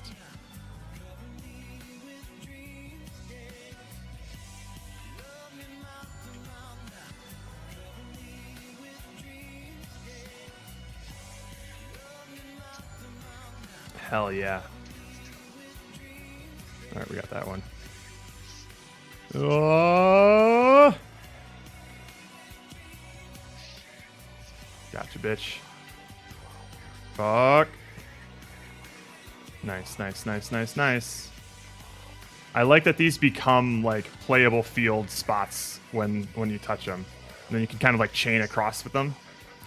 That's really cool. Alright.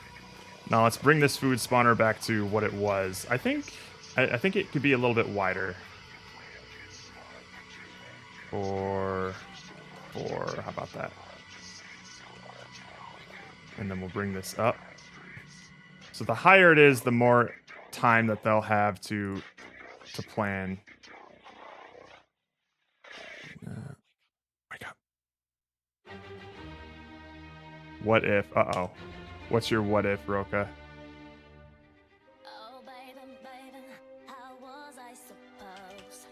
You can scale the food spawner to get wider and wider as the game. Oh.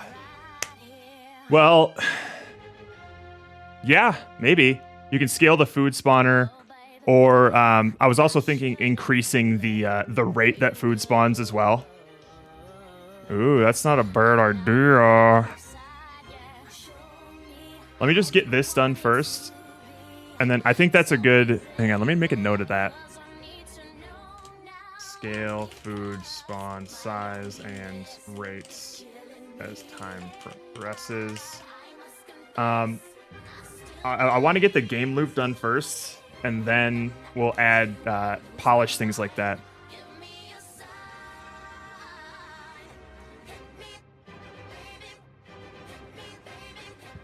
The longer you play it, the more people fall into the water with their food. Exactly. You can use animation curves to determine along the game time how big you want things to be. Like, yeah, that's probably what I'll do, something like that, because generally, like a logarithmic curve like that, at least it's more interesting from like a level up perspective. But those curves are generally more fun than like linear. You could just make a net of ants that gets everything. And just have to manage weight. Well, managing of the weight is like the challenge of it. But if that becomes too easy, once you have like a big net, then we'll have to do something else. Okay. Let me make some. Oh, Jesus Christ. Let me just make some new foods here. Oh yeah. All right. So I don't think anything should be. Wait a minute. Oh shit.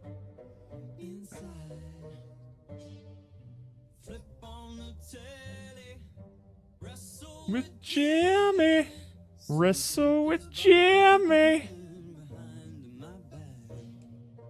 wrestle with Jimmy, wrestle with Jimmy.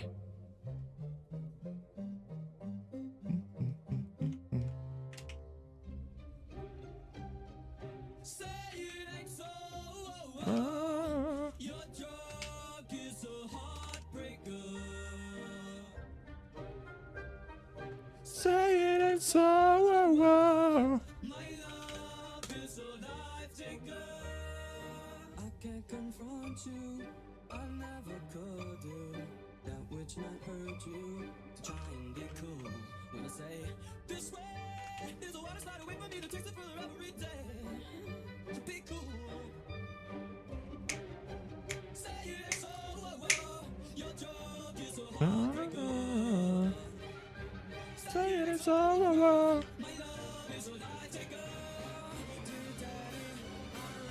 I think that's a good call about the making it wider though, because sometimes these things might spawn too far away from where the player would see it if they were zoomed in on the camera. Oh fuck! Wow, that's actually really far. We can't get that. Oh. Why was that thing weird? Why was that one weird?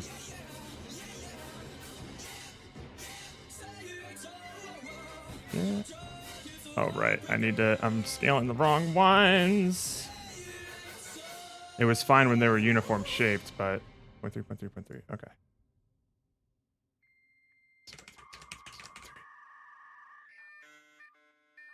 One.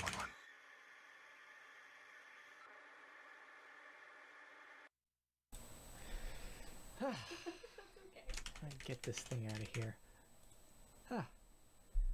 Well, let's look at the chat. That's the end of the album. We made it through. Yay! Wow, they said it couldn't be done. Cool. Weirdly, the chat slowed down now that it's over. Weird. Am I muted? No, I'm not muted. What's going on here? That works. Okay. Oh, look at him. Look at him Thank go. you, everybody. All right, fine. We'll get some real music back here. I still think that was real music. Actually, you know what? Let me grab... get Shadow of the Colossus in here. Bam. Yes. I'll give y'all a break.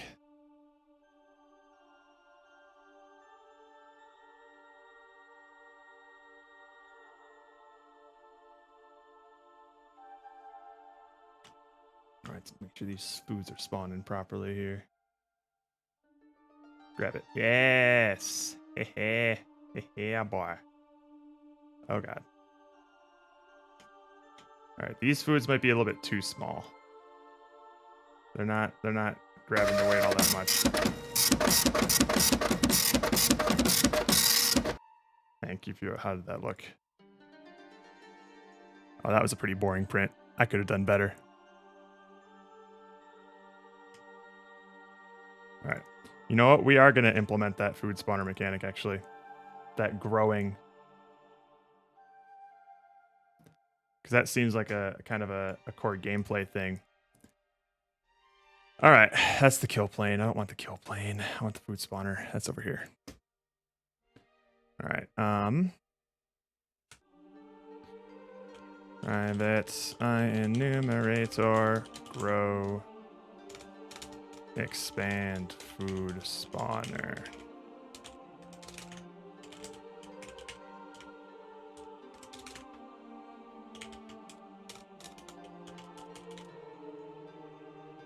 New wait or fixed update. How about? All right. We'll want an animation curve.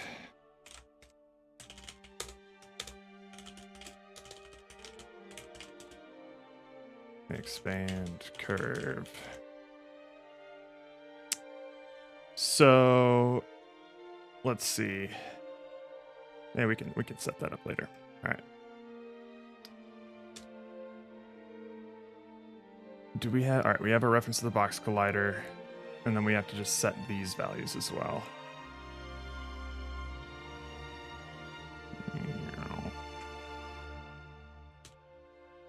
So we're kind of going to be calculating that every single time we expand it, but that's not bad.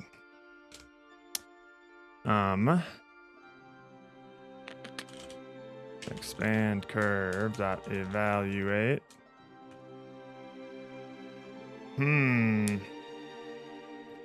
How fast do we want to be evaluating? Or how? Let's make it like 5 minutes. expansion time in seconds equals 60 times 5 is 350. No, 3,000. No. 300 seconds.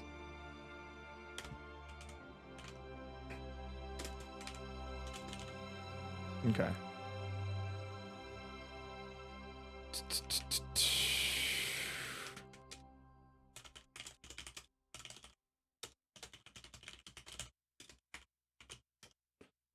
All right. Current expansion time plus equals time dot fixed delta time. So we will evaluate current expansion time divided by the total expansion time in seconds. All right.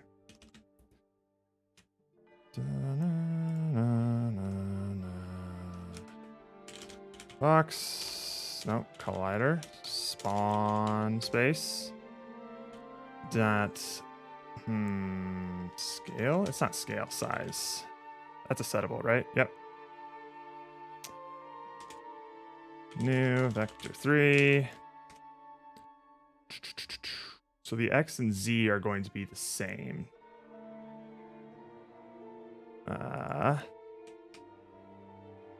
Floats. New size. New size. This dot spawn space dot size dot y. New size. Okay.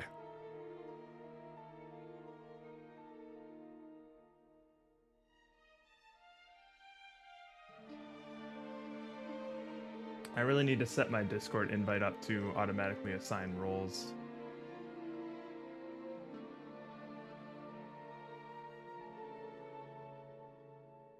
Welcome to the server.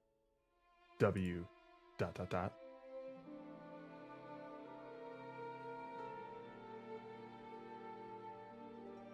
right, no new news from the Reds. Oh, except he's getting food now.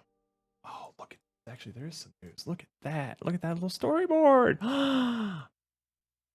Adorable. It is time. Feast. I love these. These are so good. Looking good. She's kicking and launching the ants towards the sim.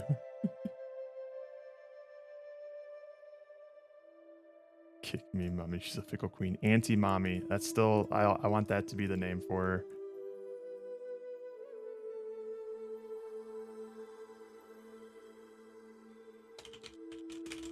Thank you for making her pregnant.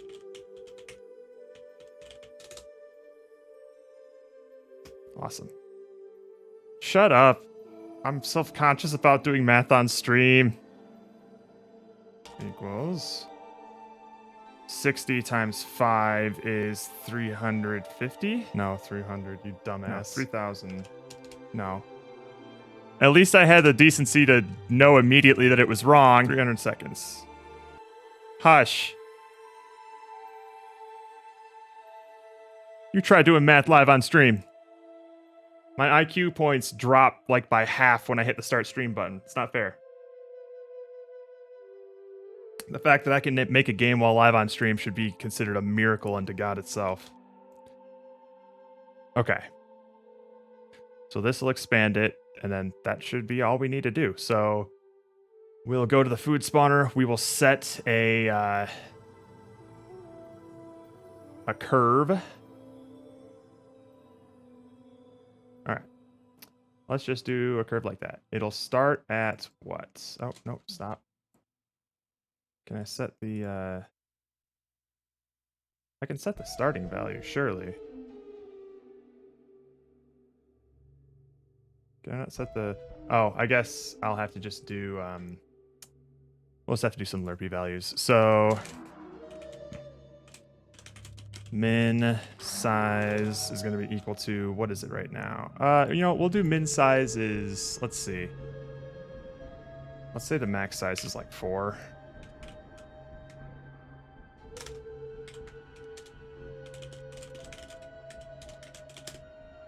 All right. Let's see what we want the min size to be. Because I want them to spawn slightly outside of the sandwich. Oops.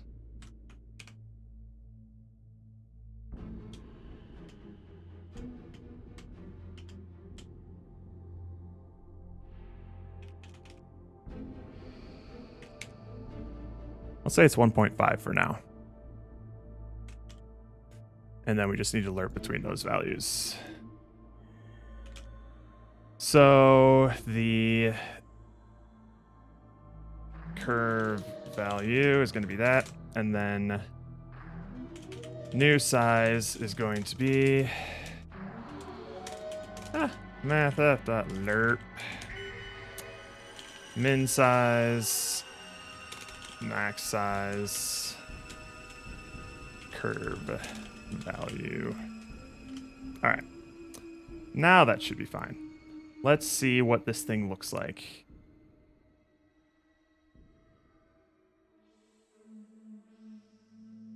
So it starts at 1.5, and we're just going to watch this thing. We're just going to watch it grow. Not over the course of 5 minutes, though. Let's maybe watch it over the course of like 30 seconds. 10 seconds.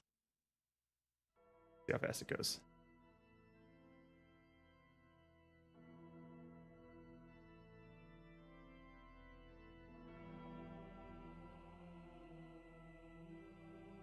It's not growing. It's not growing at all. All right. Oh, because I'm not starting the coroutine. Dumb. You dumb. This dot expands food spawner.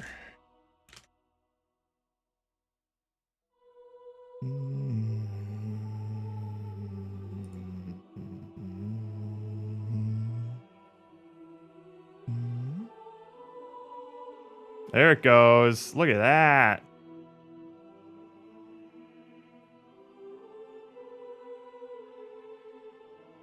That's pretty fucking cool. All right.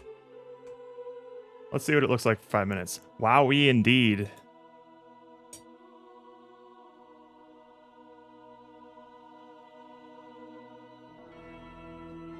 That got me hard. It's really cool. Now it's going to be really subtle at the start because it's on a 5-minute timer and it's going to start slow. It's like an exponential curve. So the longer it goes on, the more it's going to be fucking some shit up.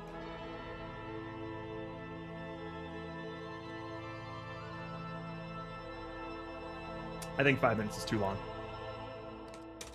Most people play these kinds of games for like a round will last about 2 minutes. I think that's usually like it's not. Well, hang on.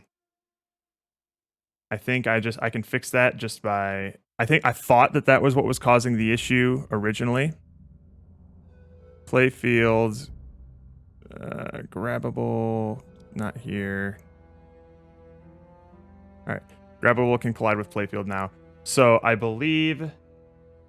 thought that was causing the issue before, where everything was jolting. So I disabled that collision. I've re-enabled it. Let's see how this goes.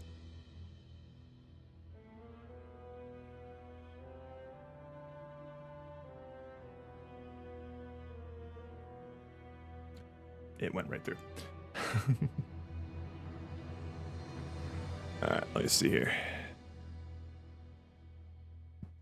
Is the playfield a trigger?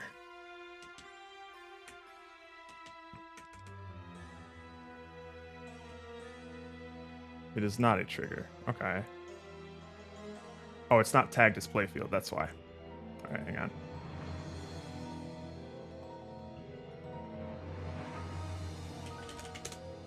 There we go. Sandwich. Oh wait, he's still using, are we still using the cube as, we're still using the cube as the collider, okay. Bam.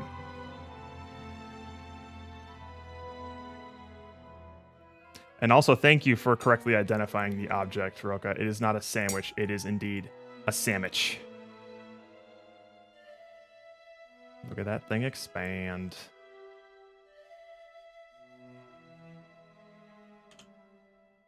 very slowly over the course of 2 minutes. Okay, that's not bad. Okay, sweet. It landed. Excellent.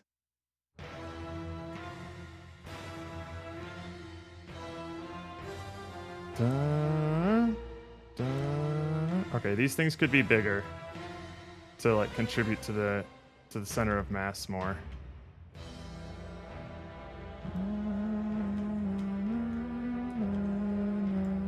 Oh, I guess I should change the collision tag on these things too, because they should be stacking with each other.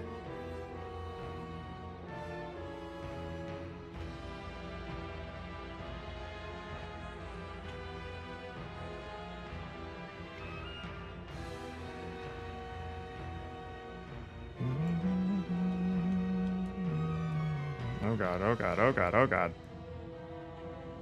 Nice. Holy shit. Oh shit. Oh shit. Fuck. Oh, that's gonna land right on the sandwich. That's fine.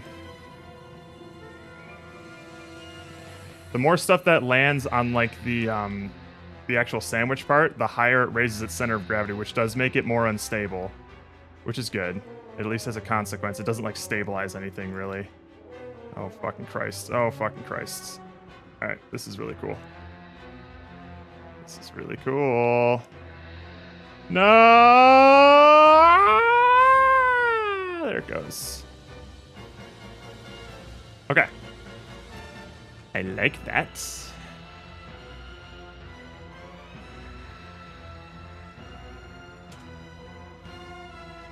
Okay. Now I will... You know what, Jared? You were smart. Good job. I'm proud of you. I got jump scared by my own voice. Thank you. I'm not used to hearing that. All right. Let's... I'm gonna push this.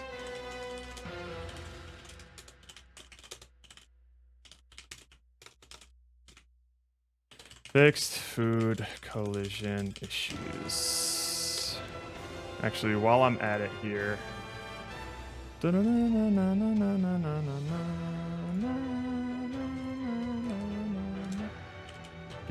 object tag is going to be equal to playfield.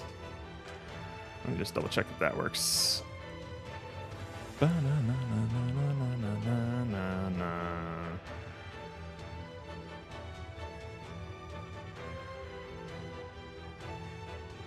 I want to make sure that the food can collide with themselves when they're grabbed.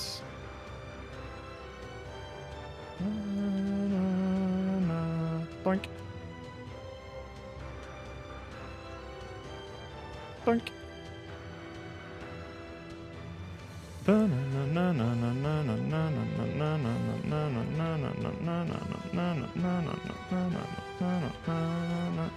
Oh wait. No, that's not what I wasn't going to apply it anyway.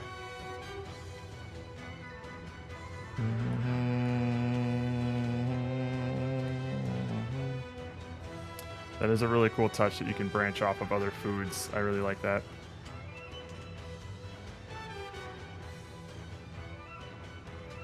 Oh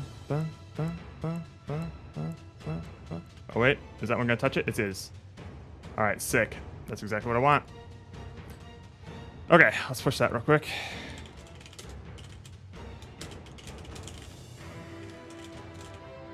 Food can collide with each other now.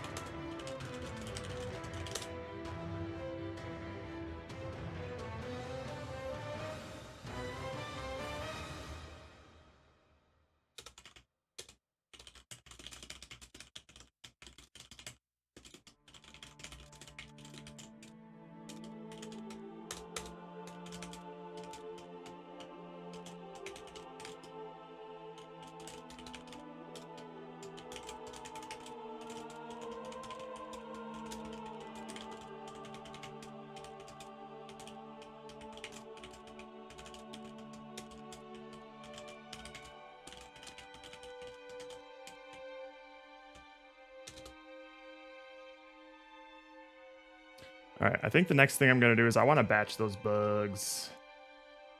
Or I want to, bug boy, kill bug. All right, yeah, they're just like running like that. So we had that kill bug thing, but let's just do... We'll just add it in the bug placer. Who's gonna know?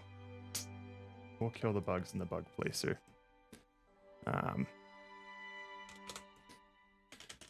Private list or queue. We'll just need a queue.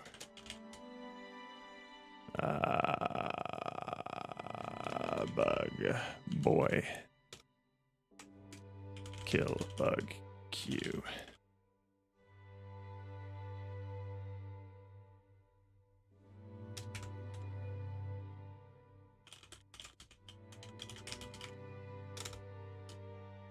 Process killed bugs. While true,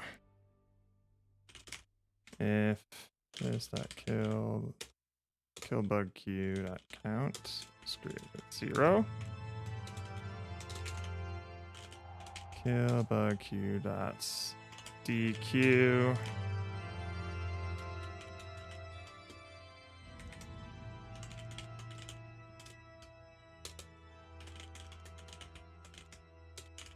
Sweet.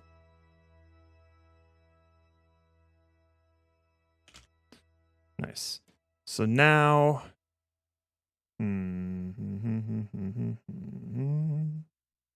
actually, we could just do it on the kill plane. That's probably a better place to do it, right? It's a mono behavior on its own.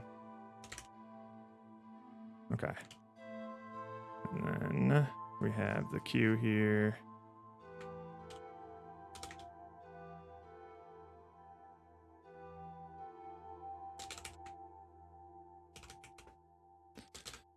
Private void starts kill bug queue is equal to new queue bug boy.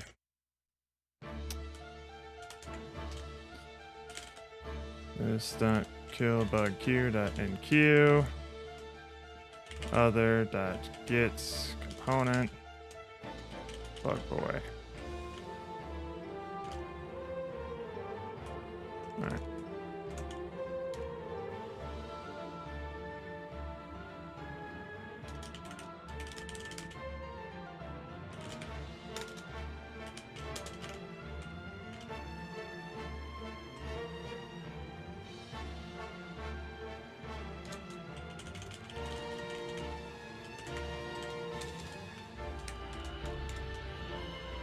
All right, sweet.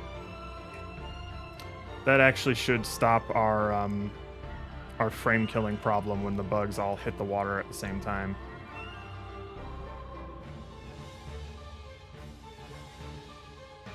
Check some stats over here.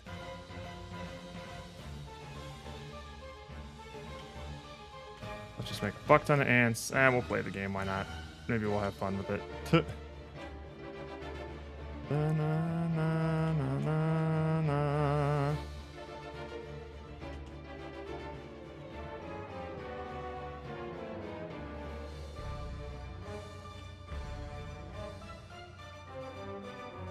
These foods are definitely too small. They're not impacting the center of gravity all that much. Either that or our cube is too stable. Who knows?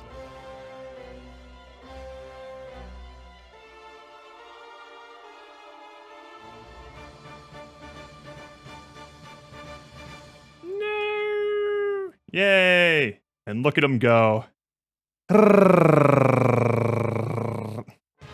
That's kind of a fun effect of just like having all of the counter go all the way to 0 slowly.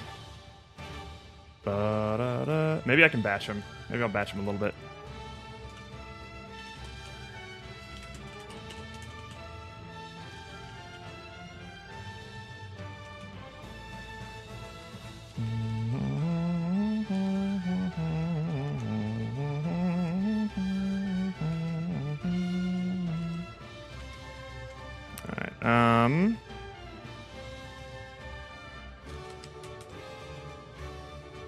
Int current batch size equal to 0. If current batch size is greater than batch size, then do this stuff. for int I equals 0, I is less than batch size, I plus plus this. Otherwise, and then once this is done, current batch size equal to 0 again. Else, current batch size plus plus.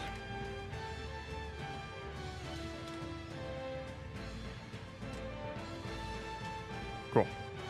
Now it'll get rid of them like 10 at a time.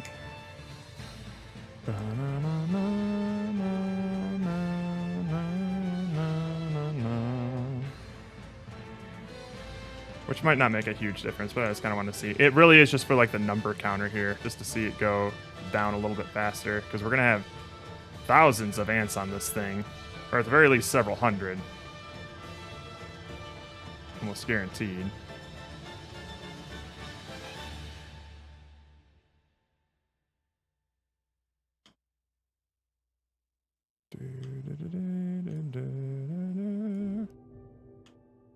Boink.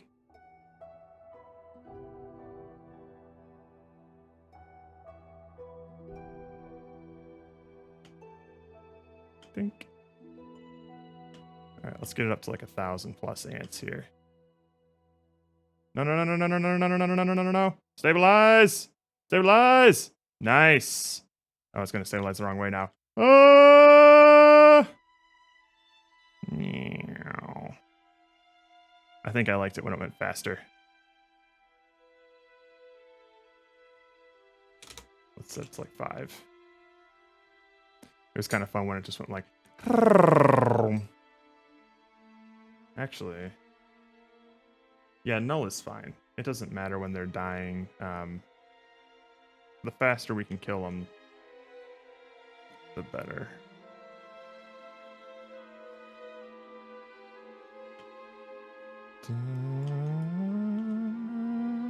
Alright. Let's get 1,000 ants on this thing.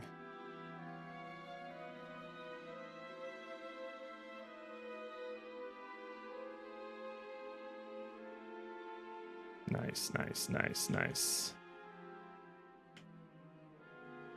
1,000 ants and still pulling over 100 frames in the editor. That's nice. Stabilize! Stabilize! Alright. I think it also matters when I can, like, see all of them in terms of performance. Oh, God. Alright, 2,000? Can we get 2,000 ants? Let's go! Alright, let's watch them fall. I think I liked it more when it was one ant, or one at a time. We'll just set the batch size to 1. And you know what? We'll also have a where's the score counter? Scorekeeper. Because that number will inevitably go down when all the ants are dying, but I kind of want to keep a record of their highest bug count.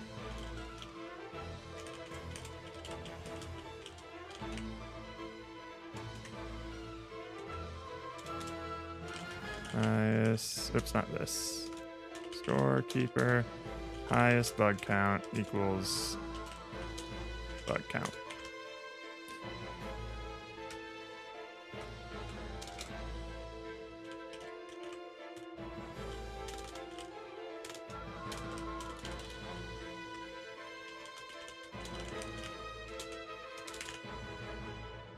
And scorekeeper, that's highest bug count.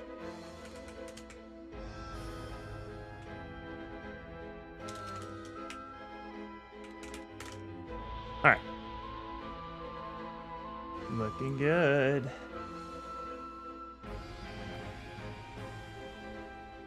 Let's increase the size of these things, hey?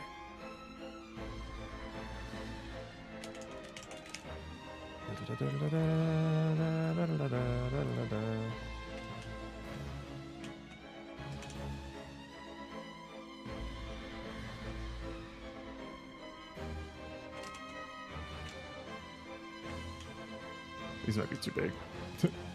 We'll see.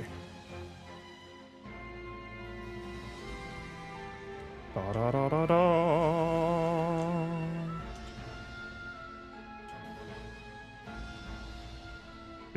Big food. Oh god. Oh.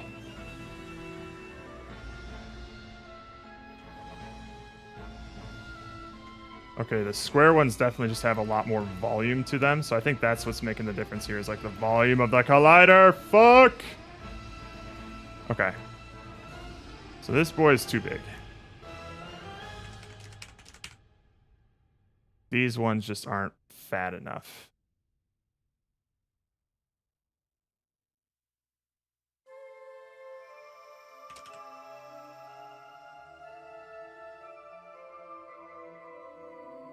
This one's probably gigantic, isn't it? Yeah. No. Sweet.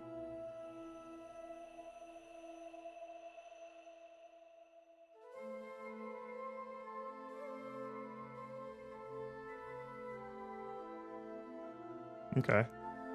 I'll take that one. Ka-chunk. That one's not bad. That'll hit the sandwich, right? Ka-chunk. Oh, God. All right. Ka-chunk. God, that thing is huge. Oh! No! Okay. It's looking nice. Looking nice. All right.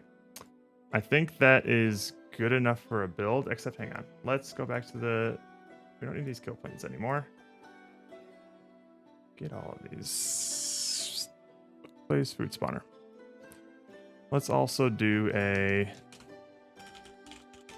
min time between food spawns equals, I don't know, 2 seconds. And the max time, let's make it like 7 seconds.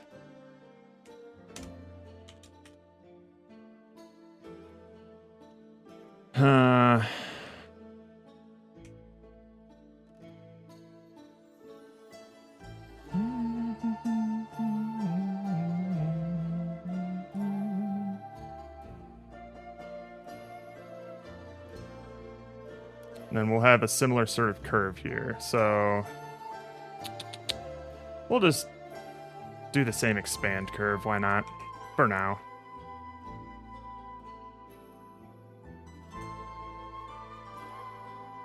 Or should I?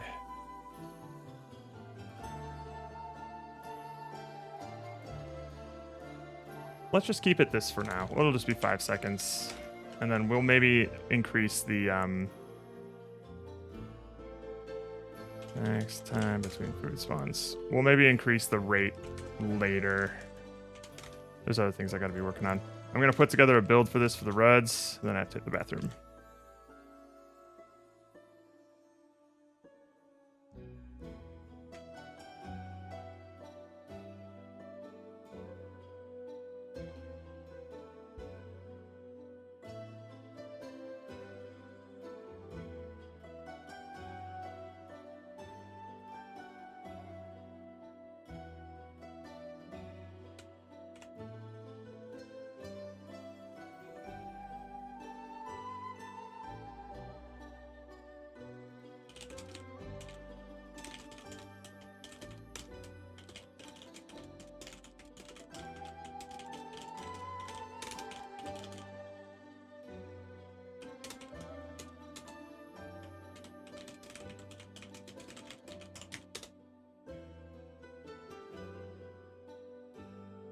Yeah, the falling food was definitely a right call. That definitely makes it more interesting, and it also takes the load off of us for having to design something that we know is an engaging sequence of foods to collect in a way that is both possible to collect them all and also like not too trivial to do so. So now we can let procedurally dropping blocks do it. And because it's sort of randomly generated like that, and requires like some reflex and like critical thinking and things like that, there isn't necessarily an optimal strategy that I'm aware of. Or at least there's less of an obvious one. So we might be able to incorporate a leaderboard, which would be kind of nice. But first, I gotta get that game loop. We need like a game over state, like a restart state. Maybe a fast reset button would be nice too. Gotta appeal to those store chasers, am I right?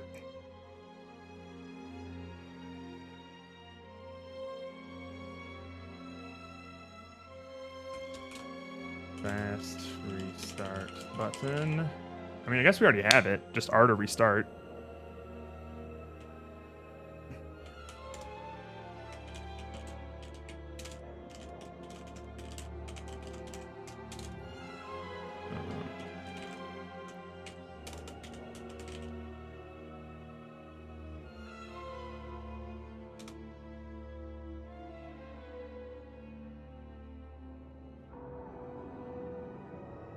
We need some sort of sound effect for grabbing food. Don't need to design a level.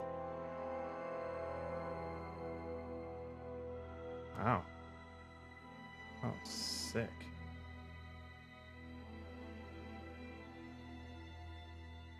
My list of tasks isn't looking too big right now. That's kind of nice.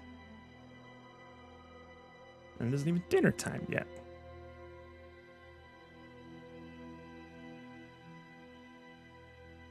I am maybe like, hang on, let me make another note of look into music not starting issue. I can't open that right now.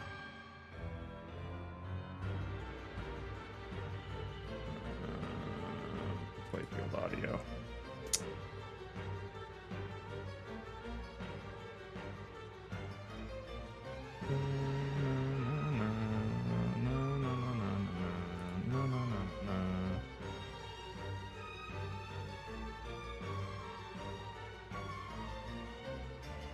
Look at all these bugs builds. Get them out of here.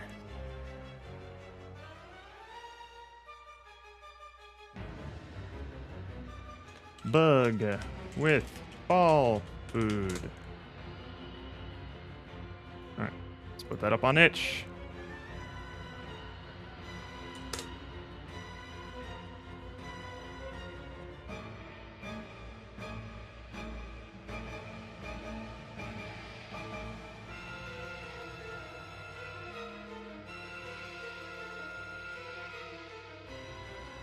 Let's see how the...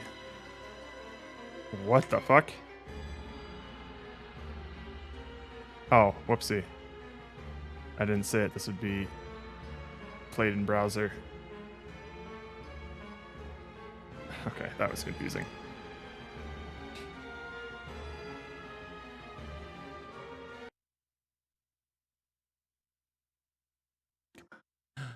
Hang on, let me add to my notes. Volume slider. I'll have time for one.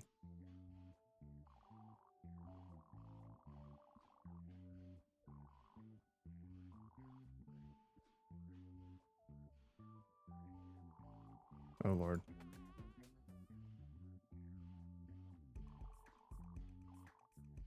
I really, really like that you can draw ants off of food you collected. That adds some really cool dimensions to it. No!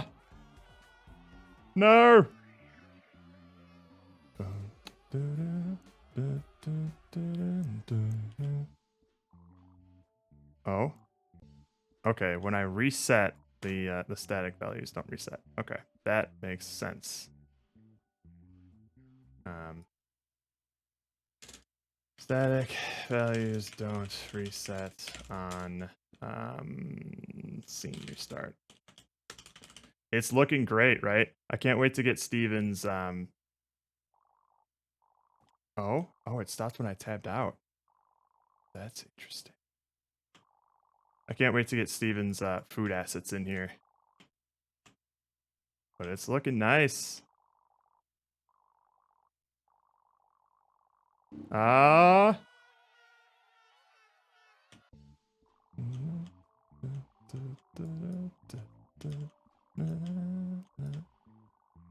Alright. Cool. I'm gonna get a bunch of ants on here, see how it performs. It seems like it's performing pretty good. Oh, fuck. Stabilize! Yeah, it doesn't seem to be lagging. Let's just add a fuck ton of bugs. Super stable, like. Put a couple here so it doesn't tip.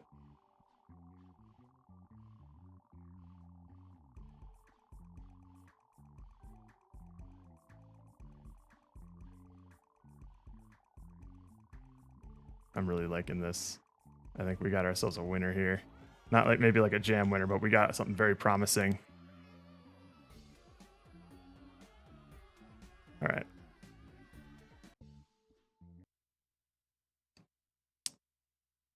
If anyone would like to play the demo, there it is.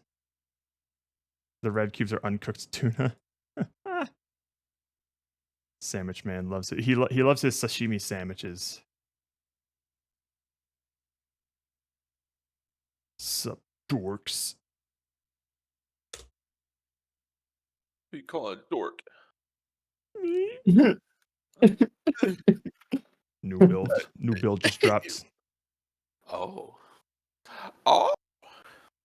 It has falling food of various sizes and dimensions. Holy cow. As the game progresses, the food will spawn in a wider and wider area. There also is a bug counter and an object counter, but just be aware that those values don't reset when you restart the scene. I just need to fix that. Gotcha. But it is pretty hilarious to watch that bug counter go down as the ants fall into the water. It just like plummets. But I'm keeping track of whatever their highest ant count was, so we can display it on the results screen if we want. Oh, nice. Yeah. That's cool. No. Oh shit. Yeah, I fell. Oh shit. That's great, right? That is really great. I think the falling food was a great call. The falling food is pretty cool. Yeah. I love it. But did you put the vertex shader on the sandwich? No, that's the water. It's your water. It's the water refraction is like messing with the edges of it. Brainoid's been poking around the code base a little bit. He tried his hand at putting just like vertex displacement on the ants, but they looked a little bit too blobby. So okay. It was a cool idea. Yeah. Holy. I really like the fact that you can branch off of food you've collected. Oh, dude, yes. It makes it a lot easier. It actually makes it a lot easier to make trails of ants when you're even more zoomed out because you just have more surface area to work with instead of just like clicking on the ants. So that actually works out great. Oh, I see that the food can just land on the sandwich now because when I was playing it earlier, can. it was like just passing right through. The food can land on the sandwich and it can land on other bits of food. Yeah. That's awesome. Yep.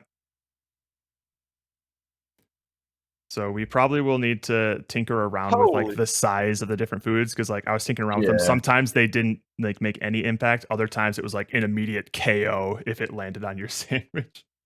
Yeah. And I think it has to do with like the volume of the collider. So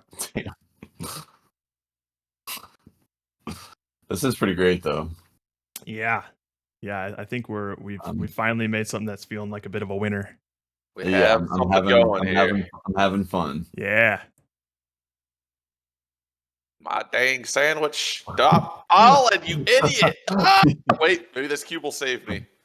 Might. Well, now it's just falling in the other direction, and I don't have. Prepare! Shit. I'll probably try and set it to. So right now I have the perimeter of the food thing expanding slowly in like an exponential curve over the course of like 2 minutes. I feel like that's a decent enough like round timer or whatever. It'll stop expanding, but it'll keep spawning food. I can probably do the same for the speed of food generation. Right now it spawns on the dot every 5 seconds. I can make it quicker either from the outset or I can make it quicker slowly as the level progresses. But 5 seconds seemed pretty good, especially when things start to get more and more chaotic, and you're just trying to focus on balancing the cube and food still falling. Right. So, yeah. Those are going to be good things to tune. Mhm. I feel like my instinct says like ratchet it up as time goes on, but Mhm. you know, Mhm. If you ratchet it up as time goes on, that would also mean that What? I don't know if that would theoretically mean that the longer you go, the easier it is to rack up points, because you'll be getting more opportunities to get points. But it also might make it more difficult to like manage everything. You know what? I'll probably keep it. I'll probably keep it relatively low because you don't want you don't want to get to a state where the food is basically balancing itself out because so much is spawning at once. You know? Right. That's a good point. Yeah. Yeah. Do they get wider, or are they confined to like an area where they will fall? The area that they will fall gets wider as the game progresses. If it doesn't feel like it's wide enough yet, I can change like the max wideness. I probably just haven't been able to make it far enough to see it. Like I said, it expands slowly at first. It's on an exponential curve. So the longer the closer it approaches 2 minutes, the faster it expands out. And I think that was a good call because you're going to be starting zoomed in anyway. So you don't want a bunch of food that's just like falling outside of your camera view, right? Yeah. No. Random idea if I had there's playing a button to boost the block down like Tetris. Well, multiple foods can probably be falling at once, or maybe not if we say that it's 5 every time. But if you boost it down like Tetris, then it'll I mean, it wouldn't actually interact with the physics at all because there is no physics on those falling foods. Maybe it'll look weird. I don't know.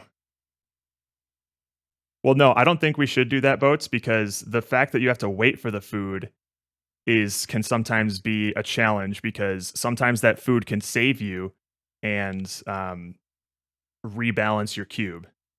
But you'll have to wait for it to reach there in order for that balance to take effect. So if you can just like hard drop a piece of food, you can like probably pretty easily balance your cube with the food pieces. Ooh, 8 so far. All right. Very good. Yeah.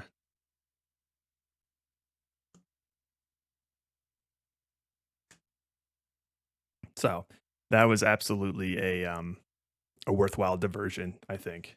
Yeah. Yeah. I think so. I mean, this feels very, very gamey now. Mm-hmm.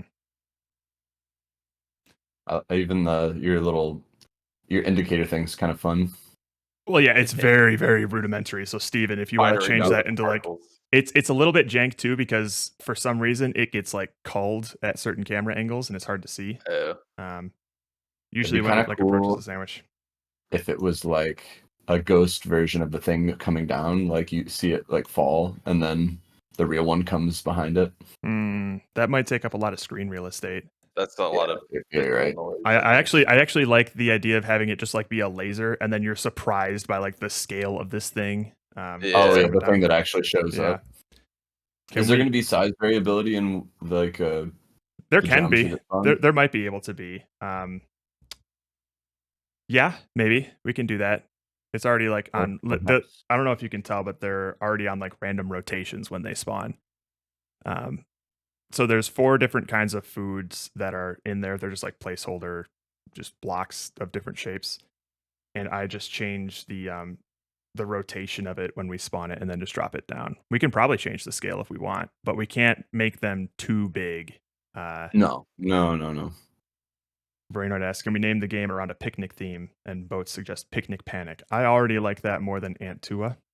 I think Picnic Panic is maybe a little bit generic, but we could definitely do something. I think something. Ant Tua colon Picnic Panic. Oh my goodness! I think picnic is a good like word to use. I think it fits the aesthetic pretty well. Is the man's name Nick? Oh, he's Picnic. Picnic's Panic. Picnic. You get to choose his panic. Jared, I think what about? I can tell hold on. What's that? I can tell the particles are. It's whenever they're over just water. That's why you can't see them. I'll see if there's something I can do to change that. Well, it's literally just a placeholder particle effect. I'm assuming that you could make something nicer. But I'm assuming that's just like something with transparency like that will always get cold or something like that. So I'm gonna have to look into it. Okay. I kind of want the Ocean Doomsday scenario to be reflected in the name somehow. What Ocean Doomsday scenario? Are you talking about like Ocean Gate, the submarine, or what?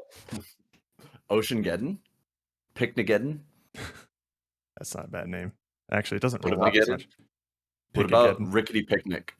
Rickety Picnic? That's not bad, actually.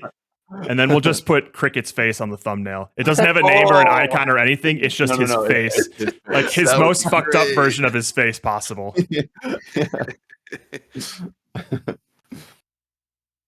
Lunchageddon. Lunchageddon's not bad. Something with lunch could be good. All right, here's What a about just compromise. Antsy? If feeling antsy.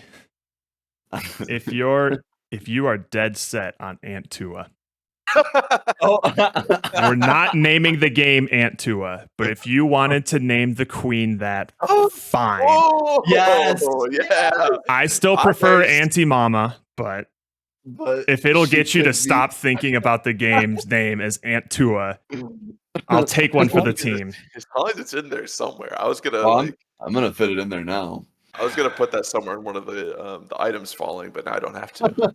Oh shit! It'll be in the intro. It'll be like an important part of the scene building. We better not regret this several years down the line and watch and play the games. Be like, fuck, why did we put that in? Oh, we'll regret That's it. so I stupid. guarantee it. So You'll regret it. I'm washing my hands of this. The fact that we regret it is funny at the same Son time. of a bitch. It adds to the comedy how cringe it is. We're so mature and so secure in our humor that we can do this. Yeah, I'm allowed to do this. We've earned it through a lot of very highbrow comedy. I almost want to take this back and say, Steven, just put it on a can label. Well, I already did put on the Dr. Comfort can on the side of it. It says may cause teeth loss.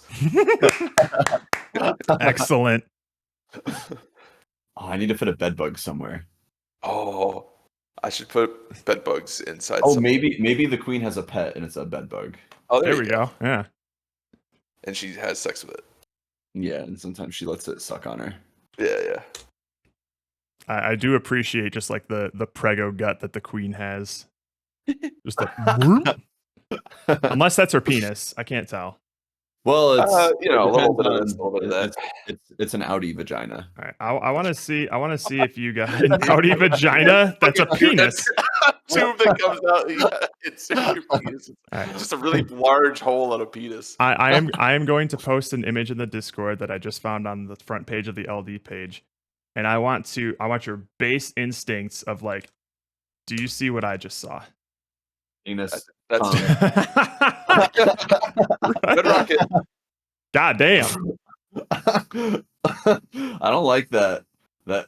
This is like a filleted grimace down here. Like if you peeled his skin off. We peeled grimace. Oh no. A peeled grimace is watching an ejaculation in the distance. You hate to see a peeled grimace. Also, are you guys encountering any frame drops on WebGL? I was not. No. I changed the logic to destroy the ants, and I do it when you see it counting down like that. It's because it's destroying an ant every frame instead of all of them at once. All of them at once, and all then of them it's in just one like, frame. Yeah. Oh, so that also just makes it more fun to watch that bug counter go. Brrrr. Yeah. Oh, boat's got 9, eh? Ooh. 9's pretty good. 9's not bad. I do feel like this game is now worthy of a leaderboard, though. Yeah. There's a skill to this. There's Yes. planning. There's quick reaction. Damn. I mean, that's fine. I have. Can we? plenty of time.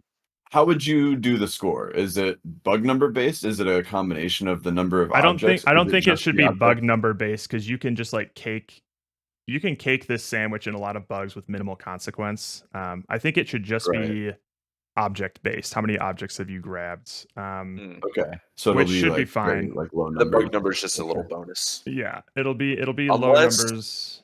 Unless it's like the majority of your points are from that, but you can, if someone ties for the same amount of objects, you can use bug number to like put maybe. them over the edge or something. I don't know. I don't like to incentivize them just like spinning around the sandwich and placing a bunch of bugs because that doesn't have any sort of consequence. Would you be able to do that for very long? Yeah, you can do it for quite a while if you wanted to try it out yourself without like trying to grab the food. Boats asked, what are your guys' scores so far? What have you been your max food I got like grabs. 20, I think. What? Really? I think I probably got like, I wasn't counting, but I probably got like 6 or 7. I think was the highest I got.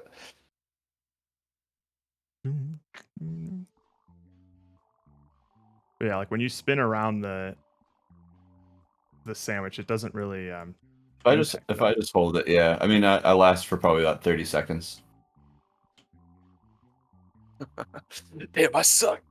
No, someone will get 20, I guarantee. Oh it, yeah, but that's it why won't we're be grabbing us. the leaderboard. Oh. I think if we can safely get the numbers, like people can confidently get into the double digits. 6. Sure. Then maybe that's all you need. Uh-huh. If things are in single digit scores, I think that's not really enough to differentiate people to me repetitive scores. Mm. Well, you can kind of have that. There are some games that have that kind of thing, right? Where like, oh man, if I just break 13, then I'll be up in like 10th place from 20th or something. I don't know. I feel like I've seen games that are like that, but I still think like we need something bug count to count for something, even if it's small. Okay, all right. Well, I think what if you get a better score for using less bugs? I do like that they can just like unfettered use a bunch of bugs. I think if I were to choose, more bugs would probably be better, because then like the high skilled players can, if they want, like kill time by spinning around the sandwich and just like randomly splatting bugs. I think the more we encourage them to use the bug painter, the more, because it is like the most fun part of the game. It is the fun. So we should incentivize them to use it more. Yeah. I don't know if I'll have time, but I think maybe the better thing to evaluate would be like the height of the bug tower, you know, or just like distance in like a sphere away from the bug tower, because like you could go extra wide if you wanted or something. That's true. Okay, I guess we'll just stick with bug count for now, because I'm not sure if I can accurately measure height. Yeah, I would prefer to spend my time finishing up this game loop and then basically using. I feel like I'll be able to have the entirety of Monday to do some polished stuff like hell yeah, like camera acceleration and some other neat things. I feel like my time would be better really spent nice. on those things than adding more like features and evaluation and stuff. you already have a way. Agreed. You already have a counter for the bug, so we might as well use it. So we just need a way to sum up the score. Right? Yep. And fix the zooming in bug. I'm making that note right now.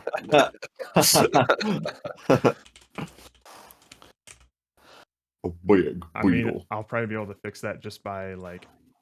I mean, just target the pole or something I'll instead. target the pole, but also just disabling player control while the results screen shows or something. Oh, that too. Yeah.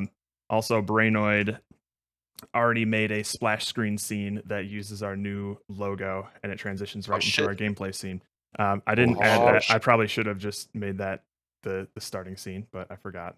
That's fine. These are all test builds, anyways. I don't need no. Yeah. I don't want to have to watch the splash screen every time I test the game. He also did another thing where, like, if you hold down the mouse button for a second and a half, it skips the splash screen. Oh. Damn. And he has like a little indicator in the corner. He's making us look bad. Holy shit, dude. That's impressive. You're like 1 point per end is fine, then make the food like 100 plus. That makes sense, yeah. Because I was getting around, like, before my tower would fall, I could get around like 1,000 to 2,000 ants on the sandwich. Mm-hmm. So I wouldn't want that. I guess that won't. Once you have that many ants on there, you at least have like 4 or 5 pieces of food. That should be fine, I think. The thing is that nobody should be able to focus solely on ants and beat somebody who's trying to get food. Who's getting food? Yeah, that's the only thing. We'll just have to balance those points. So I think we can add those points in there. But I want to show them how their score is calculated, Andrew. So on the results screen, we'll have to do like list out like food grabs and then like ants placed, and then have like a summation line or something, and then it'll be like total score. Yeah. So it'll be like food, and then it'll be like the individual value times the number that they got. I can fill those values in, Yeah. And then ants times 1, and then we'll sum it up. Okay. Yeah, I think did we do something like that for Dude Ranch? We Or no, we just did. listed the different numbers of the different boys Yeah, that we you just got. had the different numbers of the different boys. We didn't really say their point value, I don't think. But just have like the mathematical symbols there, and then I can add the values in because those values might change. We don't want those baked into the asset. Right. Okay. Where are we I'll at on probably- intro progress? Asks Brainoid.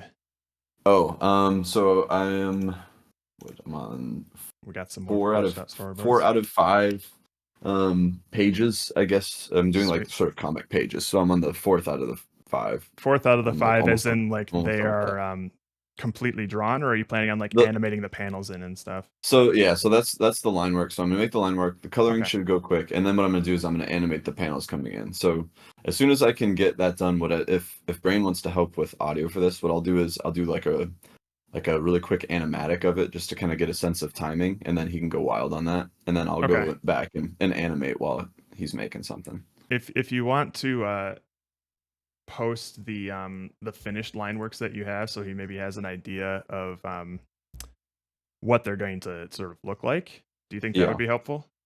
Well, they're in the Discord. Do you want me to put them? Okay, so it's just those two right now, the sandwich eating one and the charge.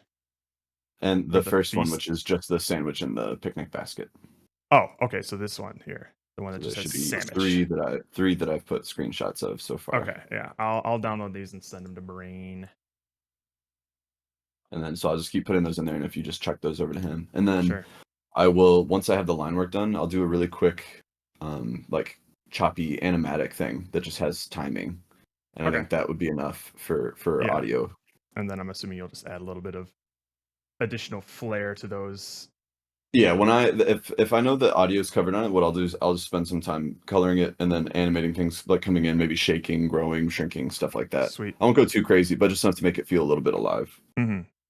It's alive. And then there will be plenty of space to come in and do your voice acting later. Yay. But that's like for 7 a.m. type of a thing. That's got some 7 a.m. energy written all over it. Yeah. All right, what did you do here, Brainoid? A dictionary with particle systems, either in the scene or prefabs we can instantiate. In this video, I'm spawning them attached to random given objects. It looks for the mesh render, then wraps around it. We want that behavior. Interesting. Let me see. Whoa. Oh, interesting. So you can spawn like a particle on the object itself. Whoa.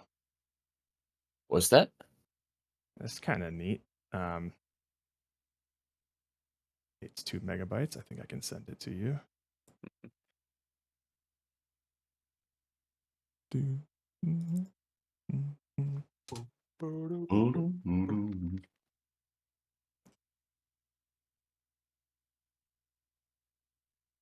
You took the food shine. Oh, This is a food idea. Dictionary with particle systems. So, I see. So it's just you're not like having to attach the particle system to each object or anything like that. Yeah, Is that you what this just is? you just like tell the what particle you want to like. Yeah, VFX manager And then instance it'll play just VFX attached. instantiate it. Yeah, Interesting. it'll That's just cool. it'll just play it. Wow. That's dope. That's pretty neat. How neat is that? That's pretty neat. What were you saying? Yeah, so like VFX type dot food grab. I see. We're gonna need some sort of unobtrusive sound effect for when we grab food as well. Right now it's just silent and it just like dink stops falling. Okay. So we'll need a Food sound grab. effect and some sort of like VFX for it, I think. Yeah. Food.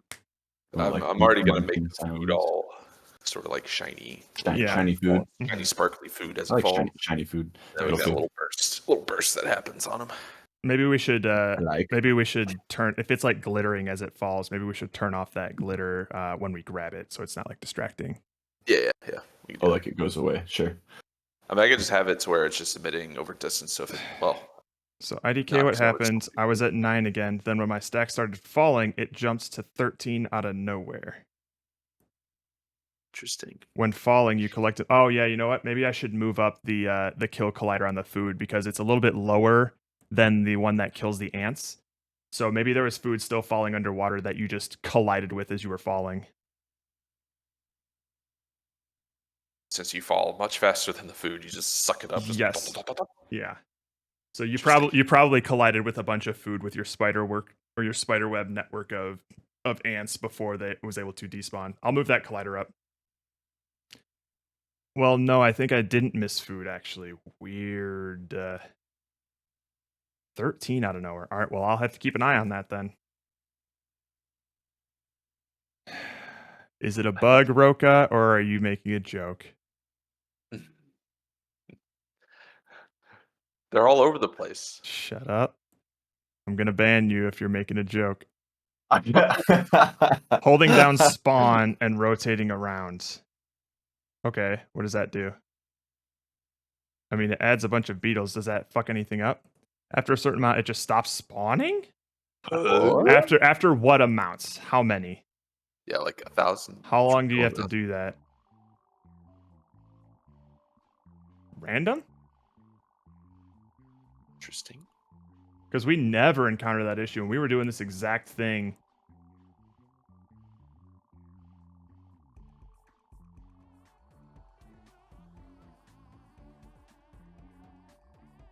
Could be an issue with the web build. When you say random, is it like maybe after 10 seconds or maybe after like 30 or maybe after like 5 minutes?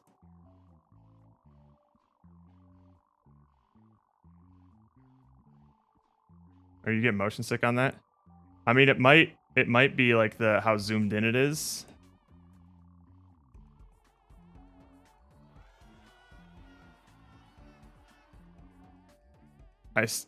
It stopped at 54. I also only get like 10 FPS. Whoa, what browser are you using? I'm having a better computer, Roka. Huh. Do you have GPU acceleration? Chrome. I'm also using Chrome. A lot of people seem to have an issue playing WebGL games on Chrome, but for some reason I never do. I'm not. I never do either. Maybe that works on maybe try Firefox? I don't know. Gasp. There is a possibility like some people do just struggle playing WebGL games, even like the ones that are that work fine for us. Yeah, just sitting and spinning. Yeah. Probably if they get points for doing it though, then they'll do it, is what I'm saying. So we should probably make sure that nobody gets motion sick from it. Let's see. I'll have to think of like what you can do their to own mitigate sort that. of weakness. Well, I don't want to discourage someone who wants to like get the highest score in the game, you know? Yeah. What could we do? I mean, you just need something maybe not moving on the screen to like fix your eyes on. You know what? It's probably. I wonder if it's the static skybox right now. I was wondering that maybe too. So maybe once we add like the background stuff, every object I looked at IRL looked like it was falling like down like the sandwich. It's like, oh, that thing looks kind of off balance. I wonder if it's the water too, Steven, since we added that. If maybe that's like, I don't know. Before we added all that, when I was doing the spin on just you were getting poopy dizzy. white capsules, I was getting dizzy when I was making my big vortexes. That's right. I mean, I could turn down the camera movement a little bit, but we can see if like camera acceleration can fix that. Yeah. You think minimum zoom is a bit too close? Fine. Yeah, I'll turn down the spin a little bit, but I'll also, when I find the time, try to add some like acceleration or something. Or like some smoothing, you know. All right. Camera holder. Rotation speed, we'll set it to like 150. We'll drop it by like 25%. So it just straight up doesn't work with GPU acceleration turned off in browser. I would imagine that. I think most of our games don't. Okay, so I had turned off GPU acceleration so I could screenshot a streaming service. Oh, is that how you do that? I didn't know that. Oh. Interesting. Yeah, I don't think I'm too concerned with it not working if GPU acceleration is turned off. I think most people have that on in their browser, and even if they don't, we'll have the download version for them. I think if you want to play any games online, especially something that's made in a weekend, you're gonna want GPU acceleration on. I just learned something too. Did you guys know that? I did not. If you want to screenshot something on like Netflix and it makes that black screen, you turn GPU acceleration off and it lets you screenshot it. Really? How about that? Crazy.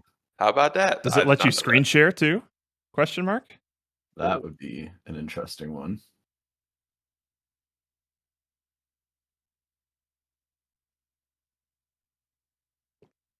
All right, I will.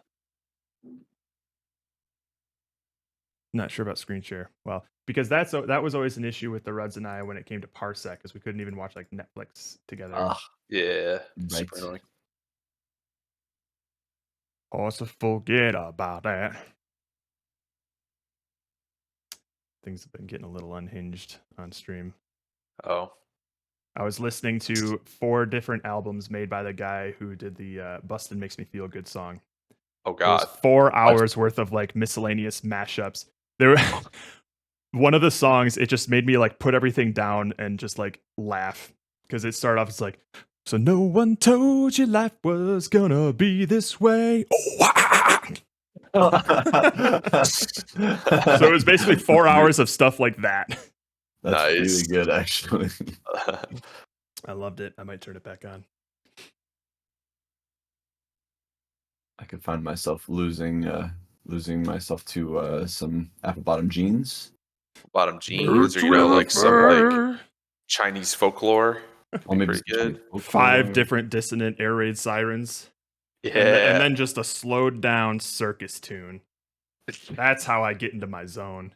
That's the sort of stuff I like. For the sort of people that like that sort of stuff. That's the sort of stuff they like.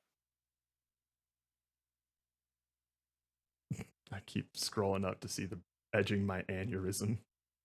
Oh my goodness. Ridiculous.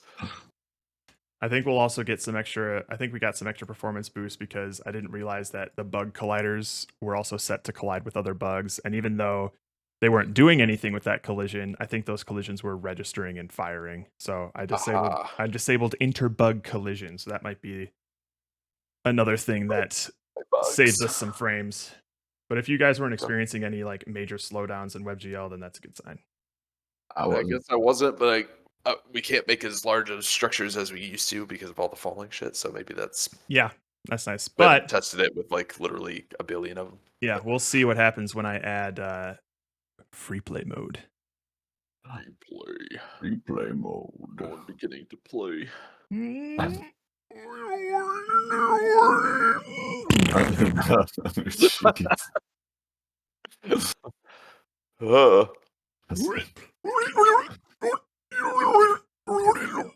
Dude, that actually sounds like a sphincter vibrating. Yeah, I don't know.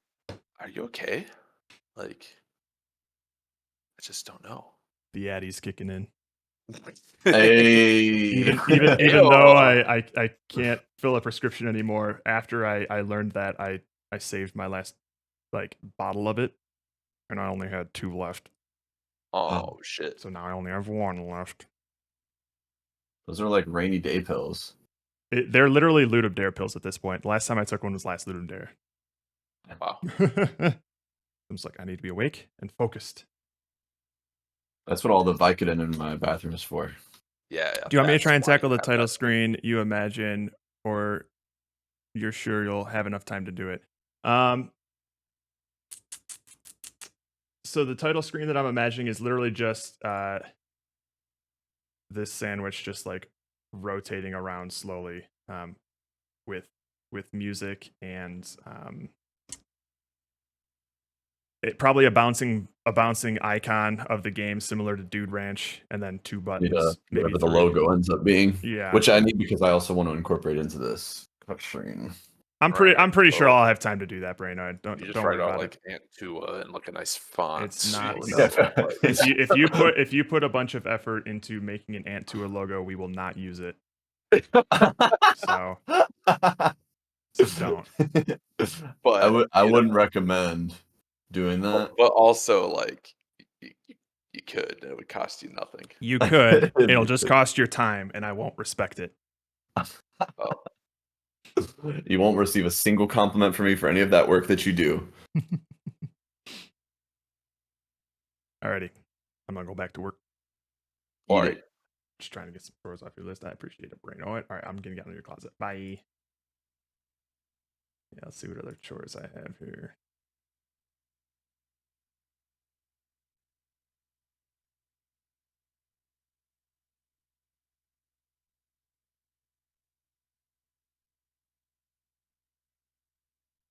Yeah, I mean that would be nice if you do have time, or if you're available.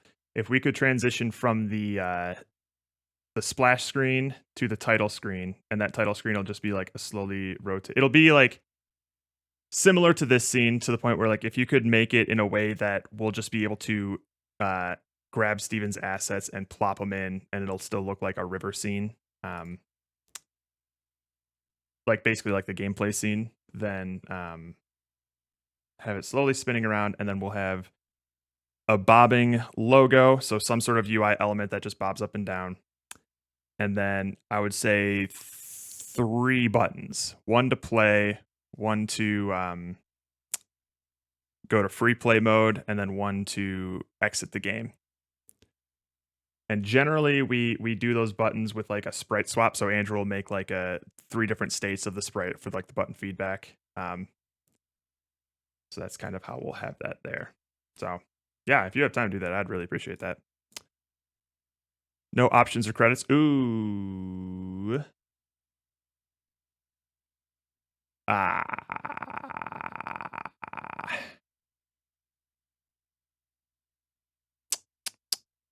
The only option that I can think of having would be like a volume slider. We might just slap that on the title screen itself, like in the corner or something.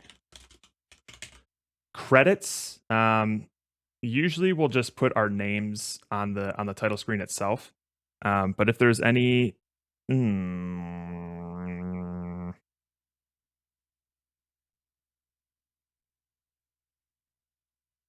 if there's any samples that you've used in your audio that you think would need like a shout out in the credits, just let us know, and we can maybe put together like a credits page in the game, or like on the itch or Ludum Dare page. But for now, let's plan on just like the 3 buttons, and then maybe we'll slap a volume slider in there. So if you would want to work on a volume slider, I do have like an audio manager that I've oh sweet, that's awesome. I do have an audio manager that I use to play all of like the music and the sound effects in the game, and they all use, we have a, where is it? It's in the Ludum pre-code, the pre-code here. Audio manager. We have a an audio mixer already set up, and when I play any sort of audio, I specify which track it should go to. So the background music obviously goes to BGM. The SFX music goes to SFX. So it would be cool if we had like a master BGM and SFX slider, but master would just be fine as well. For now, I think just the title screen we'd appreciate the most.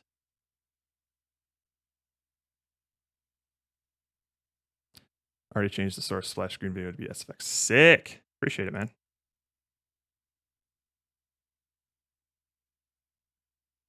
Awesome. I'm going to hit the bathroom. I'll be right back. And then I'm going to get to work on the game over state, and then just displaying like a generic UI element. Actually, you know what? While I'm here,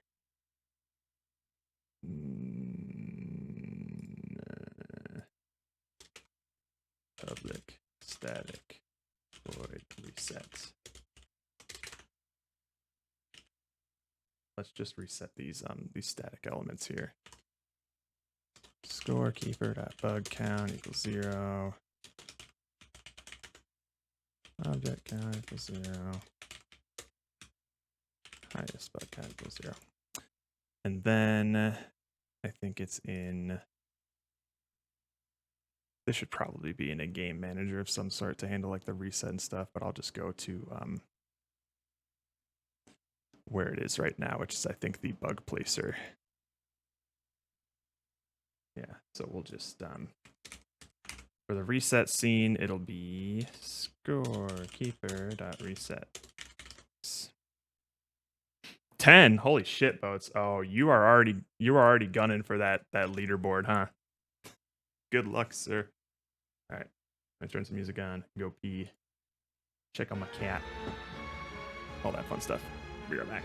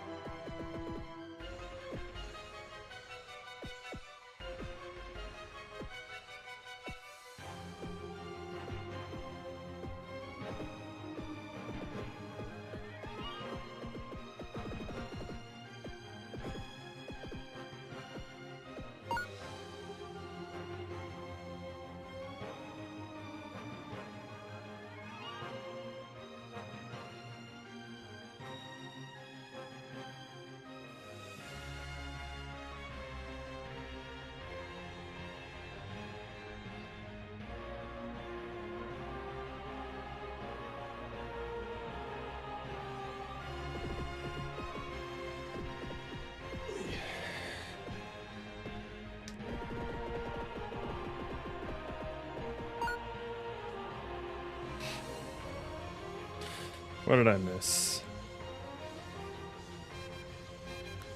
After playing a bunch of times, it's happening kind of frequently where all the drops are too much on one side and it feels like there's not really a rush to do get bounce fast enough. Okay. Let's see.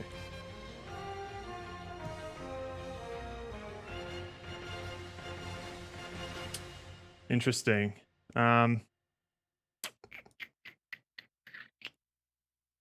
Yeah, it is kind of random. Maybe I can make it a bit more pseudo-random to where, like, I can keep track of the last spawned object and make sure that the next one spawns a certain distance away from it. Yeah. I'll maybe look into those sort of balancing things. Let's see here. I'll add it to the list. Spawn objects, or spawn foods away from last spawned food. Because I already have, like, some, I think, detection in a previous script that I wrote that can make sure that things are properly, like, spaced out. But that was for when I was randomly generating, like, trees and foliages and things. So, get this Plinko off after Cabbage Gatekeeper gets one more point. Alright. So yeah, maybe I'll do something like that. Good call, though. See, that's why it's great to play test. Oh my god.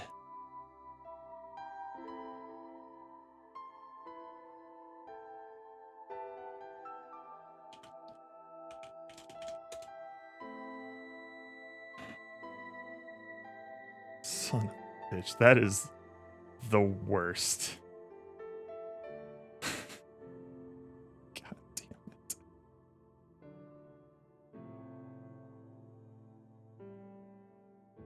I bet you guys cover art so you don't need to worry about that anymore. But enough to make so it's not super frequent, but I feel like the score chasers will encounter it frequently, right? And we don't want those kinds of things to, like, make it less fun for them. If it's a simple fix. It's not like a mission critical fix right now, which is why I'm probably going to save it until I have a full game loop. But it'll be on my list of things to work on.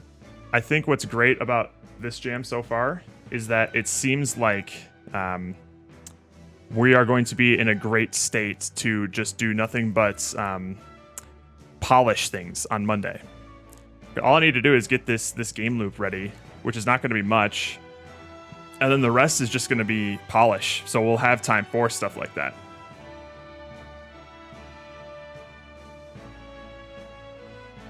The gameplay is there.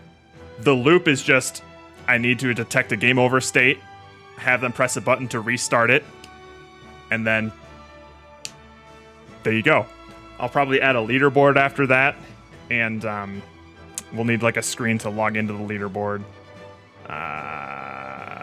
And yeah, that'd basically be it. Yeah, I have a list of things here. We have title screen, leaderboard, integrate Steven's art assets, which usually the Reds do on their own. We need a sound effect for grabbing food, a game over state, a results screen, some sort of tutorial sequence. So it'll probably just be like some UI icons that disappear over time. I'd like to have a freeform mode, change the name of the game, increase food spawn rate as time progresses, camera acceleration, look into music not starting for some reason, or kind of, that's a bug. Have a volume slider. We already did that. Static values don't reset on scene restart. Got that. Fix zoom bug on game over. Yeah, it's just a bunch of small bugs and polish things. There's not a lot of, like, new stuff to put in now. Roka's not jamming too. Yeah, it's gonna be a lonely LD. I'm sure we'll see you guys on the playtest streams, but who am I going to give preferential treatment to now? Alright, let's do the...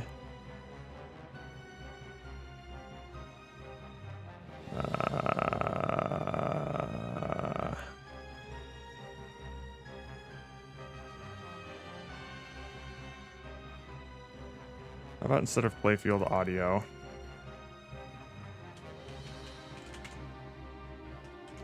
Let's call it the playfield manager. Fuck it. There's always Pomo. I guess there is.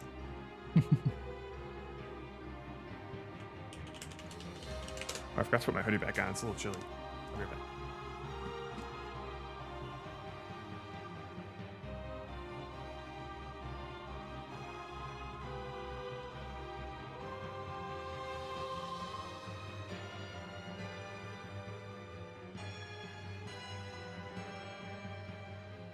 Nice and cold. Autumn's coming. Yeah, damn, same here. And then my girlfriend's birthday yesterday, and I mostly was on focus on my own project. That's fine. A fish game where you spin around. What does that mean? Fish spin. But yeah, like I said, Roka, I totally relate to your reason for not participating. I was like just below the cusp of being burnt out in that regard of like, but work's so busy and I just want some time to relax, blah, blah. I was like teetering on that. But I always know like this Ludum Dare is usually the only times during the year where I actually get some hardcore game development in. And I didn't want to lose that. So it's just a very personal thing for me.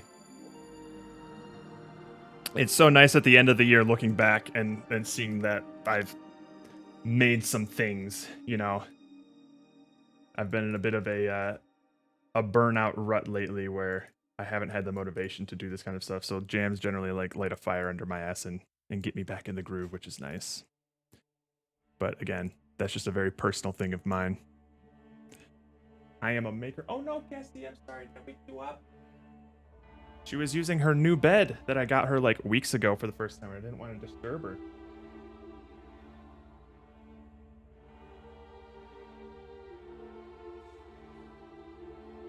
Oh, she's down there. You can't really see her. She's licking her feet. I 100% get that. And there's something driving me to want to leave this job even more that is preventing me from participating. Dude, I totally feel that. There's something about being like at a job you don't like that, even if it's like not super busy. Like my job at Zynga, again, I loved Zynga. The people who work there are great. It just wasn't the work that I wanted to be doing. When you're working on stuff that you're not particularly passionate about, and that kind of applies a little bit to my current job as well, it can just drain your energy just existing in that job day to day. Even if you're not like crazy busy, it can drain your energy for like everything else that you do in life. It sucks. Ooh, oh, this is your spinny fishing game. I see. So it's not a fishing game, it's a fish game. Oh, this is great. Ooh, I'm always a fan of weird traversal mechanics. Hi, you can land on the cloud. That's one time thing too. Does the flying thing do anything yet? That kind of reminds me of Kuvimon's like farting game, where like you have to position yourself in a certain position and then launch yourself at the trajectory. Not in this bit. Gotcha. All right. We are in. Hello, baby. Hi. Would you like some treats? You know what? Let's get you some treats.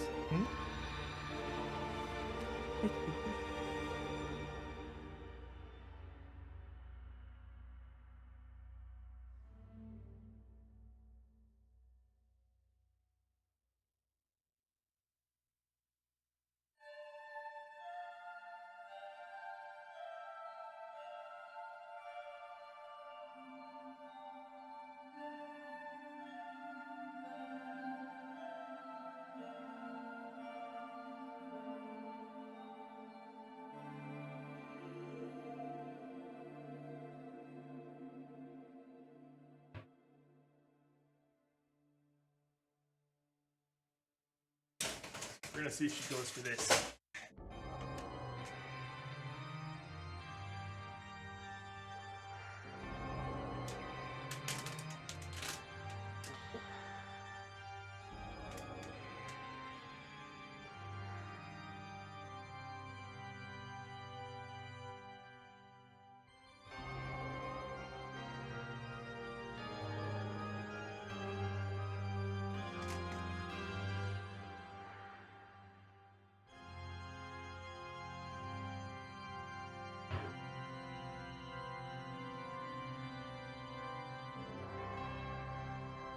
first more people.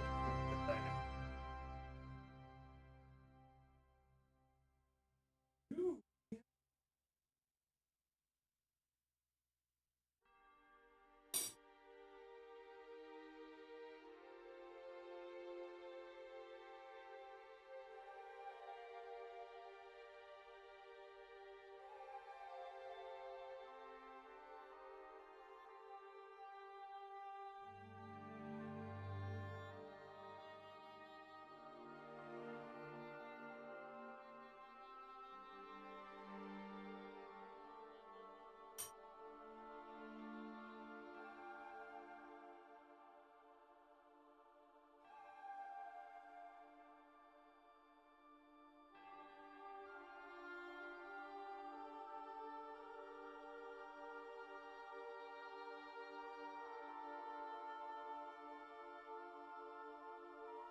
Want to make a goofy physics platformer game, but like forbidden type level design that's hostile abusive. Ah, getting over it kind of thing.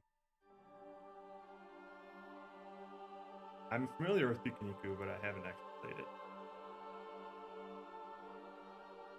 Did you get him? Get him all? Huh?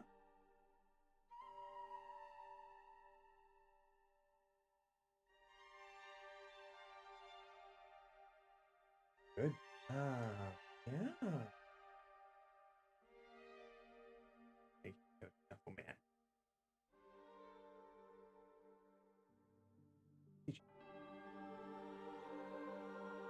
Okay, it's about turn time for you, but I didn't think you went to sleep. I don't want to have you throw up after dinner. You'll have to wait a bit, okay?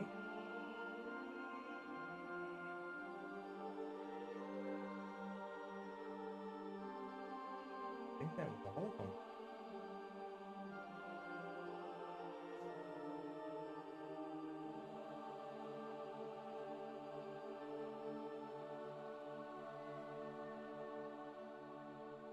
Yeah. I forgot I had the Casca emote.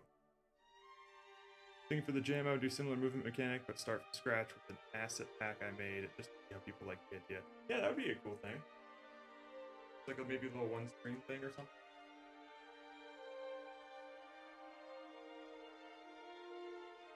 I mean, I'm always kind of a fan of platformers with weird traversal mechanics like that. So if you ever wanted someone to playtest it, I'd be happy to.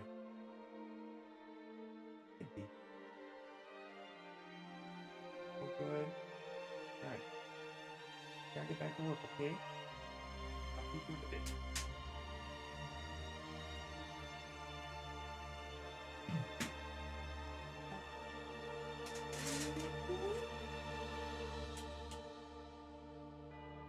There she goes. Oh wait, my tea. Shit.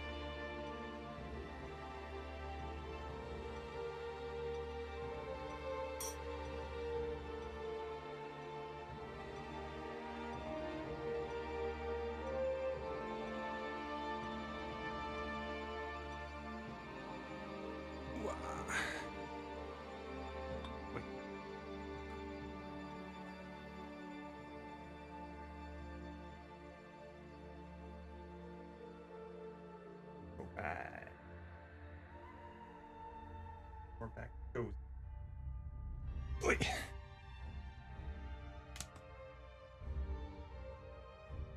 Sweet. Sounds good, boats. Alright. Game over time.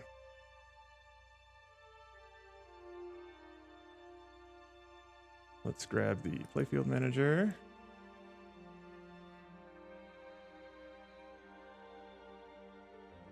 And this is on the playfield, right? It is. Okay. So we'll just have a... What kind of collider do we have on the playfield again? Oh, it was on this thing. On the cube.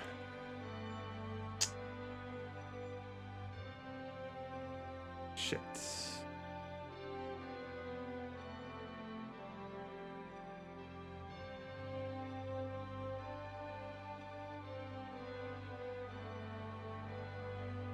In that case, then, we'll need a different script.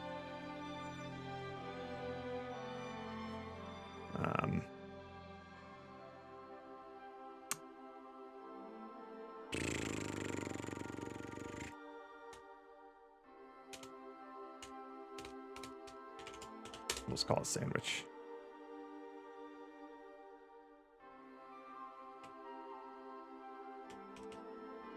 All right, so... Actually, what are we doing here? We don't need this.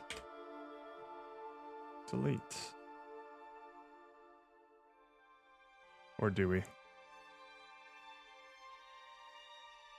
I think we do. Fuck. What is that here? Because we want the trigger. So we already have a food plane or a food kill plane. Right. If anything collides with it, it destroys it. I would also like it to be if this sandwich in particular collides with it, it starts a game over sequence. So first we'll need a UI element. Canvas, we got the bug count, we got the object count, cool. Game canvas, and this will be UI, we'll do, I don't know, an image.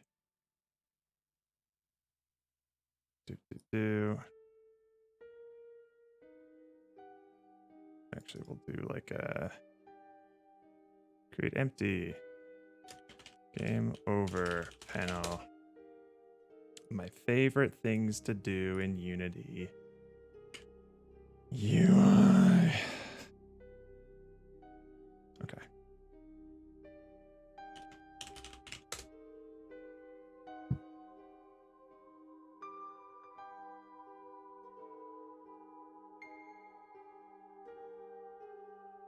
What? No.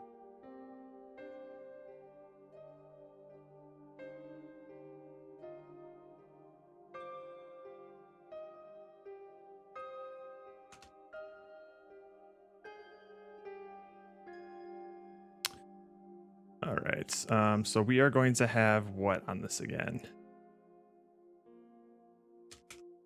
Food point value, food quantity, ant total, ant used, and then the ant point value.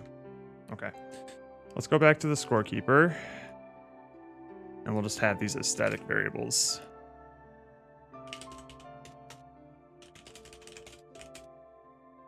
Object point value is equal to, like, say 100.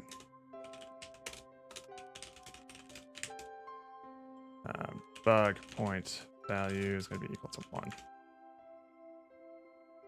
Okay. That's fine. So, let's get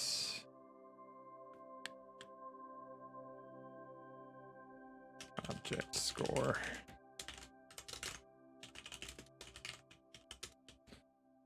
Dot.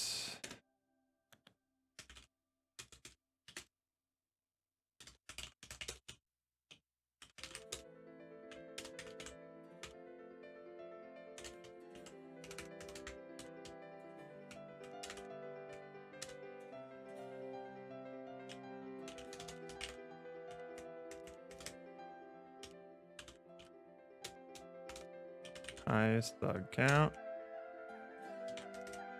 Bug point value. Public static int get total score.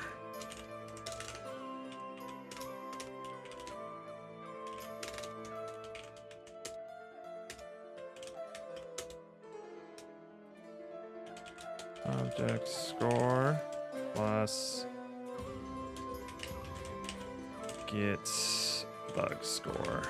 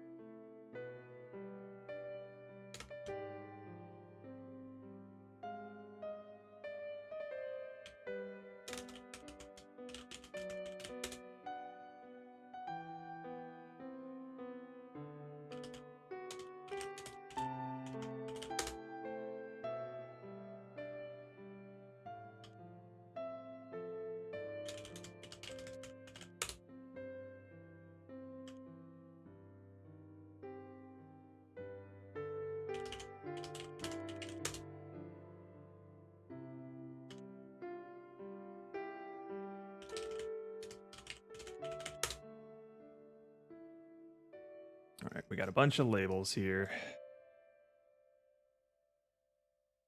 Bug count label, bug point value label, bug score label. We're just going to put these around right now. And then I will move them to their proper positions once Andrew finishes the layout for this menu. Okay.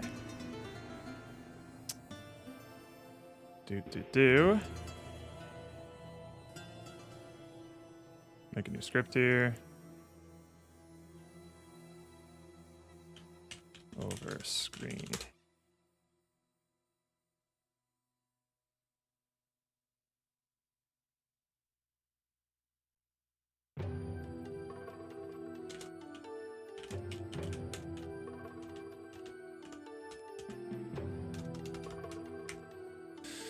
All right.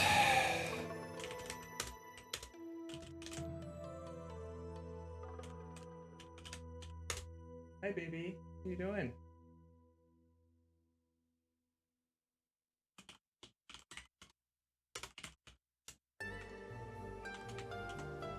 Let's do this. Move this Unity thing over here. Actually, no, we'll keep Unity in the center. We'll just change monitors. All right. Get the bug count. 2, 3, 4, 5, 6, 7.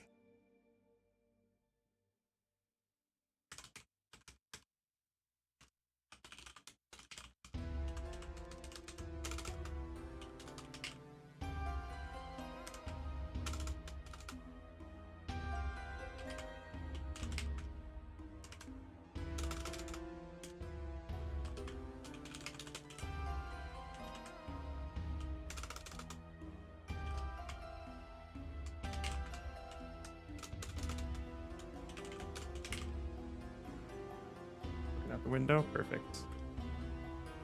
All right.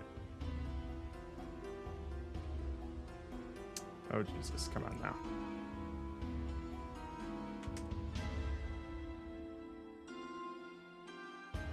All right. I think we can just do this on enable.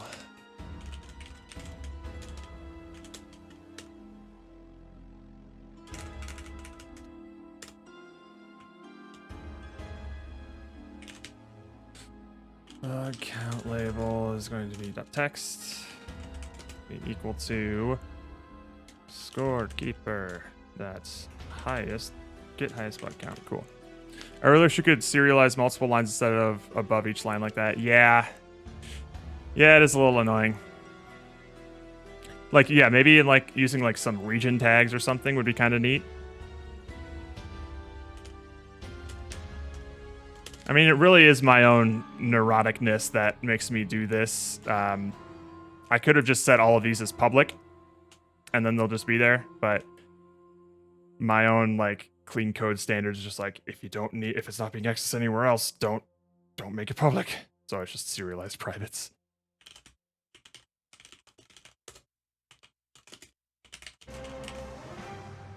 Yeah, it's my own neuroticness. Like, there's no rational reason as to why I do it, except to just please my own brain. Point value label. Right. All right, it's just get bug. Oh wait, I guess it's just like bug point value dot toString. This dot bug score label. Respect. Hey, dang. You have the same brainworm as I do, Brainoid. Score dot toString. This dot food count label dot text equals scorekeeper dot get object count. Depends on my mood. I feel that.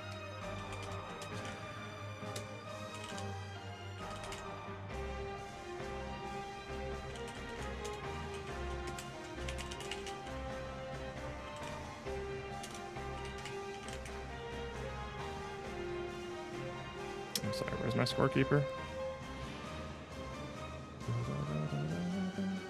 Object point value, right.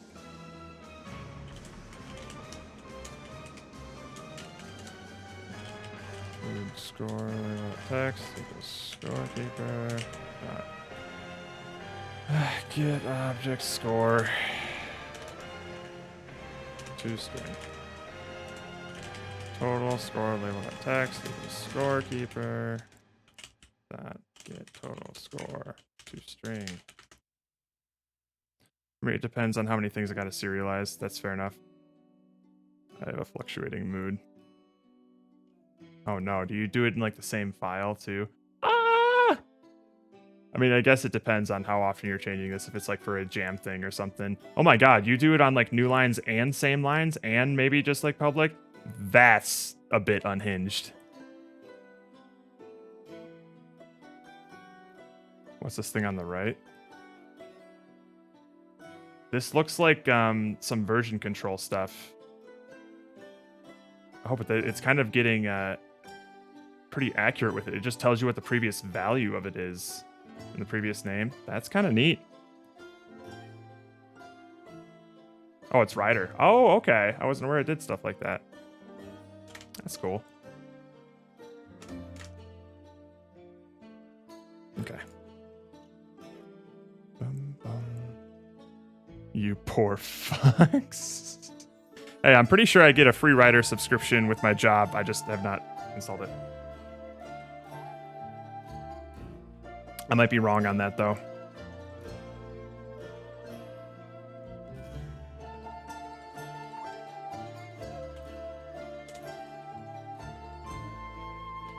Bug count label. Bug point value. Bug score. Food count label. Food point value. Food score. Total score. All right. So that'll be on enable. Now we go over to our sandwich class.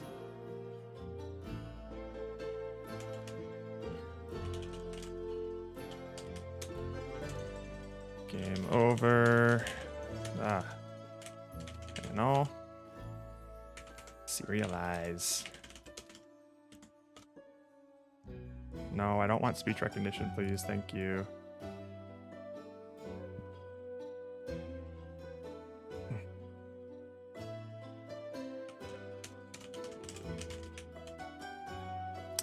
On trigger enter, is that right? Or is it on collision enter? I believe this sandwich is a trigger, right? I was working on a similar Strickling thing called milk. Alright, this thing is not a trigger. I can make it a trigger. but triggers can't collide with each other. Hang on. Let's just do collision, enter.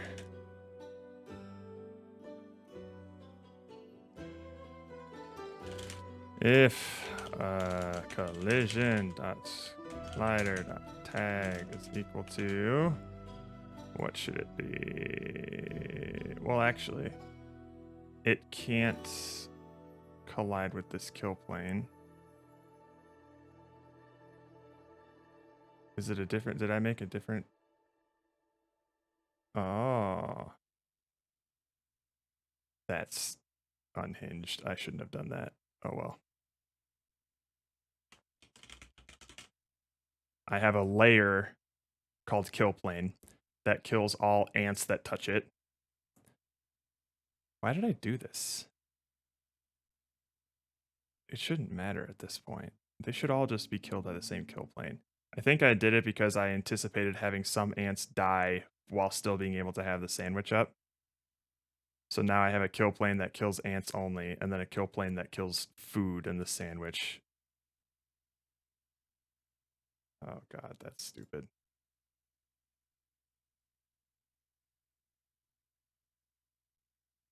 Alright, let's go to playlists here. Let's go to some of the Game Jam tunes.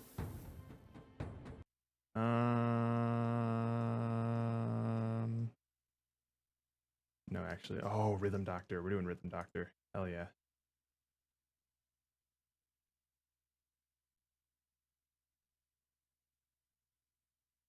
Okay.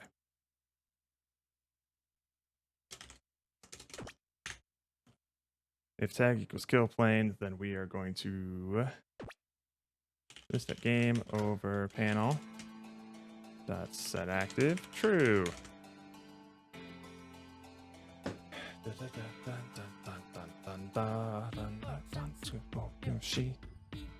BGM is background music, correct.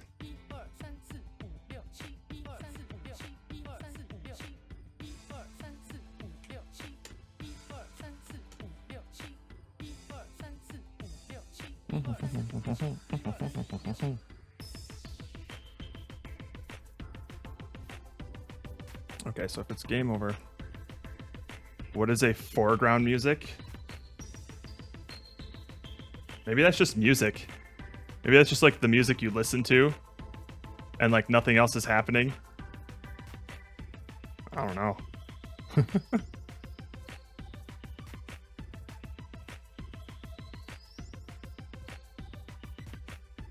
Because I would think that like background music defines music that would play in the background while you do something else. It's like it's the equivalent of like a second screen game or video. All right, hang on. I didn't set this. So first of all, I have to set this cube. Sandwich. And then the game over panel. This. All right. Let's play around. It's like musicians in a restaurant. No, it would probably be more like, yeah, musicians in a restaurant I think would be background music.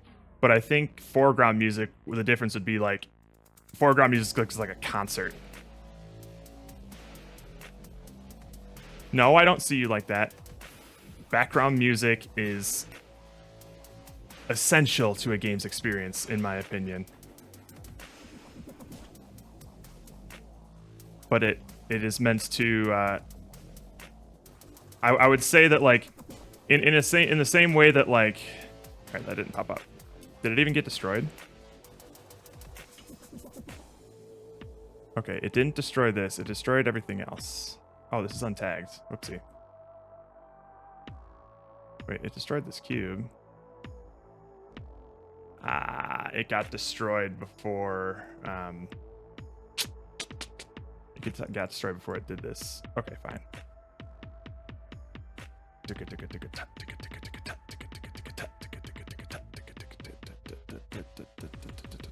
You know what? We're making a new layer, a new tag.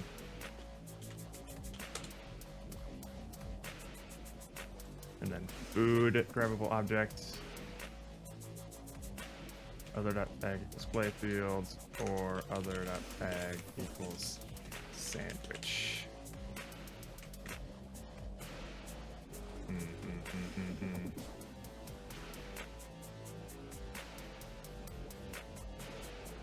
Foreground music is when you try and listen to jams, but the car next to you has their music at 110% and their windows down and their bass boost. Hey, that's not a bad description of it. Good job. Sometimes I'm that guy when I'm in a grumpy mood and I'm on my way to work. Sandwich. Okay, so let's go to the food kill plane again. This is so stupid. All right, we'll put this logic in food kill plane instead. This is some gnarly code.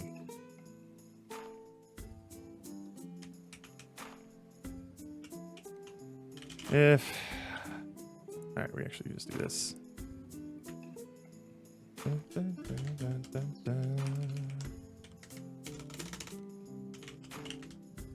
Man, I really fucking loved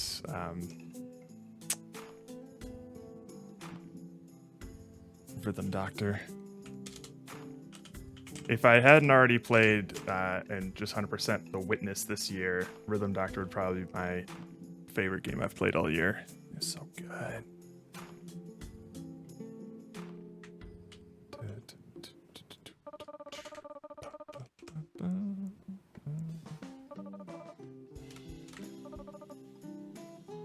Wait, no, this on trigger enter happens. So I think I can just do this.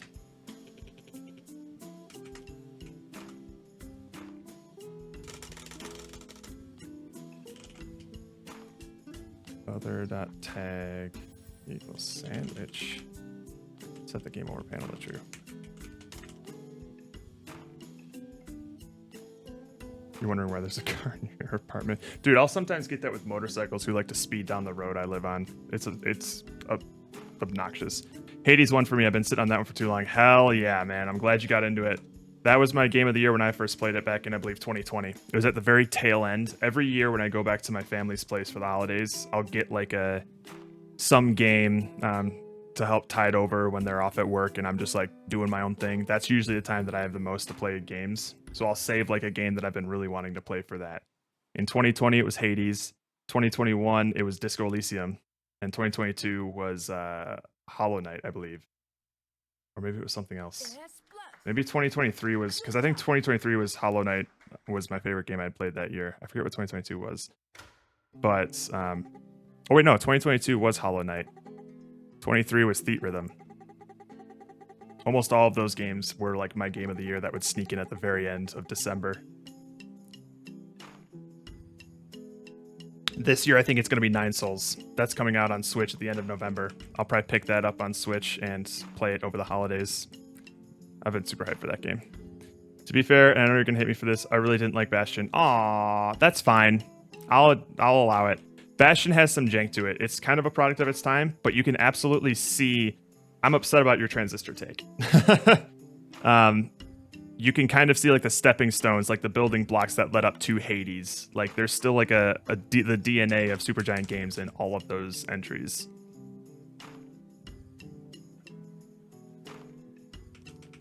All right. I think this should work. I think I don't need sandwich class anymore.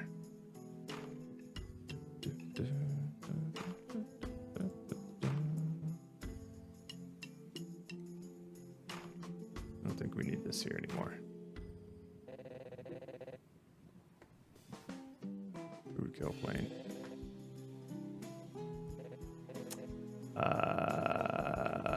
We just need to set the game over panel.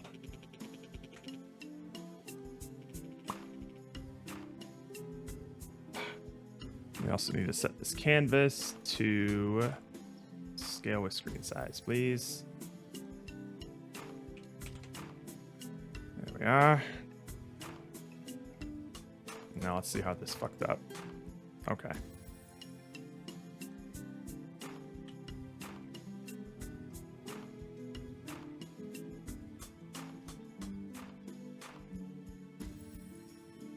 Got about anchor points on this fucking thing.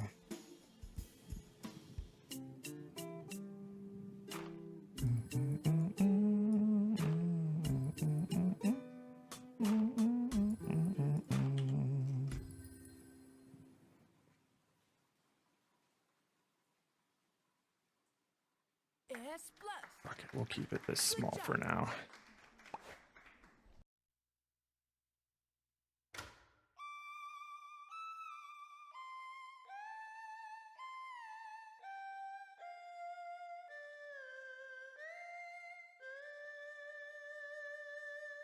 Ugh, I hate working with UI stuff. It's so tedious, but it's always like the first thing that players notice, so you do have to get it right eventually, but I'm just fucking putting these labels on for now and plugging them in. Alright. I don't feel it so much for Bastion, but I can def see the DNA in Transistor. You see a lot of things in like the way that you can like alter the difficulty in Bastion with like certain alters and things. And definitely the way that you can customize weapons and stuff in Bastion are similar to like aspects in Hades, like weapon aspects. I also just like the idea of having multiple different weapons that play very differently and change your playstyle is very Bastion-esque, I believe, in my opinion.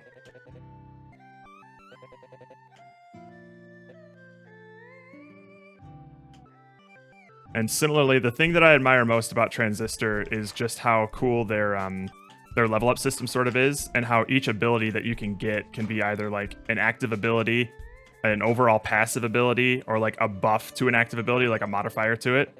They all share like the same sort of you use the same ability thing for them. Oh, these are all white. All right, let's change the background here. You can use the same ability to what am I trying to say? To modify it in a bunch of different ways. I guess a little bit with the narrator. Yeah, the narrator in Bastion Hades as well, but that was also in Transistor. There's actually, if you play Bastion again, you'll notice a lot of similarities. Like the combat is a lot less refined than Hades, but you can kind of see the DNA of Hades there. Oh, fuck me.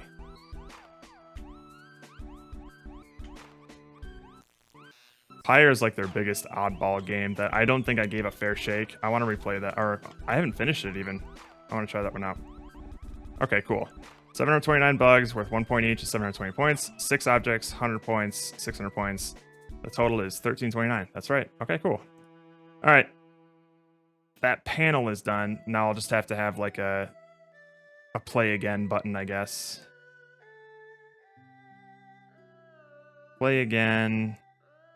And maybe a return to menu. Why not? UI, button, button, button. Oh, this is a great song. Oh, wait, no, the one after this is Write More or Care Less. I wish I could care less or something. I think it's the name of the song. Yeah, get started on your game, boy. I remember there's some different weapons and that's it. Yeah. Yeah, they went and made like a multiplayer sports game, or a visual novel sports game. It's very visual novel focused as well. It was way outside their wheelhouse. I did not give it a fair shake enough. I think I just got distracted playing other games at the time. I enjoyed what I played of it, but replay, and then another button. Menu. The menu button won't do anything yet, but we'll have that replay button to reset the game. Where is that again? That's in the bug parent here. Or we'll just do our own thing. Go.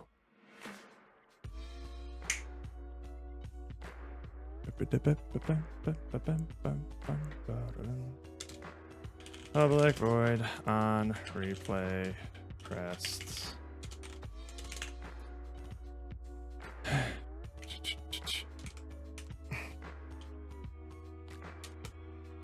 I think I can just do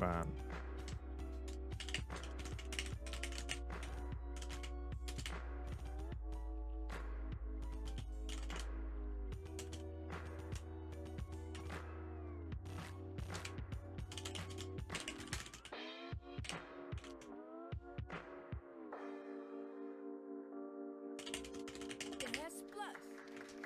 Good job.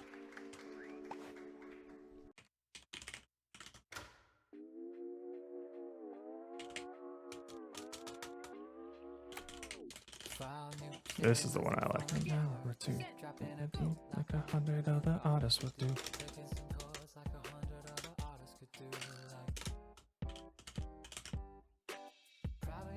Get acted, scene,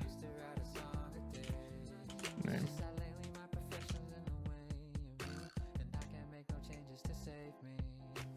Write more and care less. Wish I could write more and care less.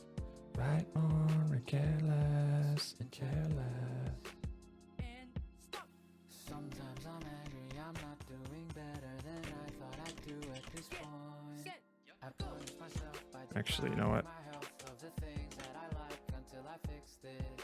But it doesn't really help, I just get more depressed. I do even less, cause I can't work when I'm stressed.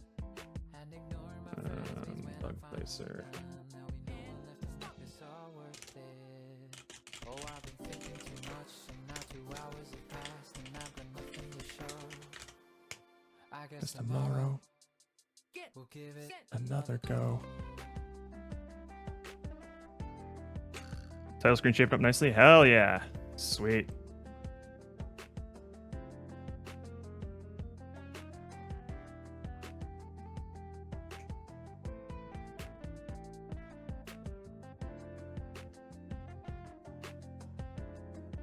You're doing the Lord's work, Brainoid. S plus. Good job.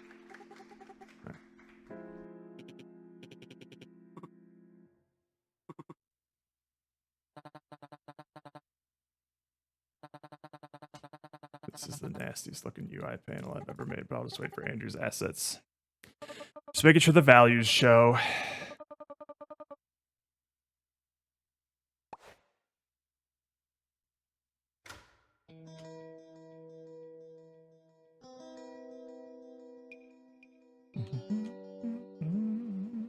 Get set. Go.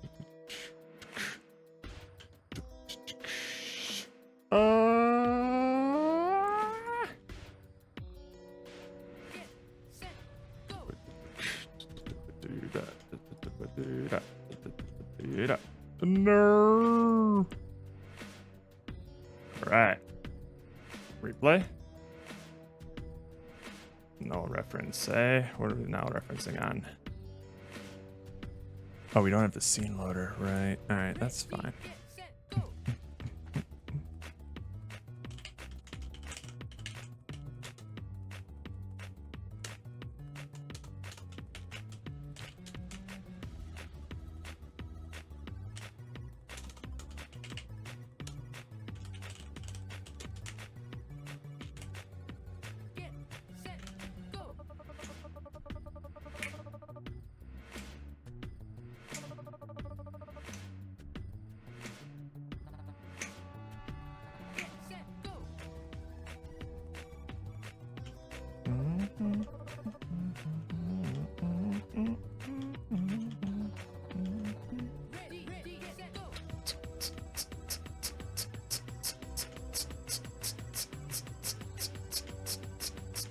That was a bad idea. That was a bad idea. Why did I do that?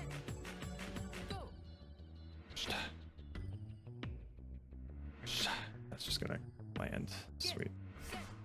Oh! Alright. Then we'll hit replay.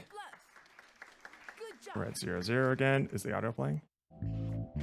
Alright, cool.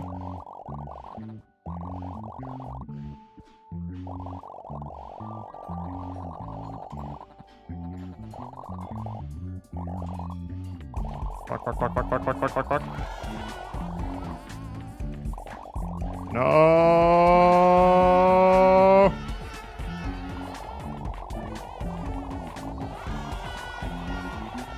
Dead.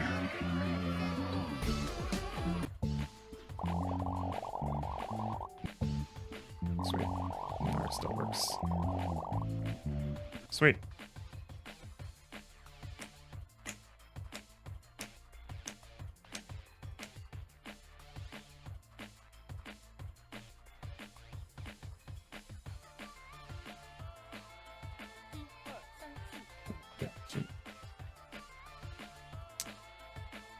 New storyboard coming your way, Brainoid. Get set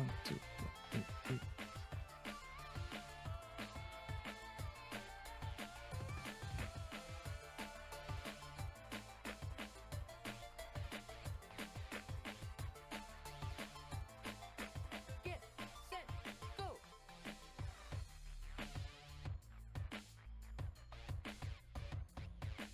一二三四五六 Beast.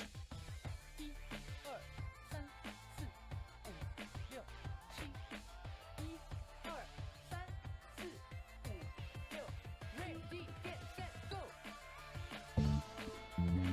We'll do this one more time so I can get a screenshot for Andrew. What values he has to work with on the results screen.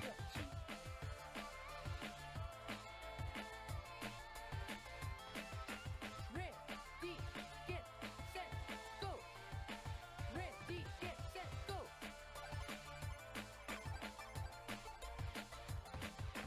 Ready get set go. Oh. And stop. S plus. Good job.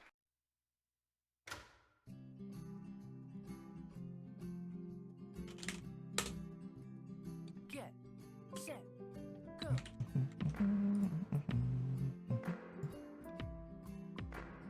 Ready get set go. Ready get set go. Get set go.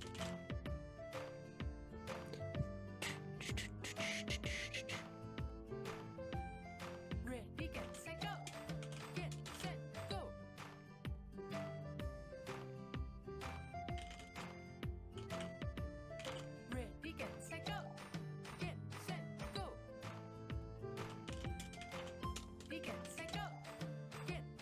go. Ready get set go. Get set go. Ready get set go. Get set go. Ready get set go. Ready get set go. Ready get set go. Get set go. Ready get set go. Get set go. Ready get set go. Get set go. Ready get set go. Get set go. And stop. Get set go.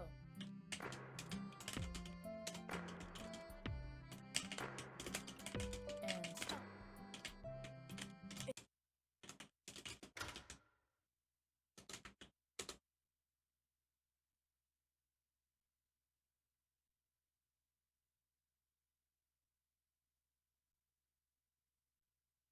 All right, this song is weirdly muted for a little bit.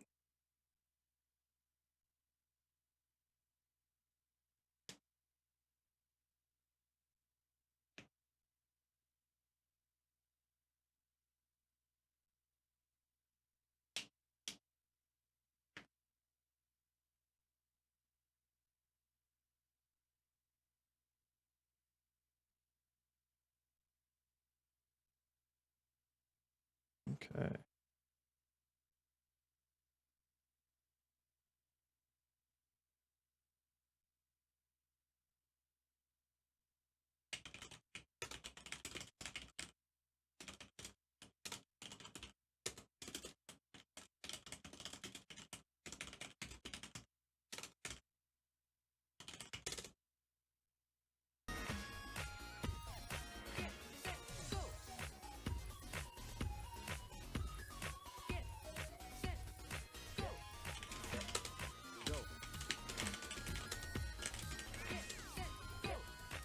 Am I using sandwich for anything?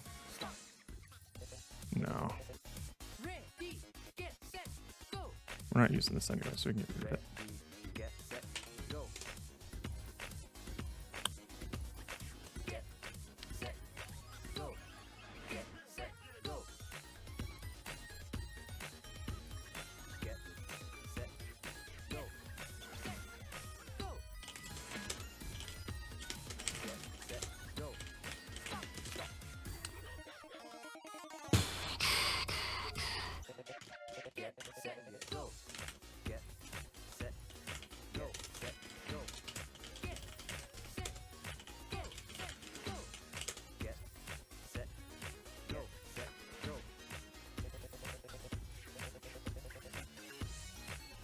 Do we have the sexy queen image somewhere handy?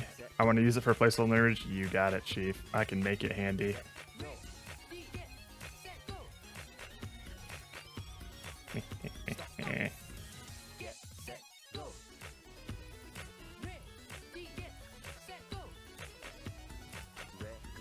There you are, sir.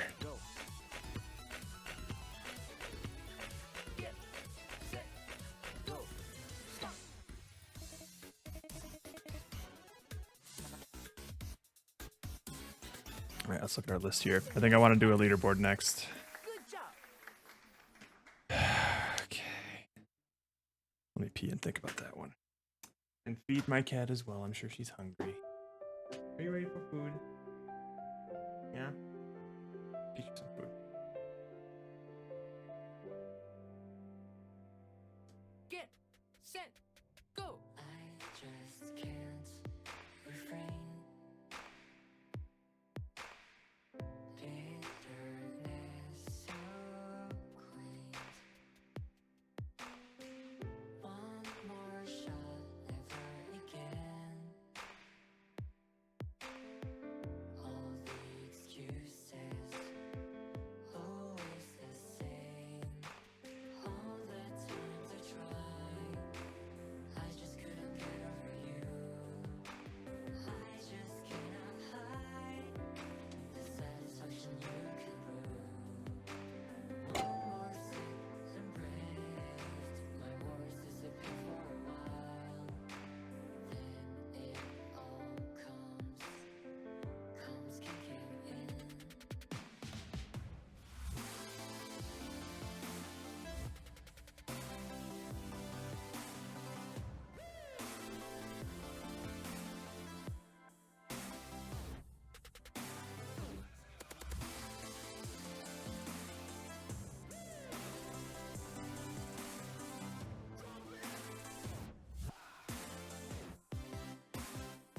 And stop. Get set go. They told me it's alright. Nice shot!